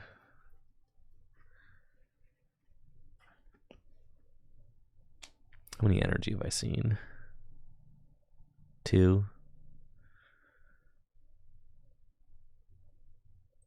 Pass again. Yeah. I could Prime Catcher Chien Pao knockout. All right, they airy. They see my hand. I've only got an Ultra Ball. That's fine.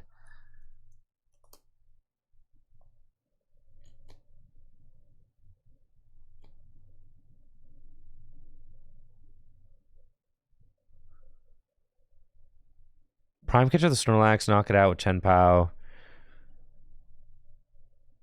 is like kind of sick, actually.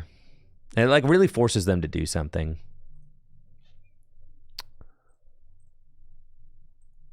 Because then, I mean, we have to get this Iron Hands out of the active anyway.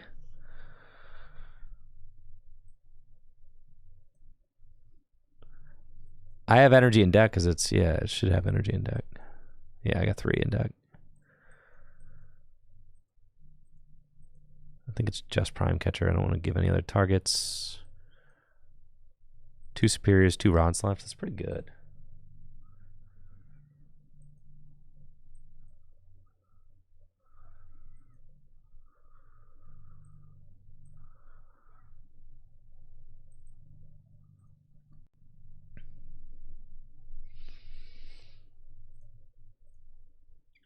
Okay, what are we thinking they're going to try and stall?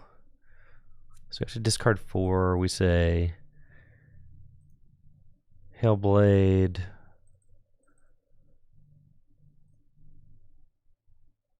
Dude, you've got to be joking me.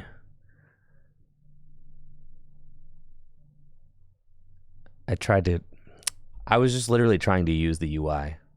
I know I pressed done, but I was trying to press the gray space. You know how like you're done clicking off the 1 and then yeah.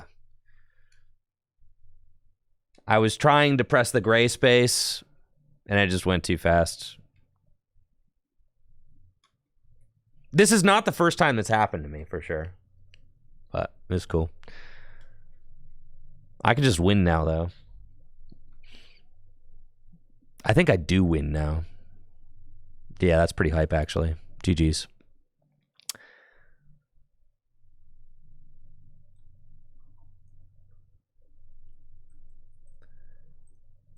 We actually finessed with the perfect play. We need to stack. I think there's 1 more water in the deck. Superior and like Vessel. Okay. I don't even need it. It's just actually just literally Superior. Yeah. Well, I do need another card to discard, right? So I think I need to hit 1 more item. Yeah. So here goes nothing.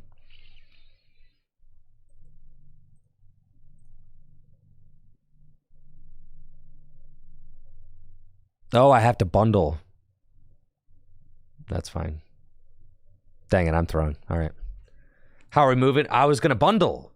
Oh yeah, but we had to get the bundle and we had to get the rating. All right, I didn't have. Yeah. Sorry, I'm throwing. I got tilted by the misplay and then, or the misclick. Bundles prized. Noted.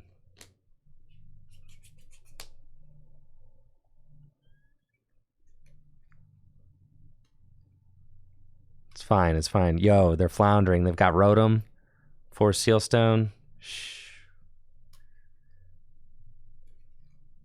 Everything's fine. We've got them exactly where we want them. No, it's not fine. What I should have done is I should have been able to click. Man, I should have been able to click the gray space and just knock out that Snorlax, but I accidentally clicked done, I guess.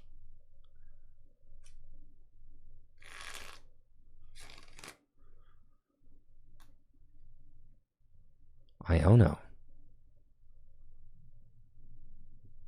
Okay.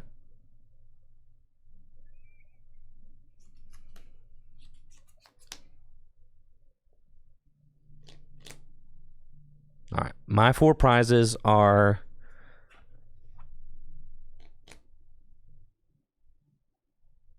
did I prize my bundle? I prized my bundle, huh? Silene's in the discard and Prime's in the discard.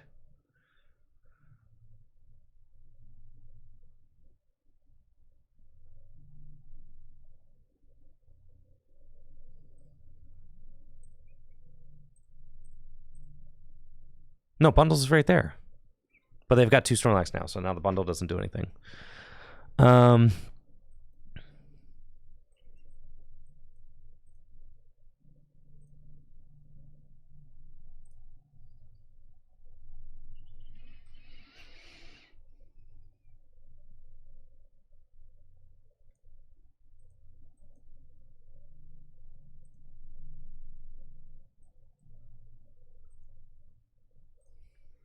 Yeah, I think we just lose.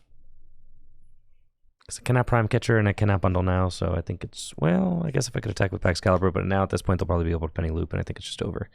Yeah, that misclick really cost me.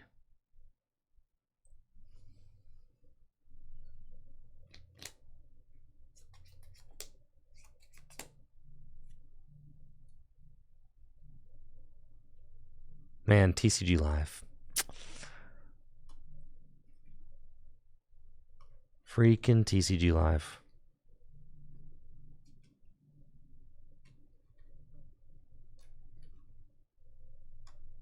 I really should just scoop turn 1. Not even put myself through it. It is so bad. It's such a bad matchup that it's like, gosh. But if I really wanted to see how this game goes if I knock out that Snorlax there. Sad. I'm sure my opponent's probably looking at me like, what are you doing, bro?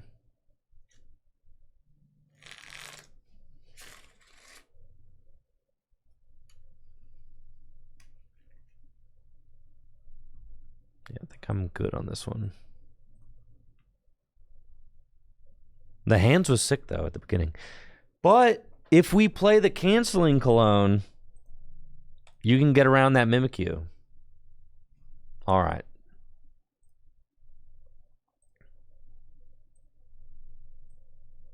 And you can retreat again under Snorlax.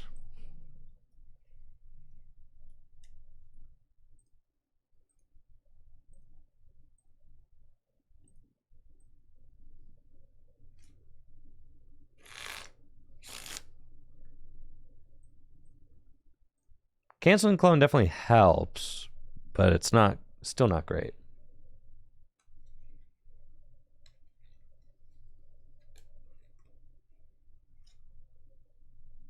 But that game would have been hype because I could have just gone Irida, Canceling Clone, knock out the Mimikyu.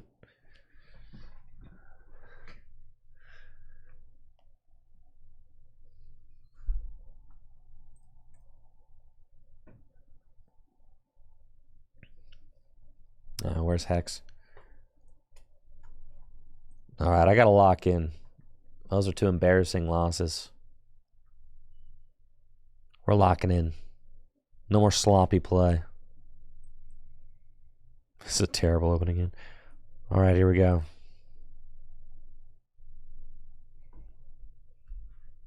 They were both a stall, so I can. But then, oh my gosh, and then the miss line versus the Guardy deck, crushing.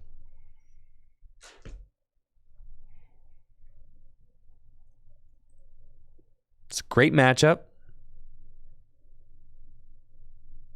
I've gone as far as to say it's a 100-0 matchup where we prized a Bidoof. We did not prize a Frigibax. Dang it. Ah, that's bad. It's fine. We just gotta hope they don't boss my Chien Pao turn. Yeah, that's fine. Turn 2.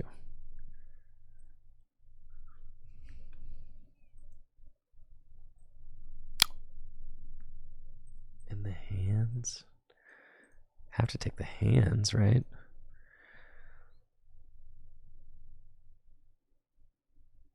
Yeah. Yeah, we do. Okay. Let me pass. All right. And we have to hope that they don't.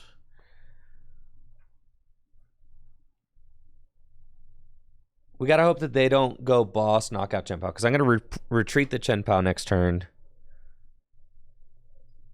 I'm going to Irida for Buddy Buddy and a Guy and a Bidoof, right? Probably retreat into like Bundle and pass. It doesn't really matter so long as I'm... Like, we just can't let them start the first 2 prize. Like, that's bad. So long as they don't do that, we're cool.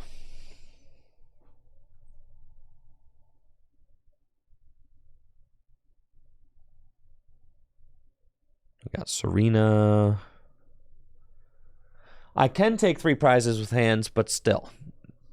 You don't want them to take the first 2 prizes. It can get ugly. You still have win cons, even if they do, for sure. But you'd rather them not.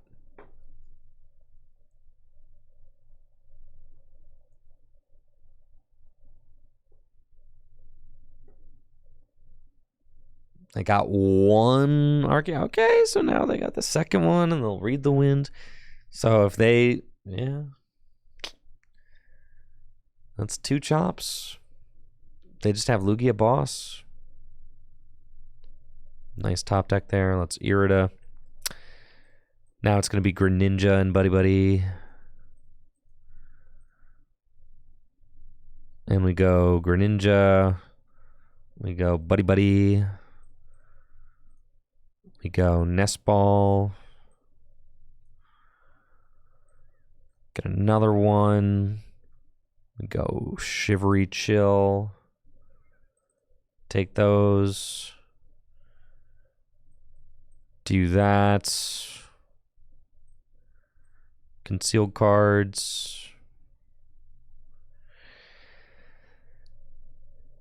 You kind of got this funny thing you do where I could Hailblade. And then like they take the knockout on Chien Pao. I come up with Iron Hands. No, we don't want to do that. No. So we're gonna retreat into the bundler. You can have my bundler, bro.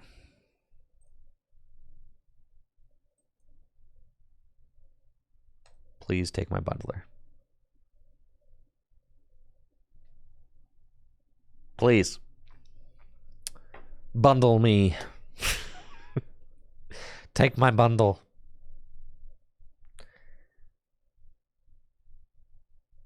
Oh, yeah, they got Luminion for boss. For sure. Yikes. Okay, never mind.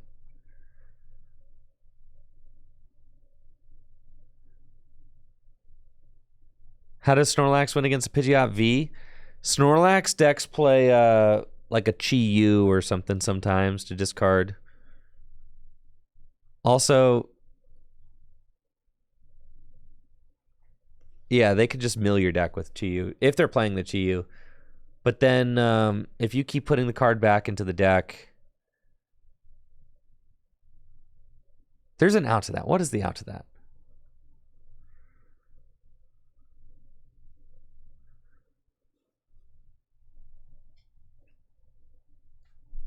Other than Chi-Yu. Is there an out other than Chi-Yu EX? that I'm just like blanking on right now?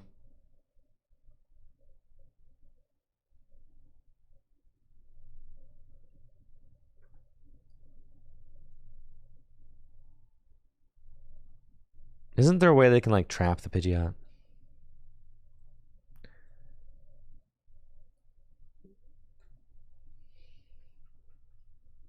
I think the answer is probably Chi-Yu. The new Flute card will definitely check that as the new Flute card coming out, for sure. I think here we just go knock out your little buddies over there.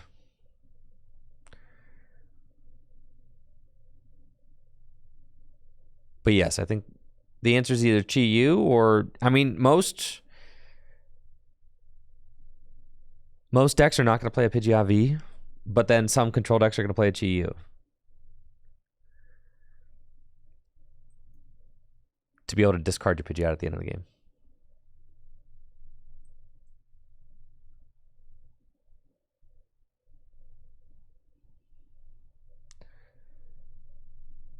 All right.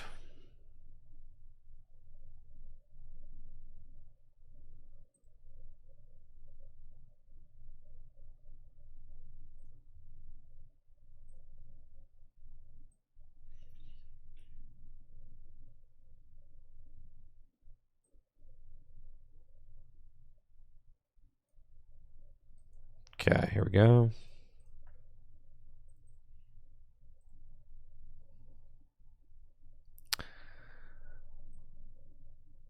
Attach here. Ultra Ball away these. I kind of need like a superior and a rare candy. So we're going to draw 2 and then concealed 2 and kind of see where we're at.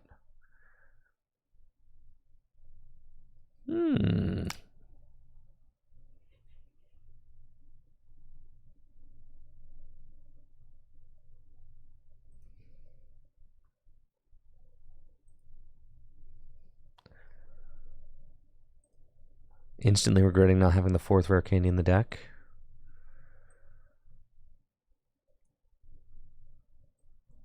Instant regrets.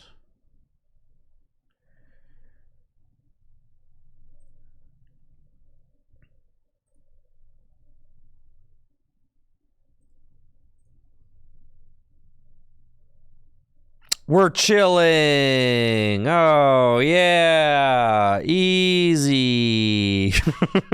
I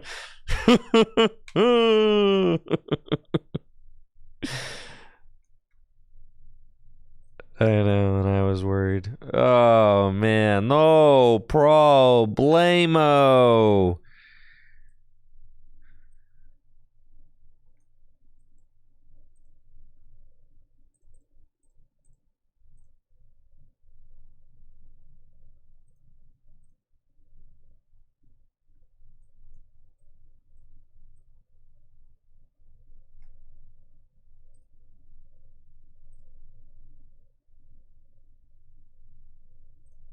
Moonlight Sharkin.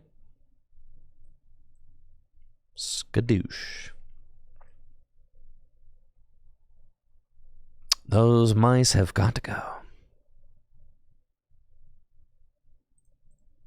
little bit sketchy there. But really, that kind of situation does come up all the time in Chien Pao, which is why I do like the 4 rare candies, right? Because you're like, all right, I'm holding the Irida, and I need to find either this or that off of my draw options so that that's why the deck plays 3 Pokestop, because like you have such a higher chance of pulling off like the 2-piece combo if you've also got to dig 3 at the end of it. This is just a Greninja Iron Hands deck? Well, precisely, see? That's part of the Chien Pao Awakening experience. Is realizing that you're just you're just a mean deck that tries to take 2 prizes every turn of the game. They're retreating into the other Lugia so that they can get the double turbo off their guy so they can do 220 to knock out my Chien Pao. Thank you.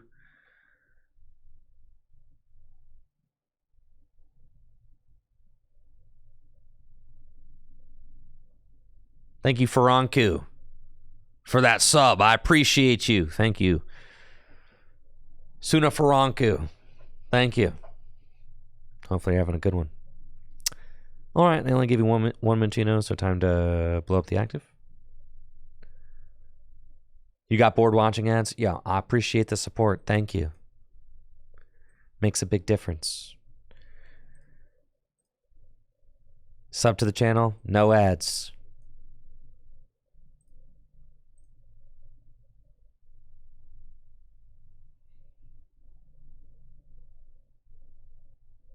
Okay, this is fine.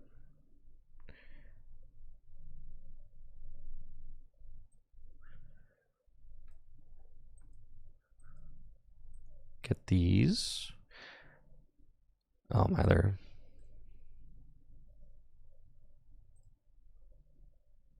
Pokestop. Broken deck. Then I can super run back in.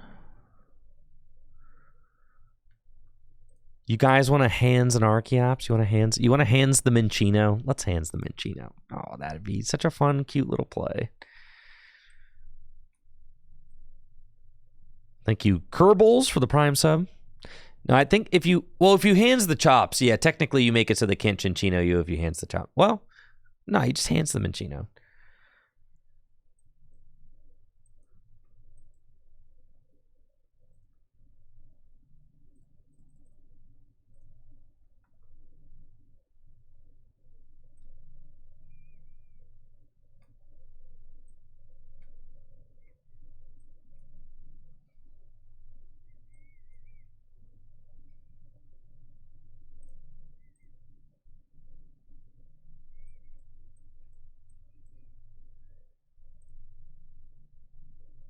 Amp you very much.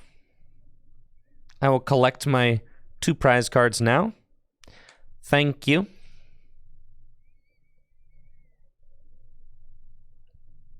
Second lightning. We never play the second lightning energy. No way. Nah. It's GG's regardless. What are they going to do? They can't even one-hit KO the hands. They don't. That's why we prime catchered the rat. I mean, granted, we could have knocked out the Archeops too, but it doesn't really matter.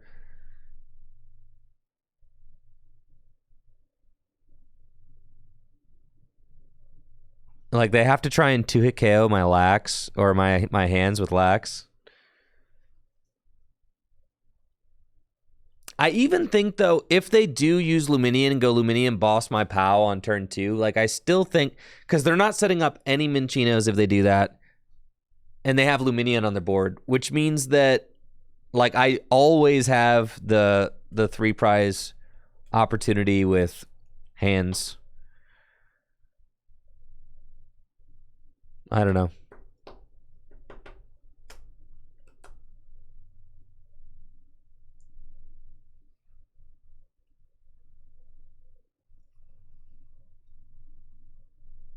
I did not make love, not war turtle. I did not see that. That sounds awesome, though. Yeah, I'm in the process of working on some like cool docuseries videos. I think you guys are really gonna love them. I'm really, really excited about it. Okay, so all I need is the bundler, and I win. I win. I win. I win. I win. See how broken the bundler is? It's like every deck only has like one guy who doesn't fall into the equation of like giving up 2 prizes with him or him. We just have bundle. It's literally checkmate. It's game over. You're getting bundled, bruh.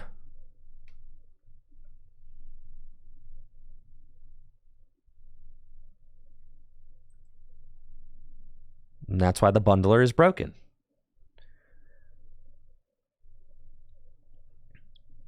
You just put the bundler back in. Put him in. All right, into the deck. Go get the bundler. And then you hyperblower. Watcha. Whoever you promote, you lose.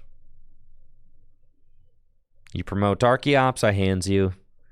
You promote Mew, I Hailblade you for 360 damage. GG's. Don't click done. Can't click done. Don't do it. Don't get it anywhere near that. Okay.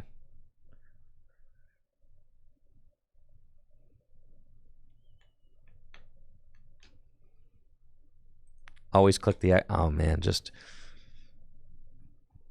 Nothing like some really charming UI to go with my Pokemon TCG experience.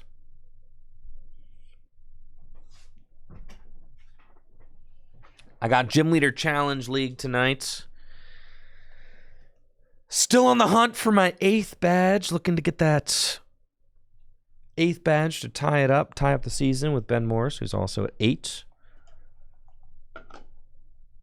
Chops is weak to Lightning Pikachu player, so that's how he would have won.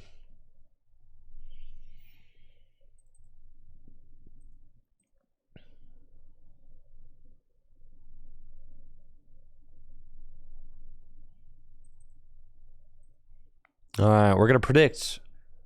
Start prediction. Will my opponent really be hard to beat?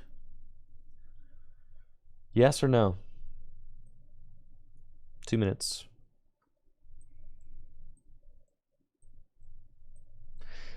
No, Twilight Masquerade is legal next week for GLC. Next week. Do I prefer trail or pavement for running? Definitely trail these days. I've got weak knees. All right. My poor knees, man. Going Frigibacks. Pokestop. Oh, yeah. Oh, yeah.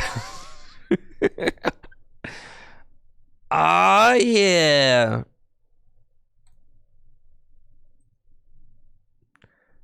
I'm trying out the cologne.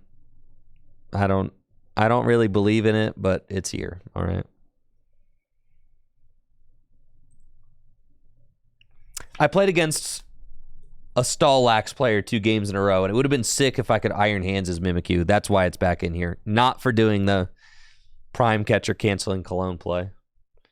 That play never happens, man. It never happens. But maybe is like a light tech for the stall matchup. Did my opponent just play Irida? If it works in Guardy, why not Zard? Listen, my opponent is hard to defeat. It says right here.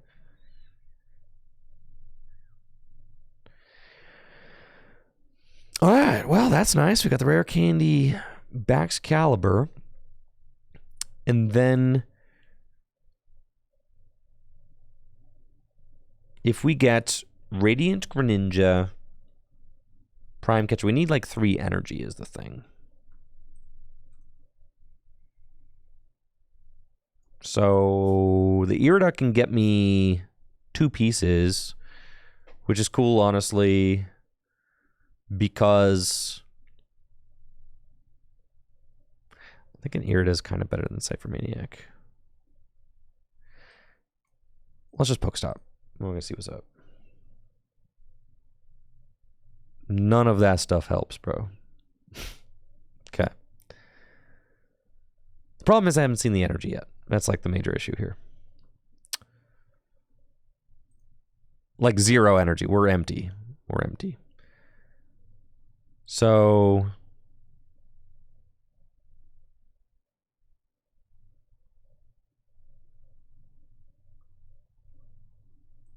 let's burn this.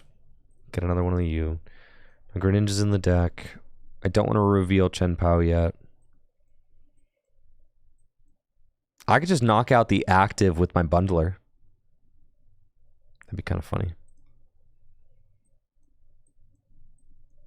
Or I can knock it out with a Frigibax.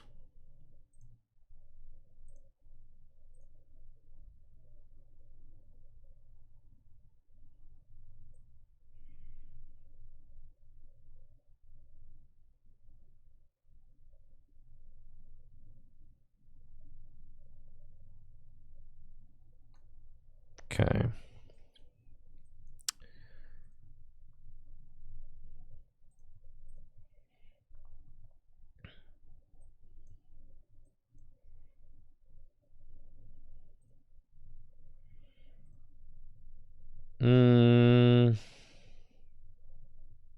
Yeah, it's not happening. I mean, you could just play. I mean, I guess with that attitude.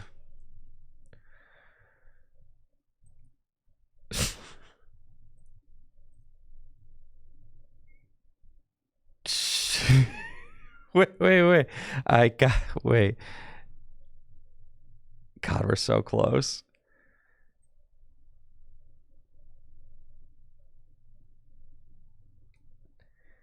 Because we get Greninja and Prime Catcher. I guess I can just take out.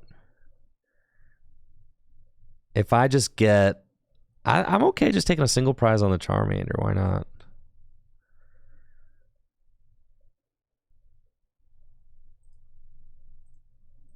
My vessel's prized. All right, so it was never really going to happen. All right, so just chill. Let's just chill. Let's just keep it real nice and chill. All right.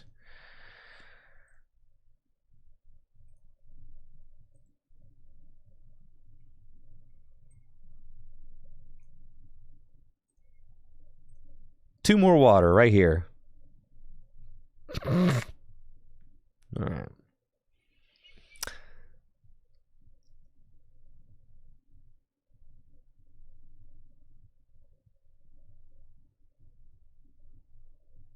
Oh, let's just pass. Tackle knockout. I don't have the energy now. I only got two. Well, I'm not going to waste my Prime Catcher on a tackle knockout.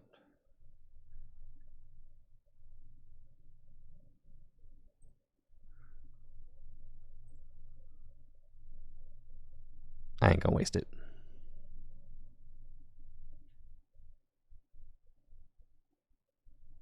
All right, they got Beeb, Charmanders, Pokestop. Ha! There goes your vessel or your maximum belt. Squovitz. This is just Beebzard. Okay, that is kind of interesting. So no Pidgeot. Got it. That's fine. Pass? All right, I'm going to refrigerated stream you. That's the situation that you're getting yourself into here, bud.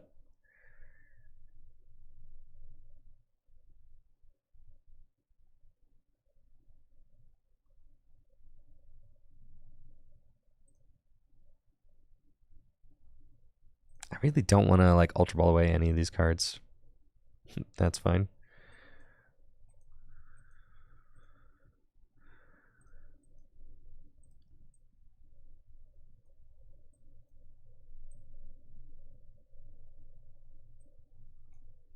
Okay. Let's super cold. You guys want to go in with the bundler? I really want to conceal cards this lightning away, but I can't really afford to do it. That's fine. We'll just put it there.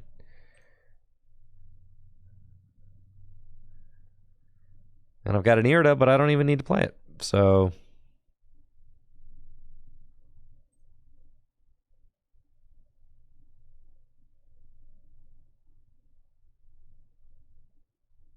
I think that's cool.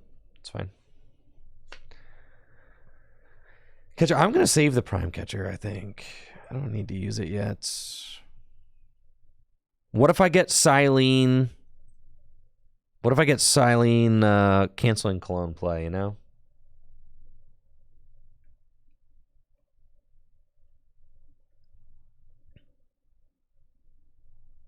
And if they leave my bundler alone, that's fine. Because then I get to keep those 2 energy in play. It'll be really easy to knock out a Charizard.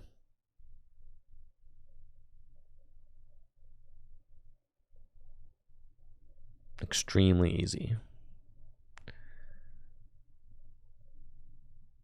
Buddy again. Who we getting? Second Bidoof.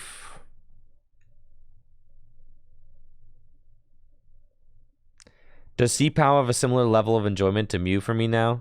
More.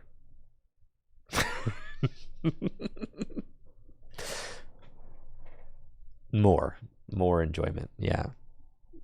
I know, it's crazy. It's crazy how things happen so fast.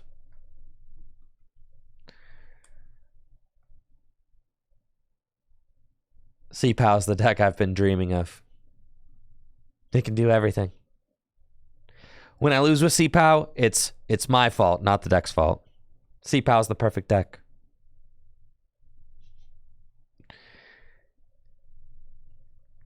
All right, they knocked down my guy. Here comes Greninja.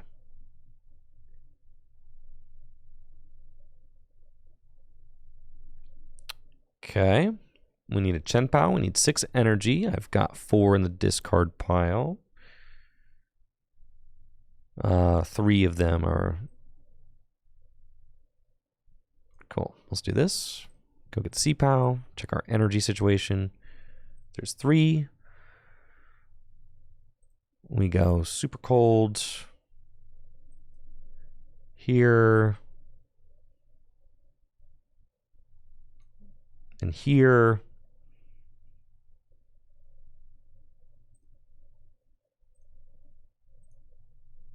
Get incisors for 1, just looking for like an extra nothing card to get rid of. That's fine. Get rid of those.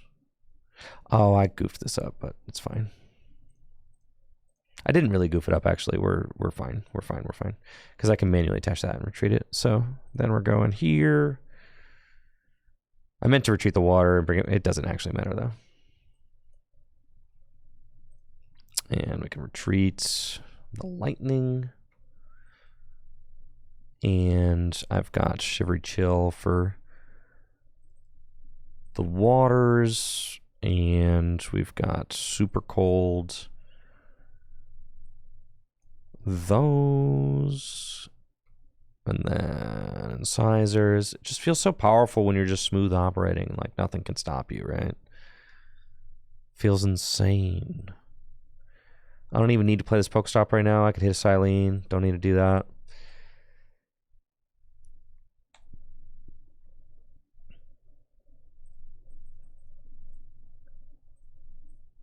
I always click the X. 1, 2, 3, 4, 5, 6. Yep. Okay.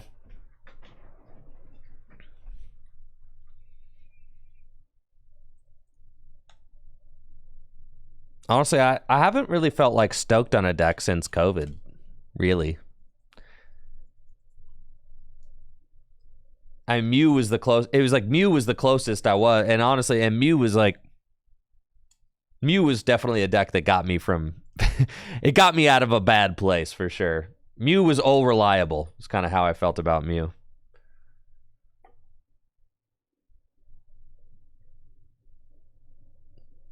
Mew just, gosh, when in doubt, Mew it out, you know? For the longest time. There's no way they airy here. I was pretty stoked on Miraidon for a short minute.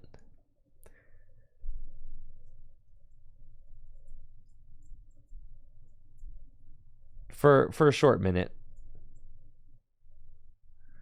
Okay, so they're going to knock out the backs. That, my friend, that is not going to work out. All I need to do is find a rod. All I need to do is find a rod. How hard could that be? Magma Basin. Magma Basin. Magma Basin. have? 6, 7. Did I prize one?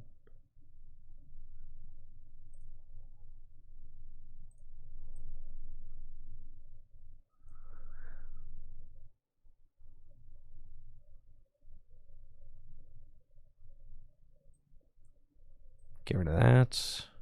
There is one left. I've got Silene, Irida, Rod. Wanted to use their Earthen Vessel because it's nice having Shivery Chill there. So we got to Rod the backs back. So we're hoping that we just kind of find what we need off this concealed cards. Thank you, Dave Rose, for the raid and the sub. Appreciate it. All right, we've got the Rod right here. So we go Irida for Rod. Rod back in. Backs. Backs, water. And what am I saying that I have to... Oh, I don't need water. I can do backs, that. That's cool. Because I've got one water in play already. Sick. Okay. And then we say Ultra Ball away. Not the Prime Catcher.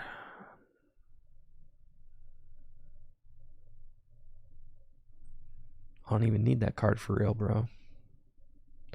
I can just bundle around whoever. They've only got one Charmander in play. I can just bundle.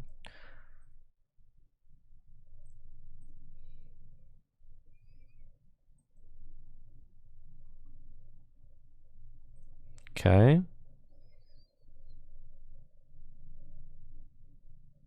Yep, incisors. Smooth operating, baby. Smooth operating right here. Man.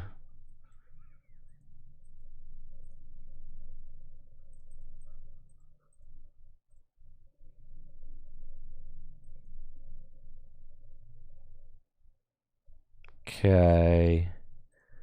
Super cold. I don't even want to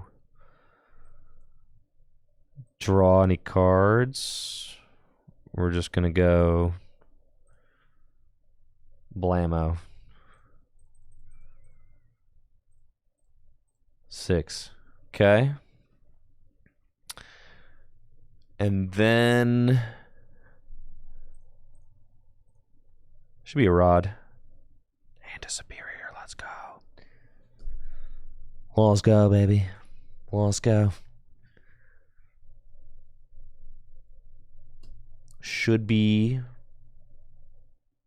good to go here. I'm not pressing Pokestop because, as you can see, my resources are a little tight. Especially with that Rod and Superior prize, my resources were a little tight. So I've been not pressing Pokestop just in case I needed a Silene, right? Just in case. The Silene's in the deck. There is not a Staryu over there, bro. There is not a Staryu. No.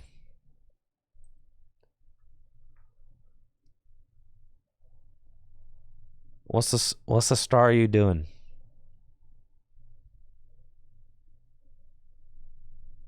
I know.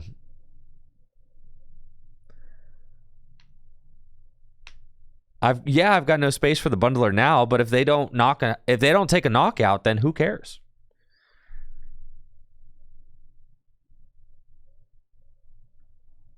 I got one more of me.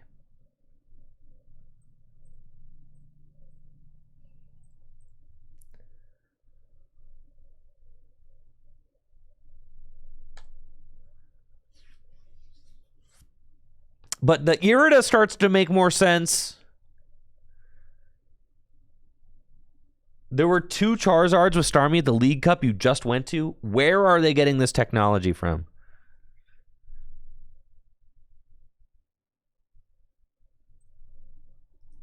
Is it like the discard and do 2 damage counters? That Starmie? It's gotta be Mysterious Comet.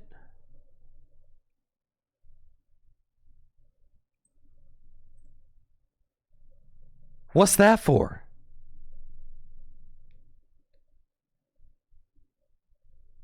Does it fix math against something? If you star me a couple times? That's fascinating. Stupid canceling clone. All right. I know they play the maximum belt. Gosh, please let me. Am I going first? Did I win the flip? If I lose the flip, it could get a little bit sus if they go turn 2 knockout, but that's fine. No, it never gets sus. Be real. All right. They're going first.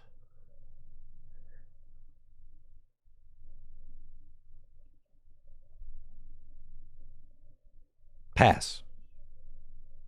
Starmie's from 151. And the shiny set. Why is Cologne back? I played against 2 Snorlax stall decks in a row. And I started to question myself, all right? The Cologne, I prefer the 4th candy. I do, but... Can you have 2 different arts of the same card in your deck? Of course you can.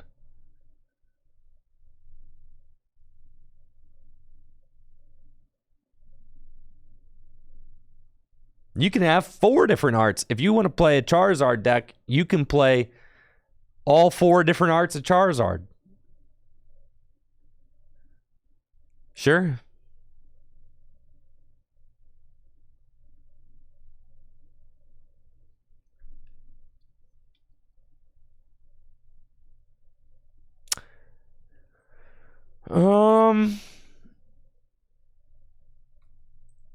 Okay, Shivery Chill. I actually kind of like going and getting the Prime Catcher here just to get this Chien Pao out of the active. It just makes the matchup so much easier if I can just not lose 2 prizes off rip like that.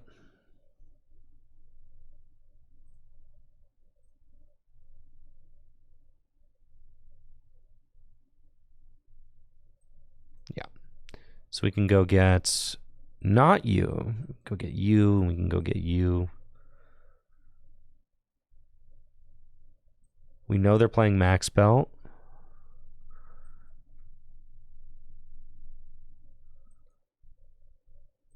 Nest Ball. So they probably don't have turn 2 boss knock out my Chien Pao with a Max Belt.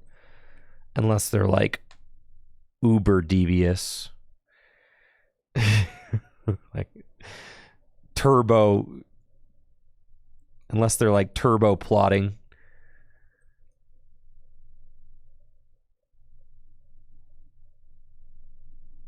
That's fine. Yeah, I was say maybe it was correct to feed the Friggy.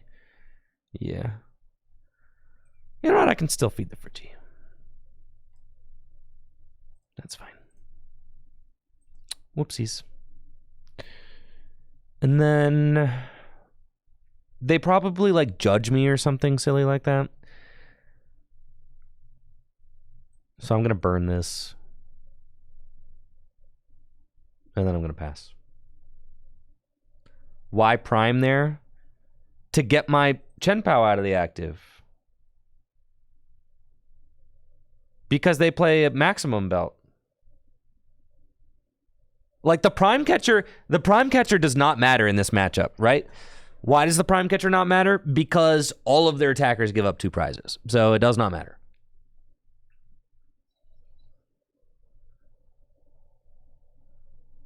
So like you're never trying to Prime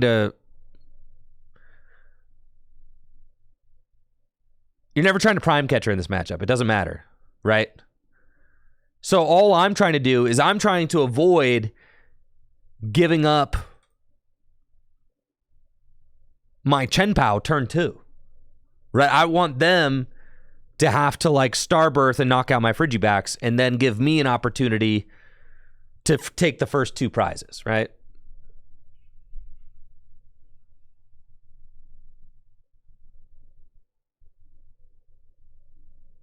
So you're just playing defensively.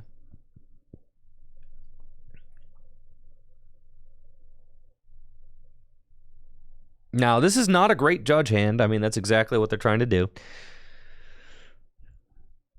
All right, they're just hoping that the judge really sticks. And then I need 5 energy for the KO. So let's see what we can do. And I need to set up Baxcalibur. I've got the rare candy already.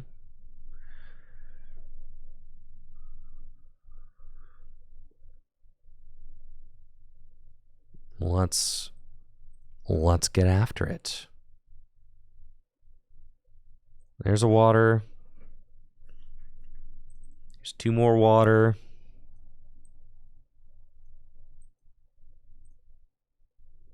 Conceal first. Hey, let's go broken deck, bro. They always have it, man. Why do they always have it? I'm telling you, folks. Whenever I play Chien Pao, I never have it. Whenever they play Chien Pao, they always have it. Why is this the way it goes?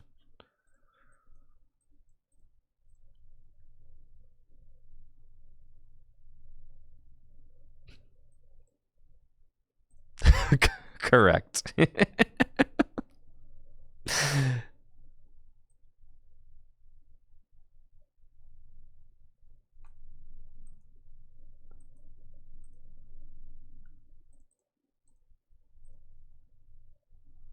All right. Put that guy down, and we're gonna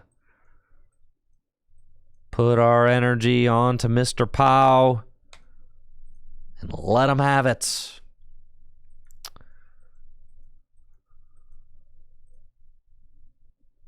$300 damage. Okay, we'll take our 2.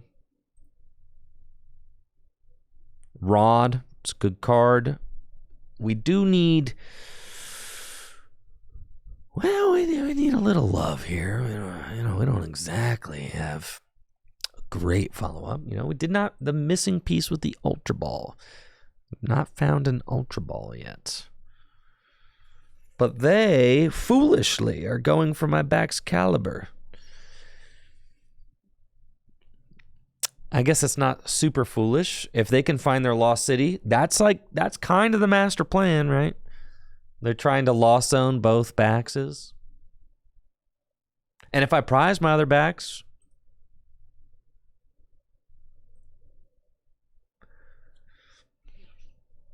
okay, you got Shred. Didn't find the lost city, did ya? Did ya? Okay, so this is what we're doing. Chien Pao. I only need 4 energy. Easy. Bundler, you are not useful here. We need to stop first. I think. And then we want to... Because I don't want to, like... I think we stop first. Yeah. But do we Shivery Chill? We Shivery Chill first. Because there's energy in there, right? 5. Yeah, Shivery Chill first. Then stop. Shivery Chill. My other Bax is in the deck. So I actually don't need to Rod at all right now. And we're looking for a supporter. So... That's fine. I can conceal first. That's fine. Yeah. Okay, we got Ultra Ball. That is a good start. And then attach to the active. Rod back in. You and you.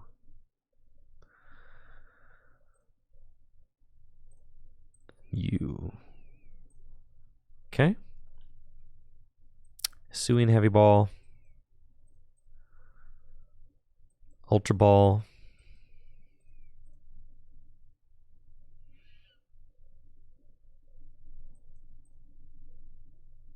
Not you. You.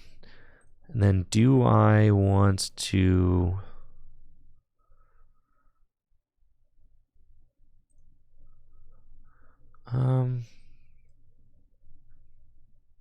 If I bench this for... What's my energy count? 5, 6. I think I put 1 back in. 7. 4. I could have 3. What are the odds they go Boss, Double Turbo, Arceus, knock out my only backs?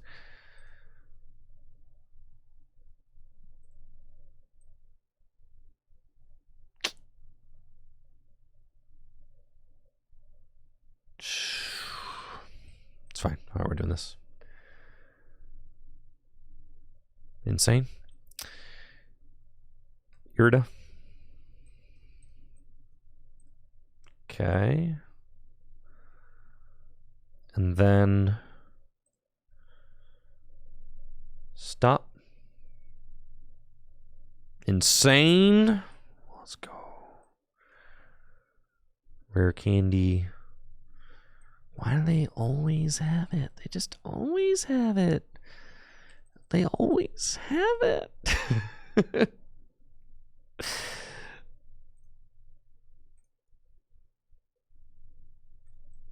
The turns take forever, and they always have it.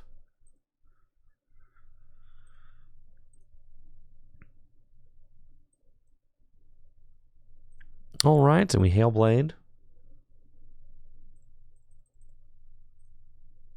For 240 damage.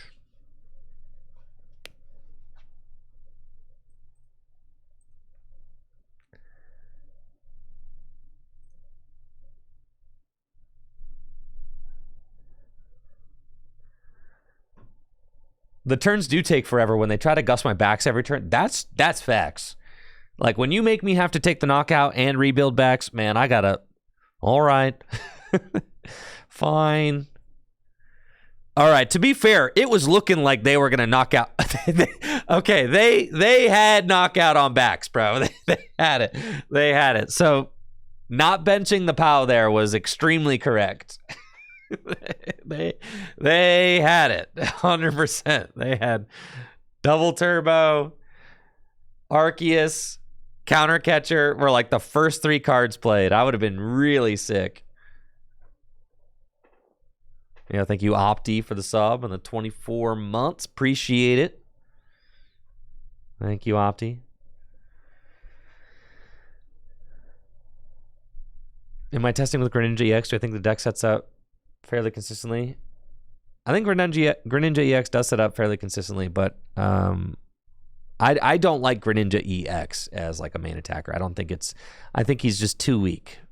I like Frostlass more than I like Greninja.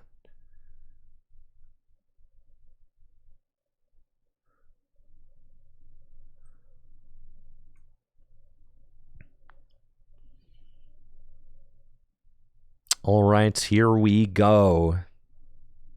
I just need Superior and Rare Candy, and we are there.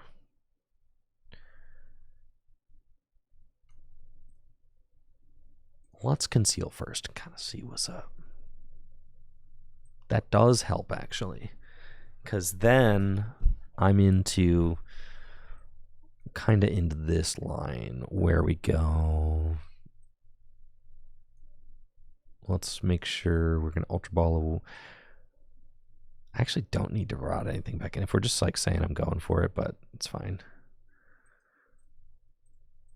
This is kind of like a little too safe, I think, because we probably just say like I'm going to win this turn. But I guess I technically could whiff, and there's no reason to gamble that hard. So we just put those back in.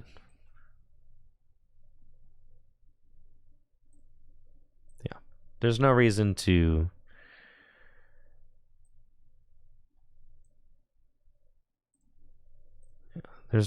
gamble, like gamble so hard that I don't even play the rod, right? So we do that, and then we draw 4, and then Pokestop. Whee! Wait.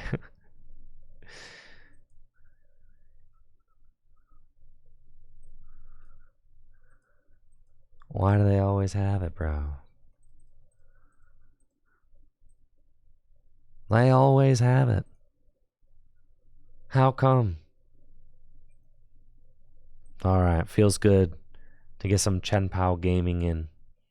Couple critical errors that stream, lost close games because of them, but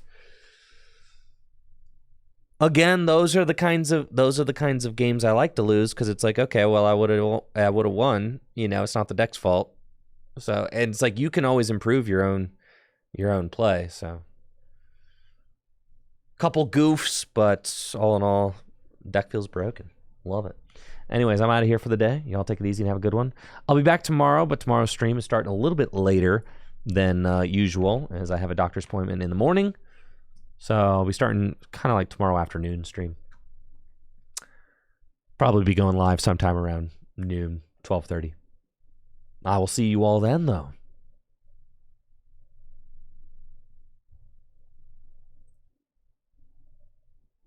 All right, we're going to raid Ricky Glazer. He's a skateboarder.